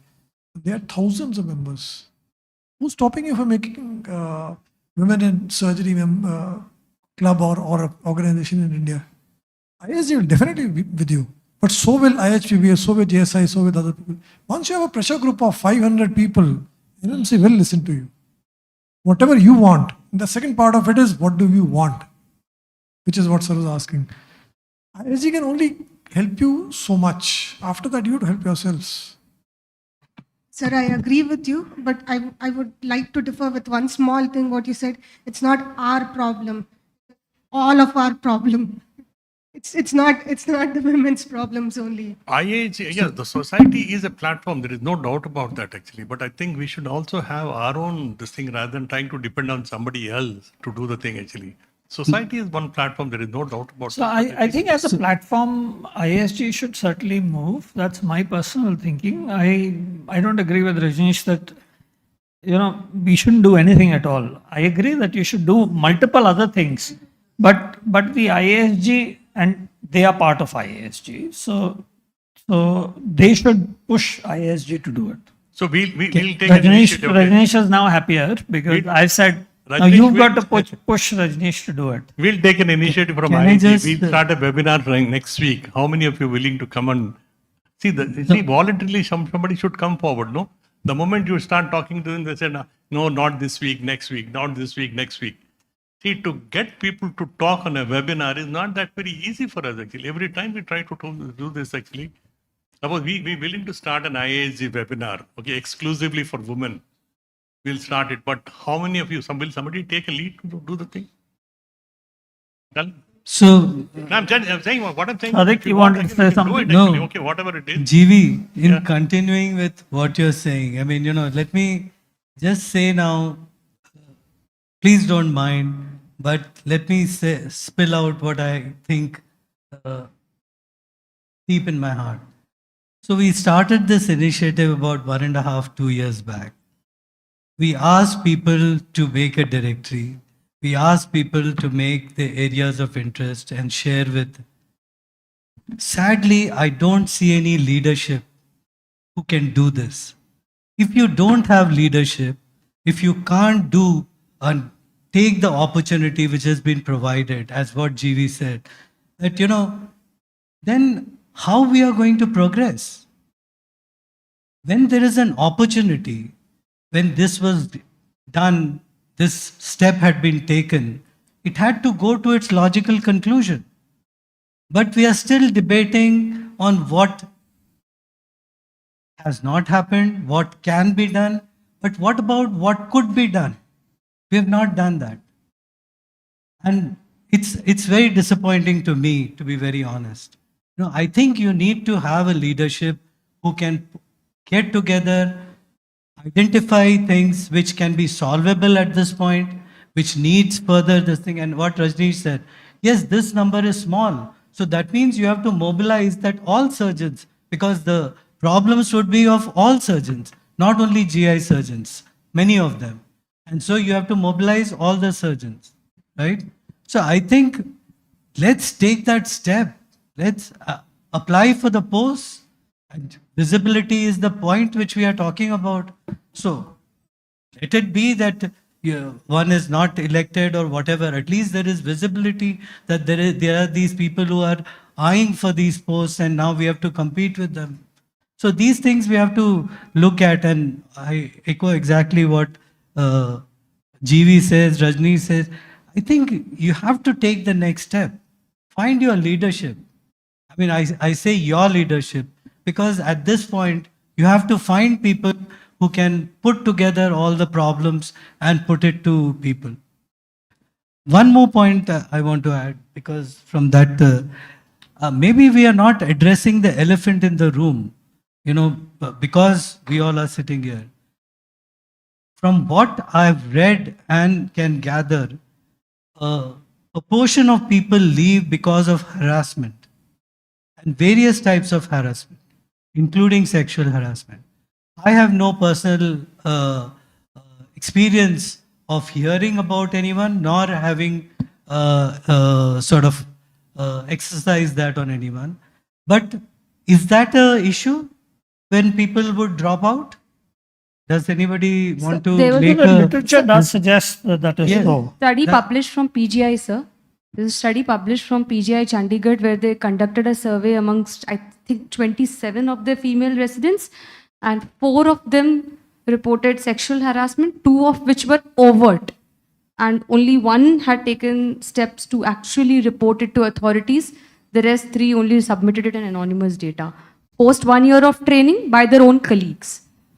And I mean, I was also very surprised because I thought this is probably more of Western thing and it won't be happening in Indian setup. And I was very surprised to see this, that it's in our own setting. What constitutes as sexual harassment again? I mean, I know the obvious thing. So that was a survey. So the ones where you are talking about overt is obviously physical, and when you say not overt, it's verbal.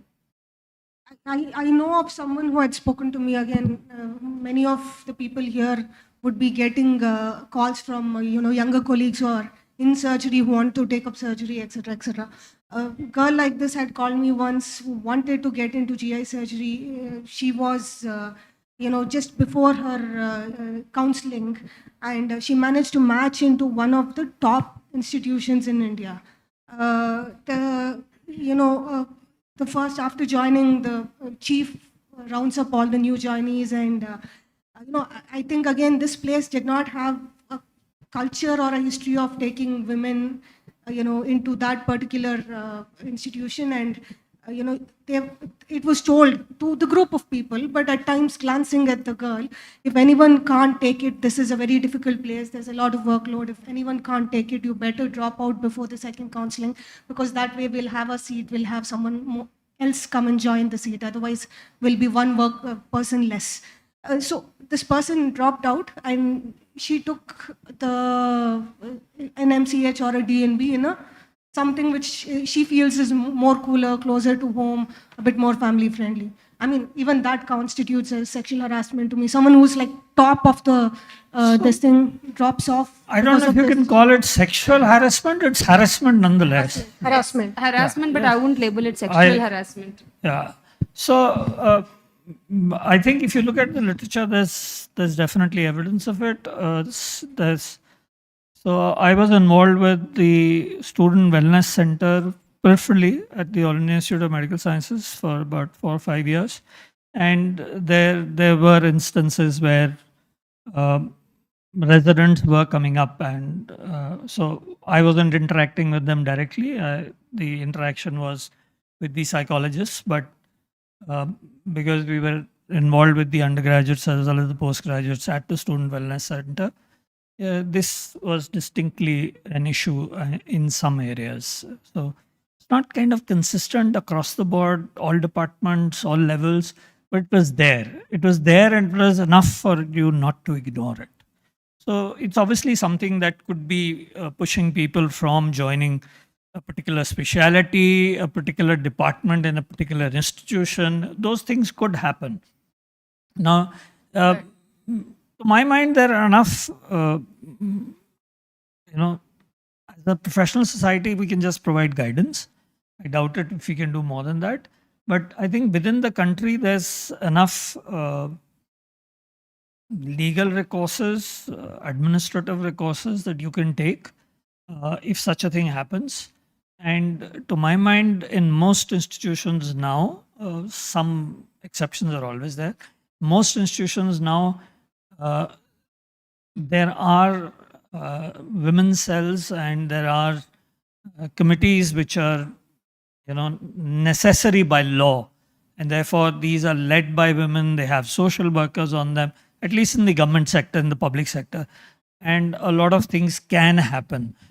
They may not necessarily make it to the mass media, but action gets taken at various levels. I think most accreditation require that now. Correct. NABS, Absolutely. JCI, So those kind of things are not taken care of 100%, but those things are in place. And if somebody complains, then things do tend to happen. It may take a little longer than what you would like it to be, but still happens. So I have two other things on my list of notes. If you don't mind, can I just? Yeah, go so ahead. it was actually wonderful brainstorming. I think just going through these. What I feel now is we need to actually look at a bigger group to start, and going to maybe the Association of Surgeons of India and saying this is something we discussed in the IASG and IHBBA supported thing, to look at how we can get women to pursue beyond general surgery, for which we need to start working with them and going to institutions. And from our specialty, we could be 20, 30 of us who are willing to advocate how nice it is to be in this specialty. Get other specialties also, because as the overall numbers increase for super specialty, for surgeon, for women, automatically our specialty is also going to benefit from it. So I think it will be very nice to create a momentum by going to a larger number, going to Association of Surgeons. I don't know if they have a women's wing. Then we need to probably liaise with them and take things forward. Because I think in UK, if I'm right, Shruti might know, or in the US, there are women leaders who have been identified who go and talk to surgical trainees or even undergraduates to take up surgery. So I think that's a great initiative we can take up. So that's exactly what I was trying to suggest, that you could take on the role of role models and go and speak to people. Piyush, 1 second. I'm sorry, this is not an academic thing. Anybody wants to go to the Shilparamam, because I think it's going to close. Suppose somebody is willing to go, so we'll block the thing actually. Anybody is willing to go there, or shall we drop that idea? The evening they had a cultural. Nobody is willing? No, we're okay. Are we past time? No, we have not passed time, but actually that closes actually. So suppose somebody is willing to go, or we shelve the idea. Okay, fine. We shelve the idea. We'll go from here. Okay, fine. Actually, this question of formally organizing, it came up very briefly last year. And actually, a lot of women there felt we didn't want an association because we didn't want to segregate. But I echo the same sentiment, because for the same reason, this directory, I took it upon myself to start. I agree, last few months, I have my, I couldn't really update, but every attempt to informally get all the names was met with little or no response. And I think 1 year we waited, and I think it is necessary to formally organize. Maybe not to separate, but maybe within, I agree. I think we have to do, it has to come from... a point that now you understand how IASG membership works. So people don't respond. So They want the numbers, but they don't Rajneesh's respond. experience is limited to IASG. I have No, my experience of point working is, with multiple organizations. I can tell you it's the same story everywhere. And it's not true for just India, it's true internationally. Response rates are 5%, 8%. If you get a 10% response, it's great. because I think we keep it as an informal group. There's nothing that we can move actionably 50% forward response on. is fantastic. We can't take Yeah, any Samana. actionable.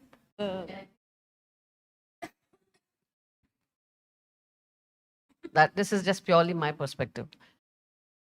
If a post MBBS, a surgeon, general surgeon, is pretty intelligent to decide whether she wants to go to GI surgery, cardiac surgery, or wherever it is, or sit at home. Like say, if a man decides to do that, do we question and say, I want more men to come into GI surgery? No. I mean, please don't take me wrong. If now today I see that too many girls are there in cardiac surgery. My husband is a cardiac surgeon, so he says there are like out of 12, there are only 8 people come. Out of that, 6 are women. Have we ever thought why women are going to cardiac surgery? But people 10 years back, there were nobody in cardiac surgery. Does anybody have a thought process on this? Why there are more women in cardiac surgery today and not in GI surgery? Because men aren't taking cardiac. Yeah, that is. See, let us understand the society. We can't change the society overnight. I don't think anyone. And sir, one more thing. Nobody's- IASG is an academic organization where people should talk and say, okay, now we want to come and give talks. We want to be involved, which I think we tried last year. I was involved in this with Dr. Saddik. There are very few people who said, no, I want to come for election. I mean, it's not wrong. There are some people who don't want to do this. It's okay. Out of 100 boys and 100 girls, if you see, there are 1,000 boys and 100 girls. So if among 1,000, if the percentage, if you see, it's equal, it's going to be the same. There are so many men who don't want to do it. You see, so let us look at the perspective. 15 years ago, 20 years ago, the number of undergraduate students, we looked at them, 70% boys, 30% girls. 25 years ago, 90%, 10%. Yes. Today, reversed. Reverse. 40%, 60%. 80-20 also in some places. 45, 55, 40, 60. So women are more. So they're bound to come into surgery and from there move into other specialties as well. Okay, it's very unlikely that they will move only to certain subspecialties and not to surgical gastro. They'll move there as well. It may be, it's just a thought process, surgical gastroenterology is a new specialty. People don't know too much about it. And it's a good idea to show them that there are women who are doing well in the field. That's all. We're not pushing them. We can't pull them into surgical gastro. We're just telling them. But Sumana, is Sumana is a role model. Gomti. Is it wrong to influence? No, it's not wrong to influence. You influence by doing good work. That's all Yeah, they're yeah, saying. but you then influence We don't them. have to go to them and say, please come here. No. You need to market yourself. It's showcasing. No, That's what is- Jimmy said. That's for ourselves, sir. No, I no, have no, to create no, no, that. no, no. I have to create You've a got to role. I have to market this- become a role model for someone else if they want to come. You've got to market the speciality.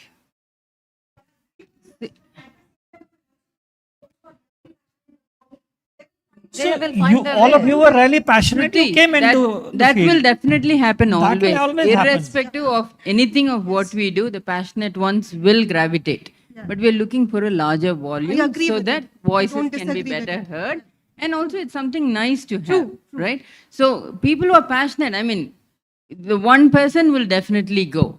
Not because they go there because there's no women or there are more men or I'm the first. No, they just like it, they go without knowing. But for the rest of them to follow, it helps for them to know that this is not a bad place to be in. So and so has somehow navigated. So maybe I'll also find my way. Just to give them that confidence. Are we, Nothing are we not doing that already? we may not be reaching I as much as we would like to.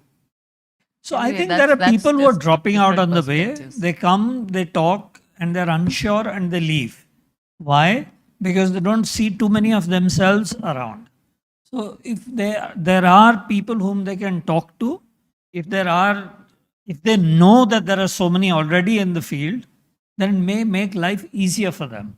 They might want to make a choice of A, B, C, D in front of them. And if they have more people in A to C than in C or in D, they might gravitate towards A. And when there are already so many of you, then why not? Can I add on to that? So certain things like visibility and success of the person who is there also matters, right? It's like, okay, we are talking about the leading the next generation, being visible for them, showing that you're successful. To do that, you should be successful. We are successful, yes, but then we are not like you guys yet.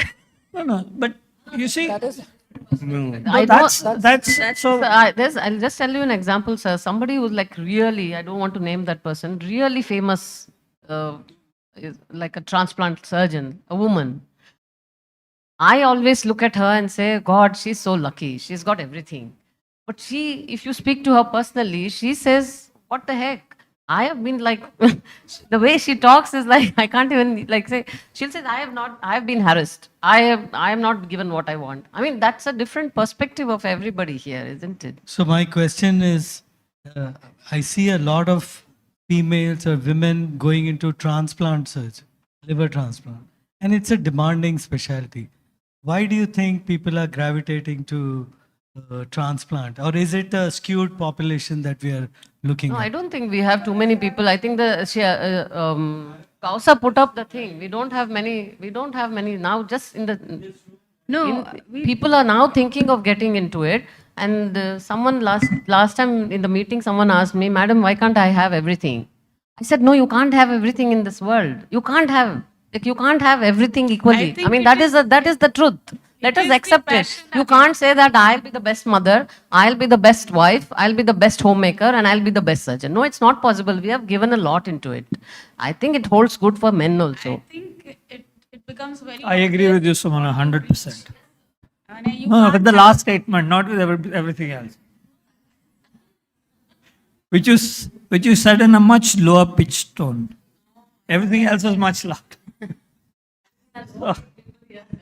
So I think I think we've discussed being role models. I think we've discussed some initiatives from IASG or a women's forum within ASI. So that's something that we need to try and work on. We've talked about leadership roles that some of you could, those who want to. Nobody's forcing anybody, but I think what Rajneesh and Sadiq and GV are trying to say is that there are these positions available, and if you are inclined towards it and you feel that's something that you would like to do, then that's a good thing to do, because that again makes you a role model, somebody who's seen as Shruti would say, maybe successful. Okay, and the final thing on the lots of notes that I was making is one. Do you think it'd be useful to do workshops where some of you could be the focus rather than the usual kind of workshop workshops, I don't necessarily mean surgical workshops, but workshops on all kinds of things. So surgical gastroenterology is not just operative, there's a lot of it. So call it a workshop. I'm calling it a workshop because it's a small group that could actually sit down together and talk about things, discuss about things, and all within the field. And you could do this at the level of where for residents in surgery rather than for residents in surgical gastro. Idea, sir. So, as long as you don't ask IASG to do it, it's Yeah, fine. I mean, it's true. I mean, it's like. So with Dr. Bhalla earlier and Dr. Sadiq and then Dr. Rao, one common thread which you all realize, IASG is a very flexible body. And the one statement, I just sent this email out, I think most of you must have received that invitation to host midterm CMEs and PG clinics. I'm sure most of you must have got those emails. We have virtually no bar about what those CMAs can. Of course, it is under the aegis of IASG, so there is a supervision involved. So what Sir was talking about, last 2-3 years, at least personally, I have been pushing people. Last year we did at least, we have another one coming up, so we'll be about 6. So we're aiming for one a month. And these CMEs are not straight-jacketed CMEs. It could be anything. It could be you, Shruti, for example, conducting a microvascular skill course in your hospital and inviting people over. Or for the matter, you calling over people for teaching whatever you like to teach. And IASG helps you out. It can be a small group of people, 50 students, maybe limited to your city, maybe limited to your state, your region, depends on you, depending on what finances, what experts, what skill sets you have. So between IHPBA and IASG, I am not a very active member of IHPBA, but I was an executive member at one point in time. I realized that IHPBA is a little more straight-jacketed. IASG is a very flexible body, gives you a lot of freedom to work. And unfortunately, responses to those freedom don't seem to be as we, at least, maybe we're not communicated enough for whatever reason. So what Sir's talked about, IASG has the fundamentals for it. You want to conduct a small course on women, no issues. You can do it under the aegis of IASG. It can be a CME. So take it forward, and I'm sure the next body will be moving out. Next set of people will be as responsive as this. Something like a work-life balance course. It can easily or be a anything. psychological support That's what I'm course. saying. IASG, you read the terms condition of holding a midterm CME on our website. They're very flexible. They don't even ask you what you're going to host. It will just be supervised by, you can't say that I'm going to host on cooking. You has to be related to learn how to cook. Something about There could be a 6 to 8 session on cooking as well. IAG midterm meeting hosts women in surgical gastroenterology. We don't have an objection. No, GV, how about leadership courses? Yeah, that's what I'm saying. Leadership course for Or, women. Yeah, definitely. Management, I mean, how do you manage, anything of that. Yeah, So that sounds interesting, sir. non-medical, not non-academic skills which we all have to acquire. It's not only for women, it's for everyone, but those courses would be interesting to add to the scientific bit of ISG, but unfortunate, sir. The last 3 years I've been seeing this, about 3 months more to go. The responses, I virtually drag people out of the institutions. And I can only approach the bigger institutions because I know those people so well that they have to do something because there are students there. And then now I know some of you, maybe the next guy can get after you. Why aren't you hosting a small meeting there, and so on and so forth. But it is actually eminently possible to achieve your aim as well as benefit the organization. It's partly because there's too many conferences and meetings these days across our Trust me, field. Shruti, believe me, people are looking for those, what Sir's talked about. Sir's small- organizing a notes course. All of you are organizing a notes course. So, I mean, such things can happen again, but then... And you can do it. You meaning not you personally. I'm saying each one of you can do it. Anyone can do it. Can yeah. do it. Yeah, fair enough. See, that's what I'm saying. Actually, don't look at the volumes, please. Don't get obsessed with the number of people who attended. Even if it is 10, 15 people, it is more than sufficient. So I To think pass on the message, even 10 people is more than sufficient. I think- Rather than having 100 people who don't listen to you. in terms of organizing, many of the people in this hall have the organizing capacities. It's the other things which are needed. Like, at least for me, I don't know if I can raise the finances and sponsorship for that, which is why, many people will have their own causes That's to what not you're go thinking. ahead. That's what you're thinking. Let's have a meeting with the industry today evening itself, and I'll make sure they'll get it again today. Now, that's what you take the initiative, then they'll come forward. So I think we passed our time. I just checked, but if we have, Shruti. So again, a lot of things being discussed are early level challenges and then leadership challenges. Again, mid-level challenges I feel are usually, because it's something that you'll have to go along, you'll have to sail the wave and then you'll have to conquer it. But, and again, I think it's the stage of life that whoever is in, they will identify those challenges more. And of course, the women in this group, if not this hall, are mostly in the trainee and fellowship or junior consultant level. I think when it comes to the mid-level, again, there's a huge discrepancy between institutional practice, medical college practice, and private sector practice. And the kind of nonsense that they have to go through in private sector, forgive the language. So is there any way that, we can collectively work towards improving those kind of conditions?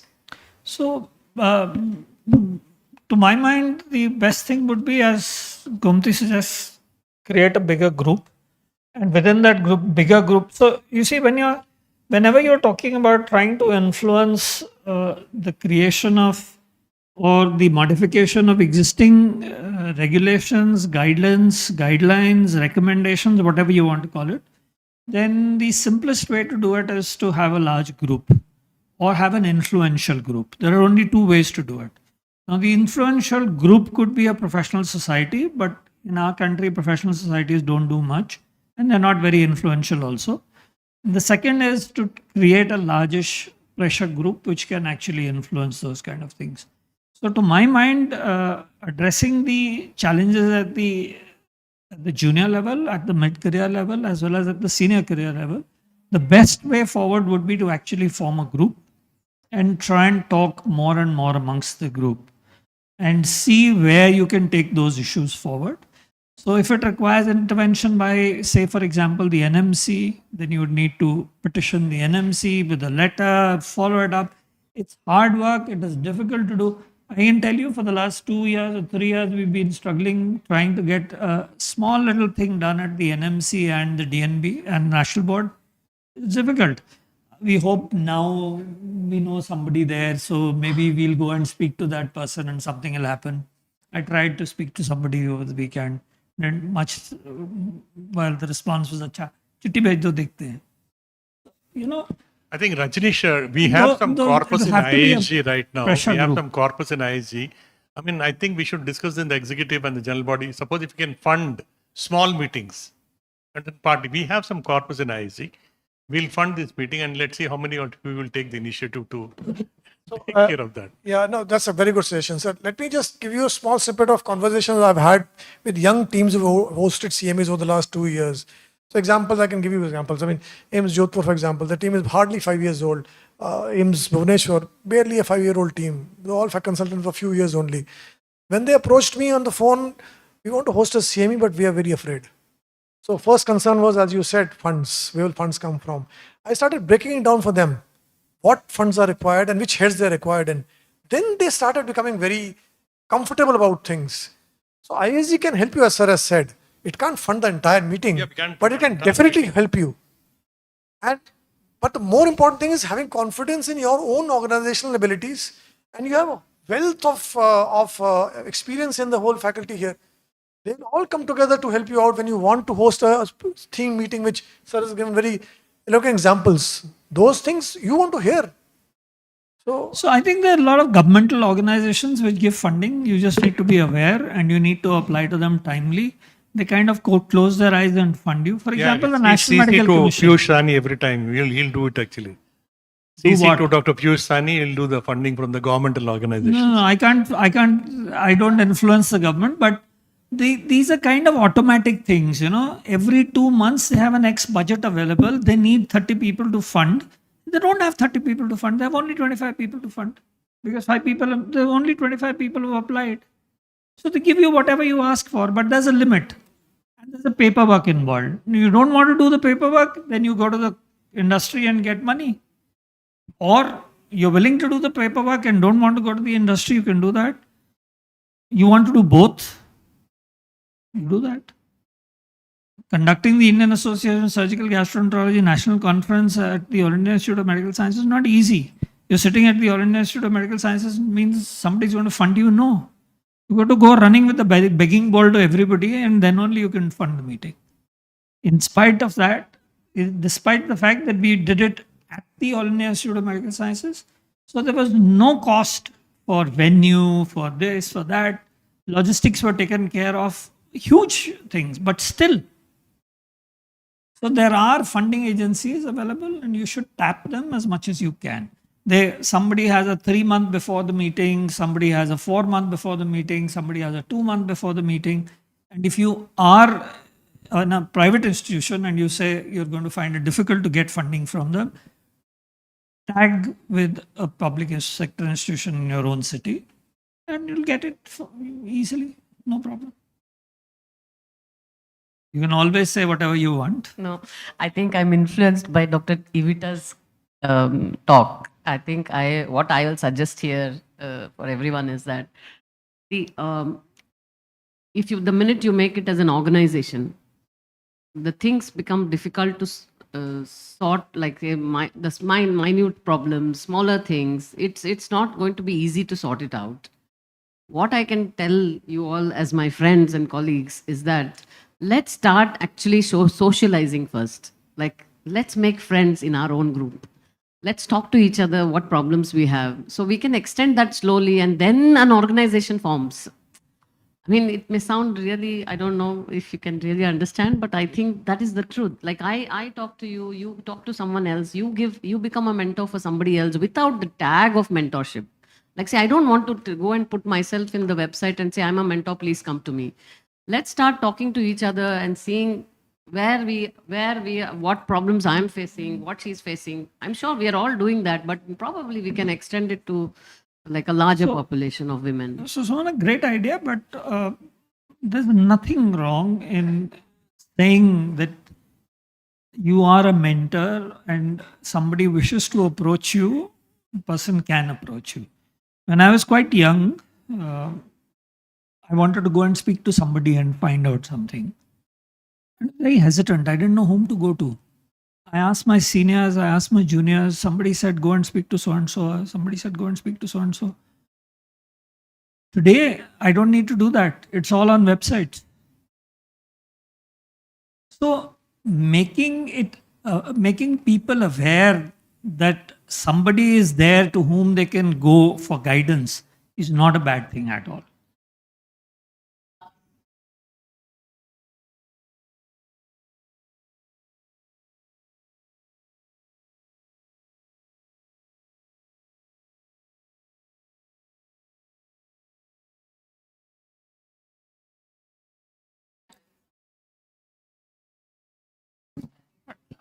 I would like to speak on this. Yeah, Vibha. What I would say is what Sumana has suggested is an idea which is practical.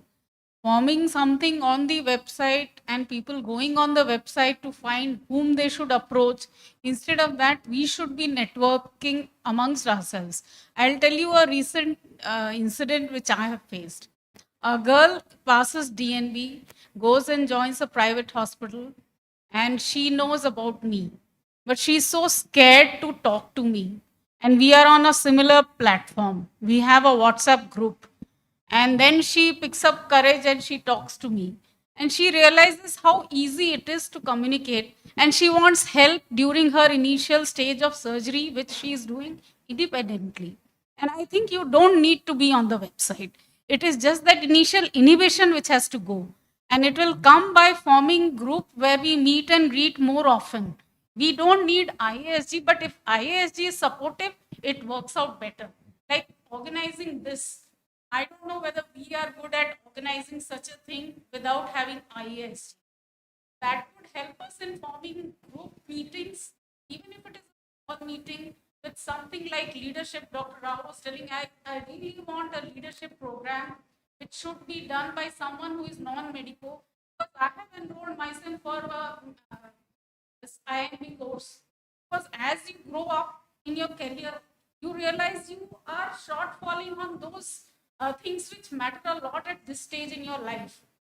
So it may not work. It may not work. It is not ABCD that it works. But I think we want to learn it.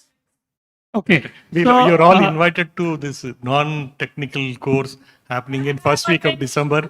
Actually, we'll all invite you. May I suggest that once Sumana does the minutes, we will circulate the minutes to all of you, and someone, if she wishes to, if she agrees, she could do it, or anyone else could do it.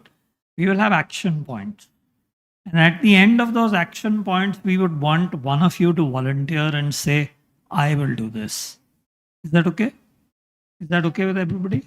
So we need... Rajneesh, give them a platform in the IASG. Yeah, that's what I said in my small, in the introduction in the morning, that you draw out minutes, fair enough. It can be 2 pages, 5 pages, 10 pages. I want 5 bulleted points, which exactly Sir said, which I can present to my those are the general action body. points. Those are the action points with people who will act on it. Act on it.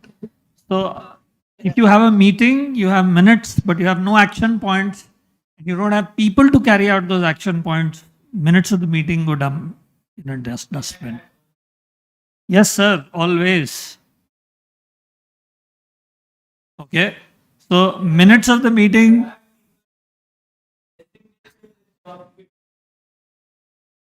So minutes of the meeting in 7 days, action points in 7 days, and volunteers in 7 days. So at the end of 3 weeks, you should have a one pager with action points and volunteers. Is that okay? And translation is also 1 week. Whatever.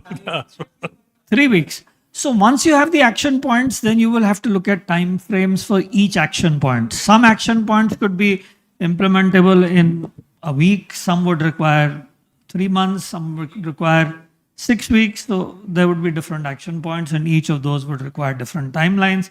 I would suggest that at the end, you could form a score group which could talk amongst themselves and fix a timeline to each one of those action points. I think, do you think you want to stop it and then... Small snippets are about how responsibility works. When you are not a secretary and you're sitting in that audience and you're given a responsibility, you take the responsibility, but you're not responsible for it. But when you're a secretary or the president and you're given the responsibility, you take it, and after a week you realize you're still responsible for it. So you have to actually come forward and say, okay, I'm responsible for this, I'll give it to you. So that's exactly what we want. Volunteers. And so one small little, I'm feeling left out. I'm a left-handed surgeon. Nobody ever wanted to form a group of left-handed surgeons to discuss the problem of left-handed surgeons. You know, there are 3 left-handed surgeons amongst surgical gastroenterologists. Are you aware of those 3? Okay, good. Thank you very much. Thank you. So I'm still feeling left out. Nobody's thought of, ISG has taken no initiative to talk about the problems of left-handed surgeons. Just some housekeeping calls, actually, maybe.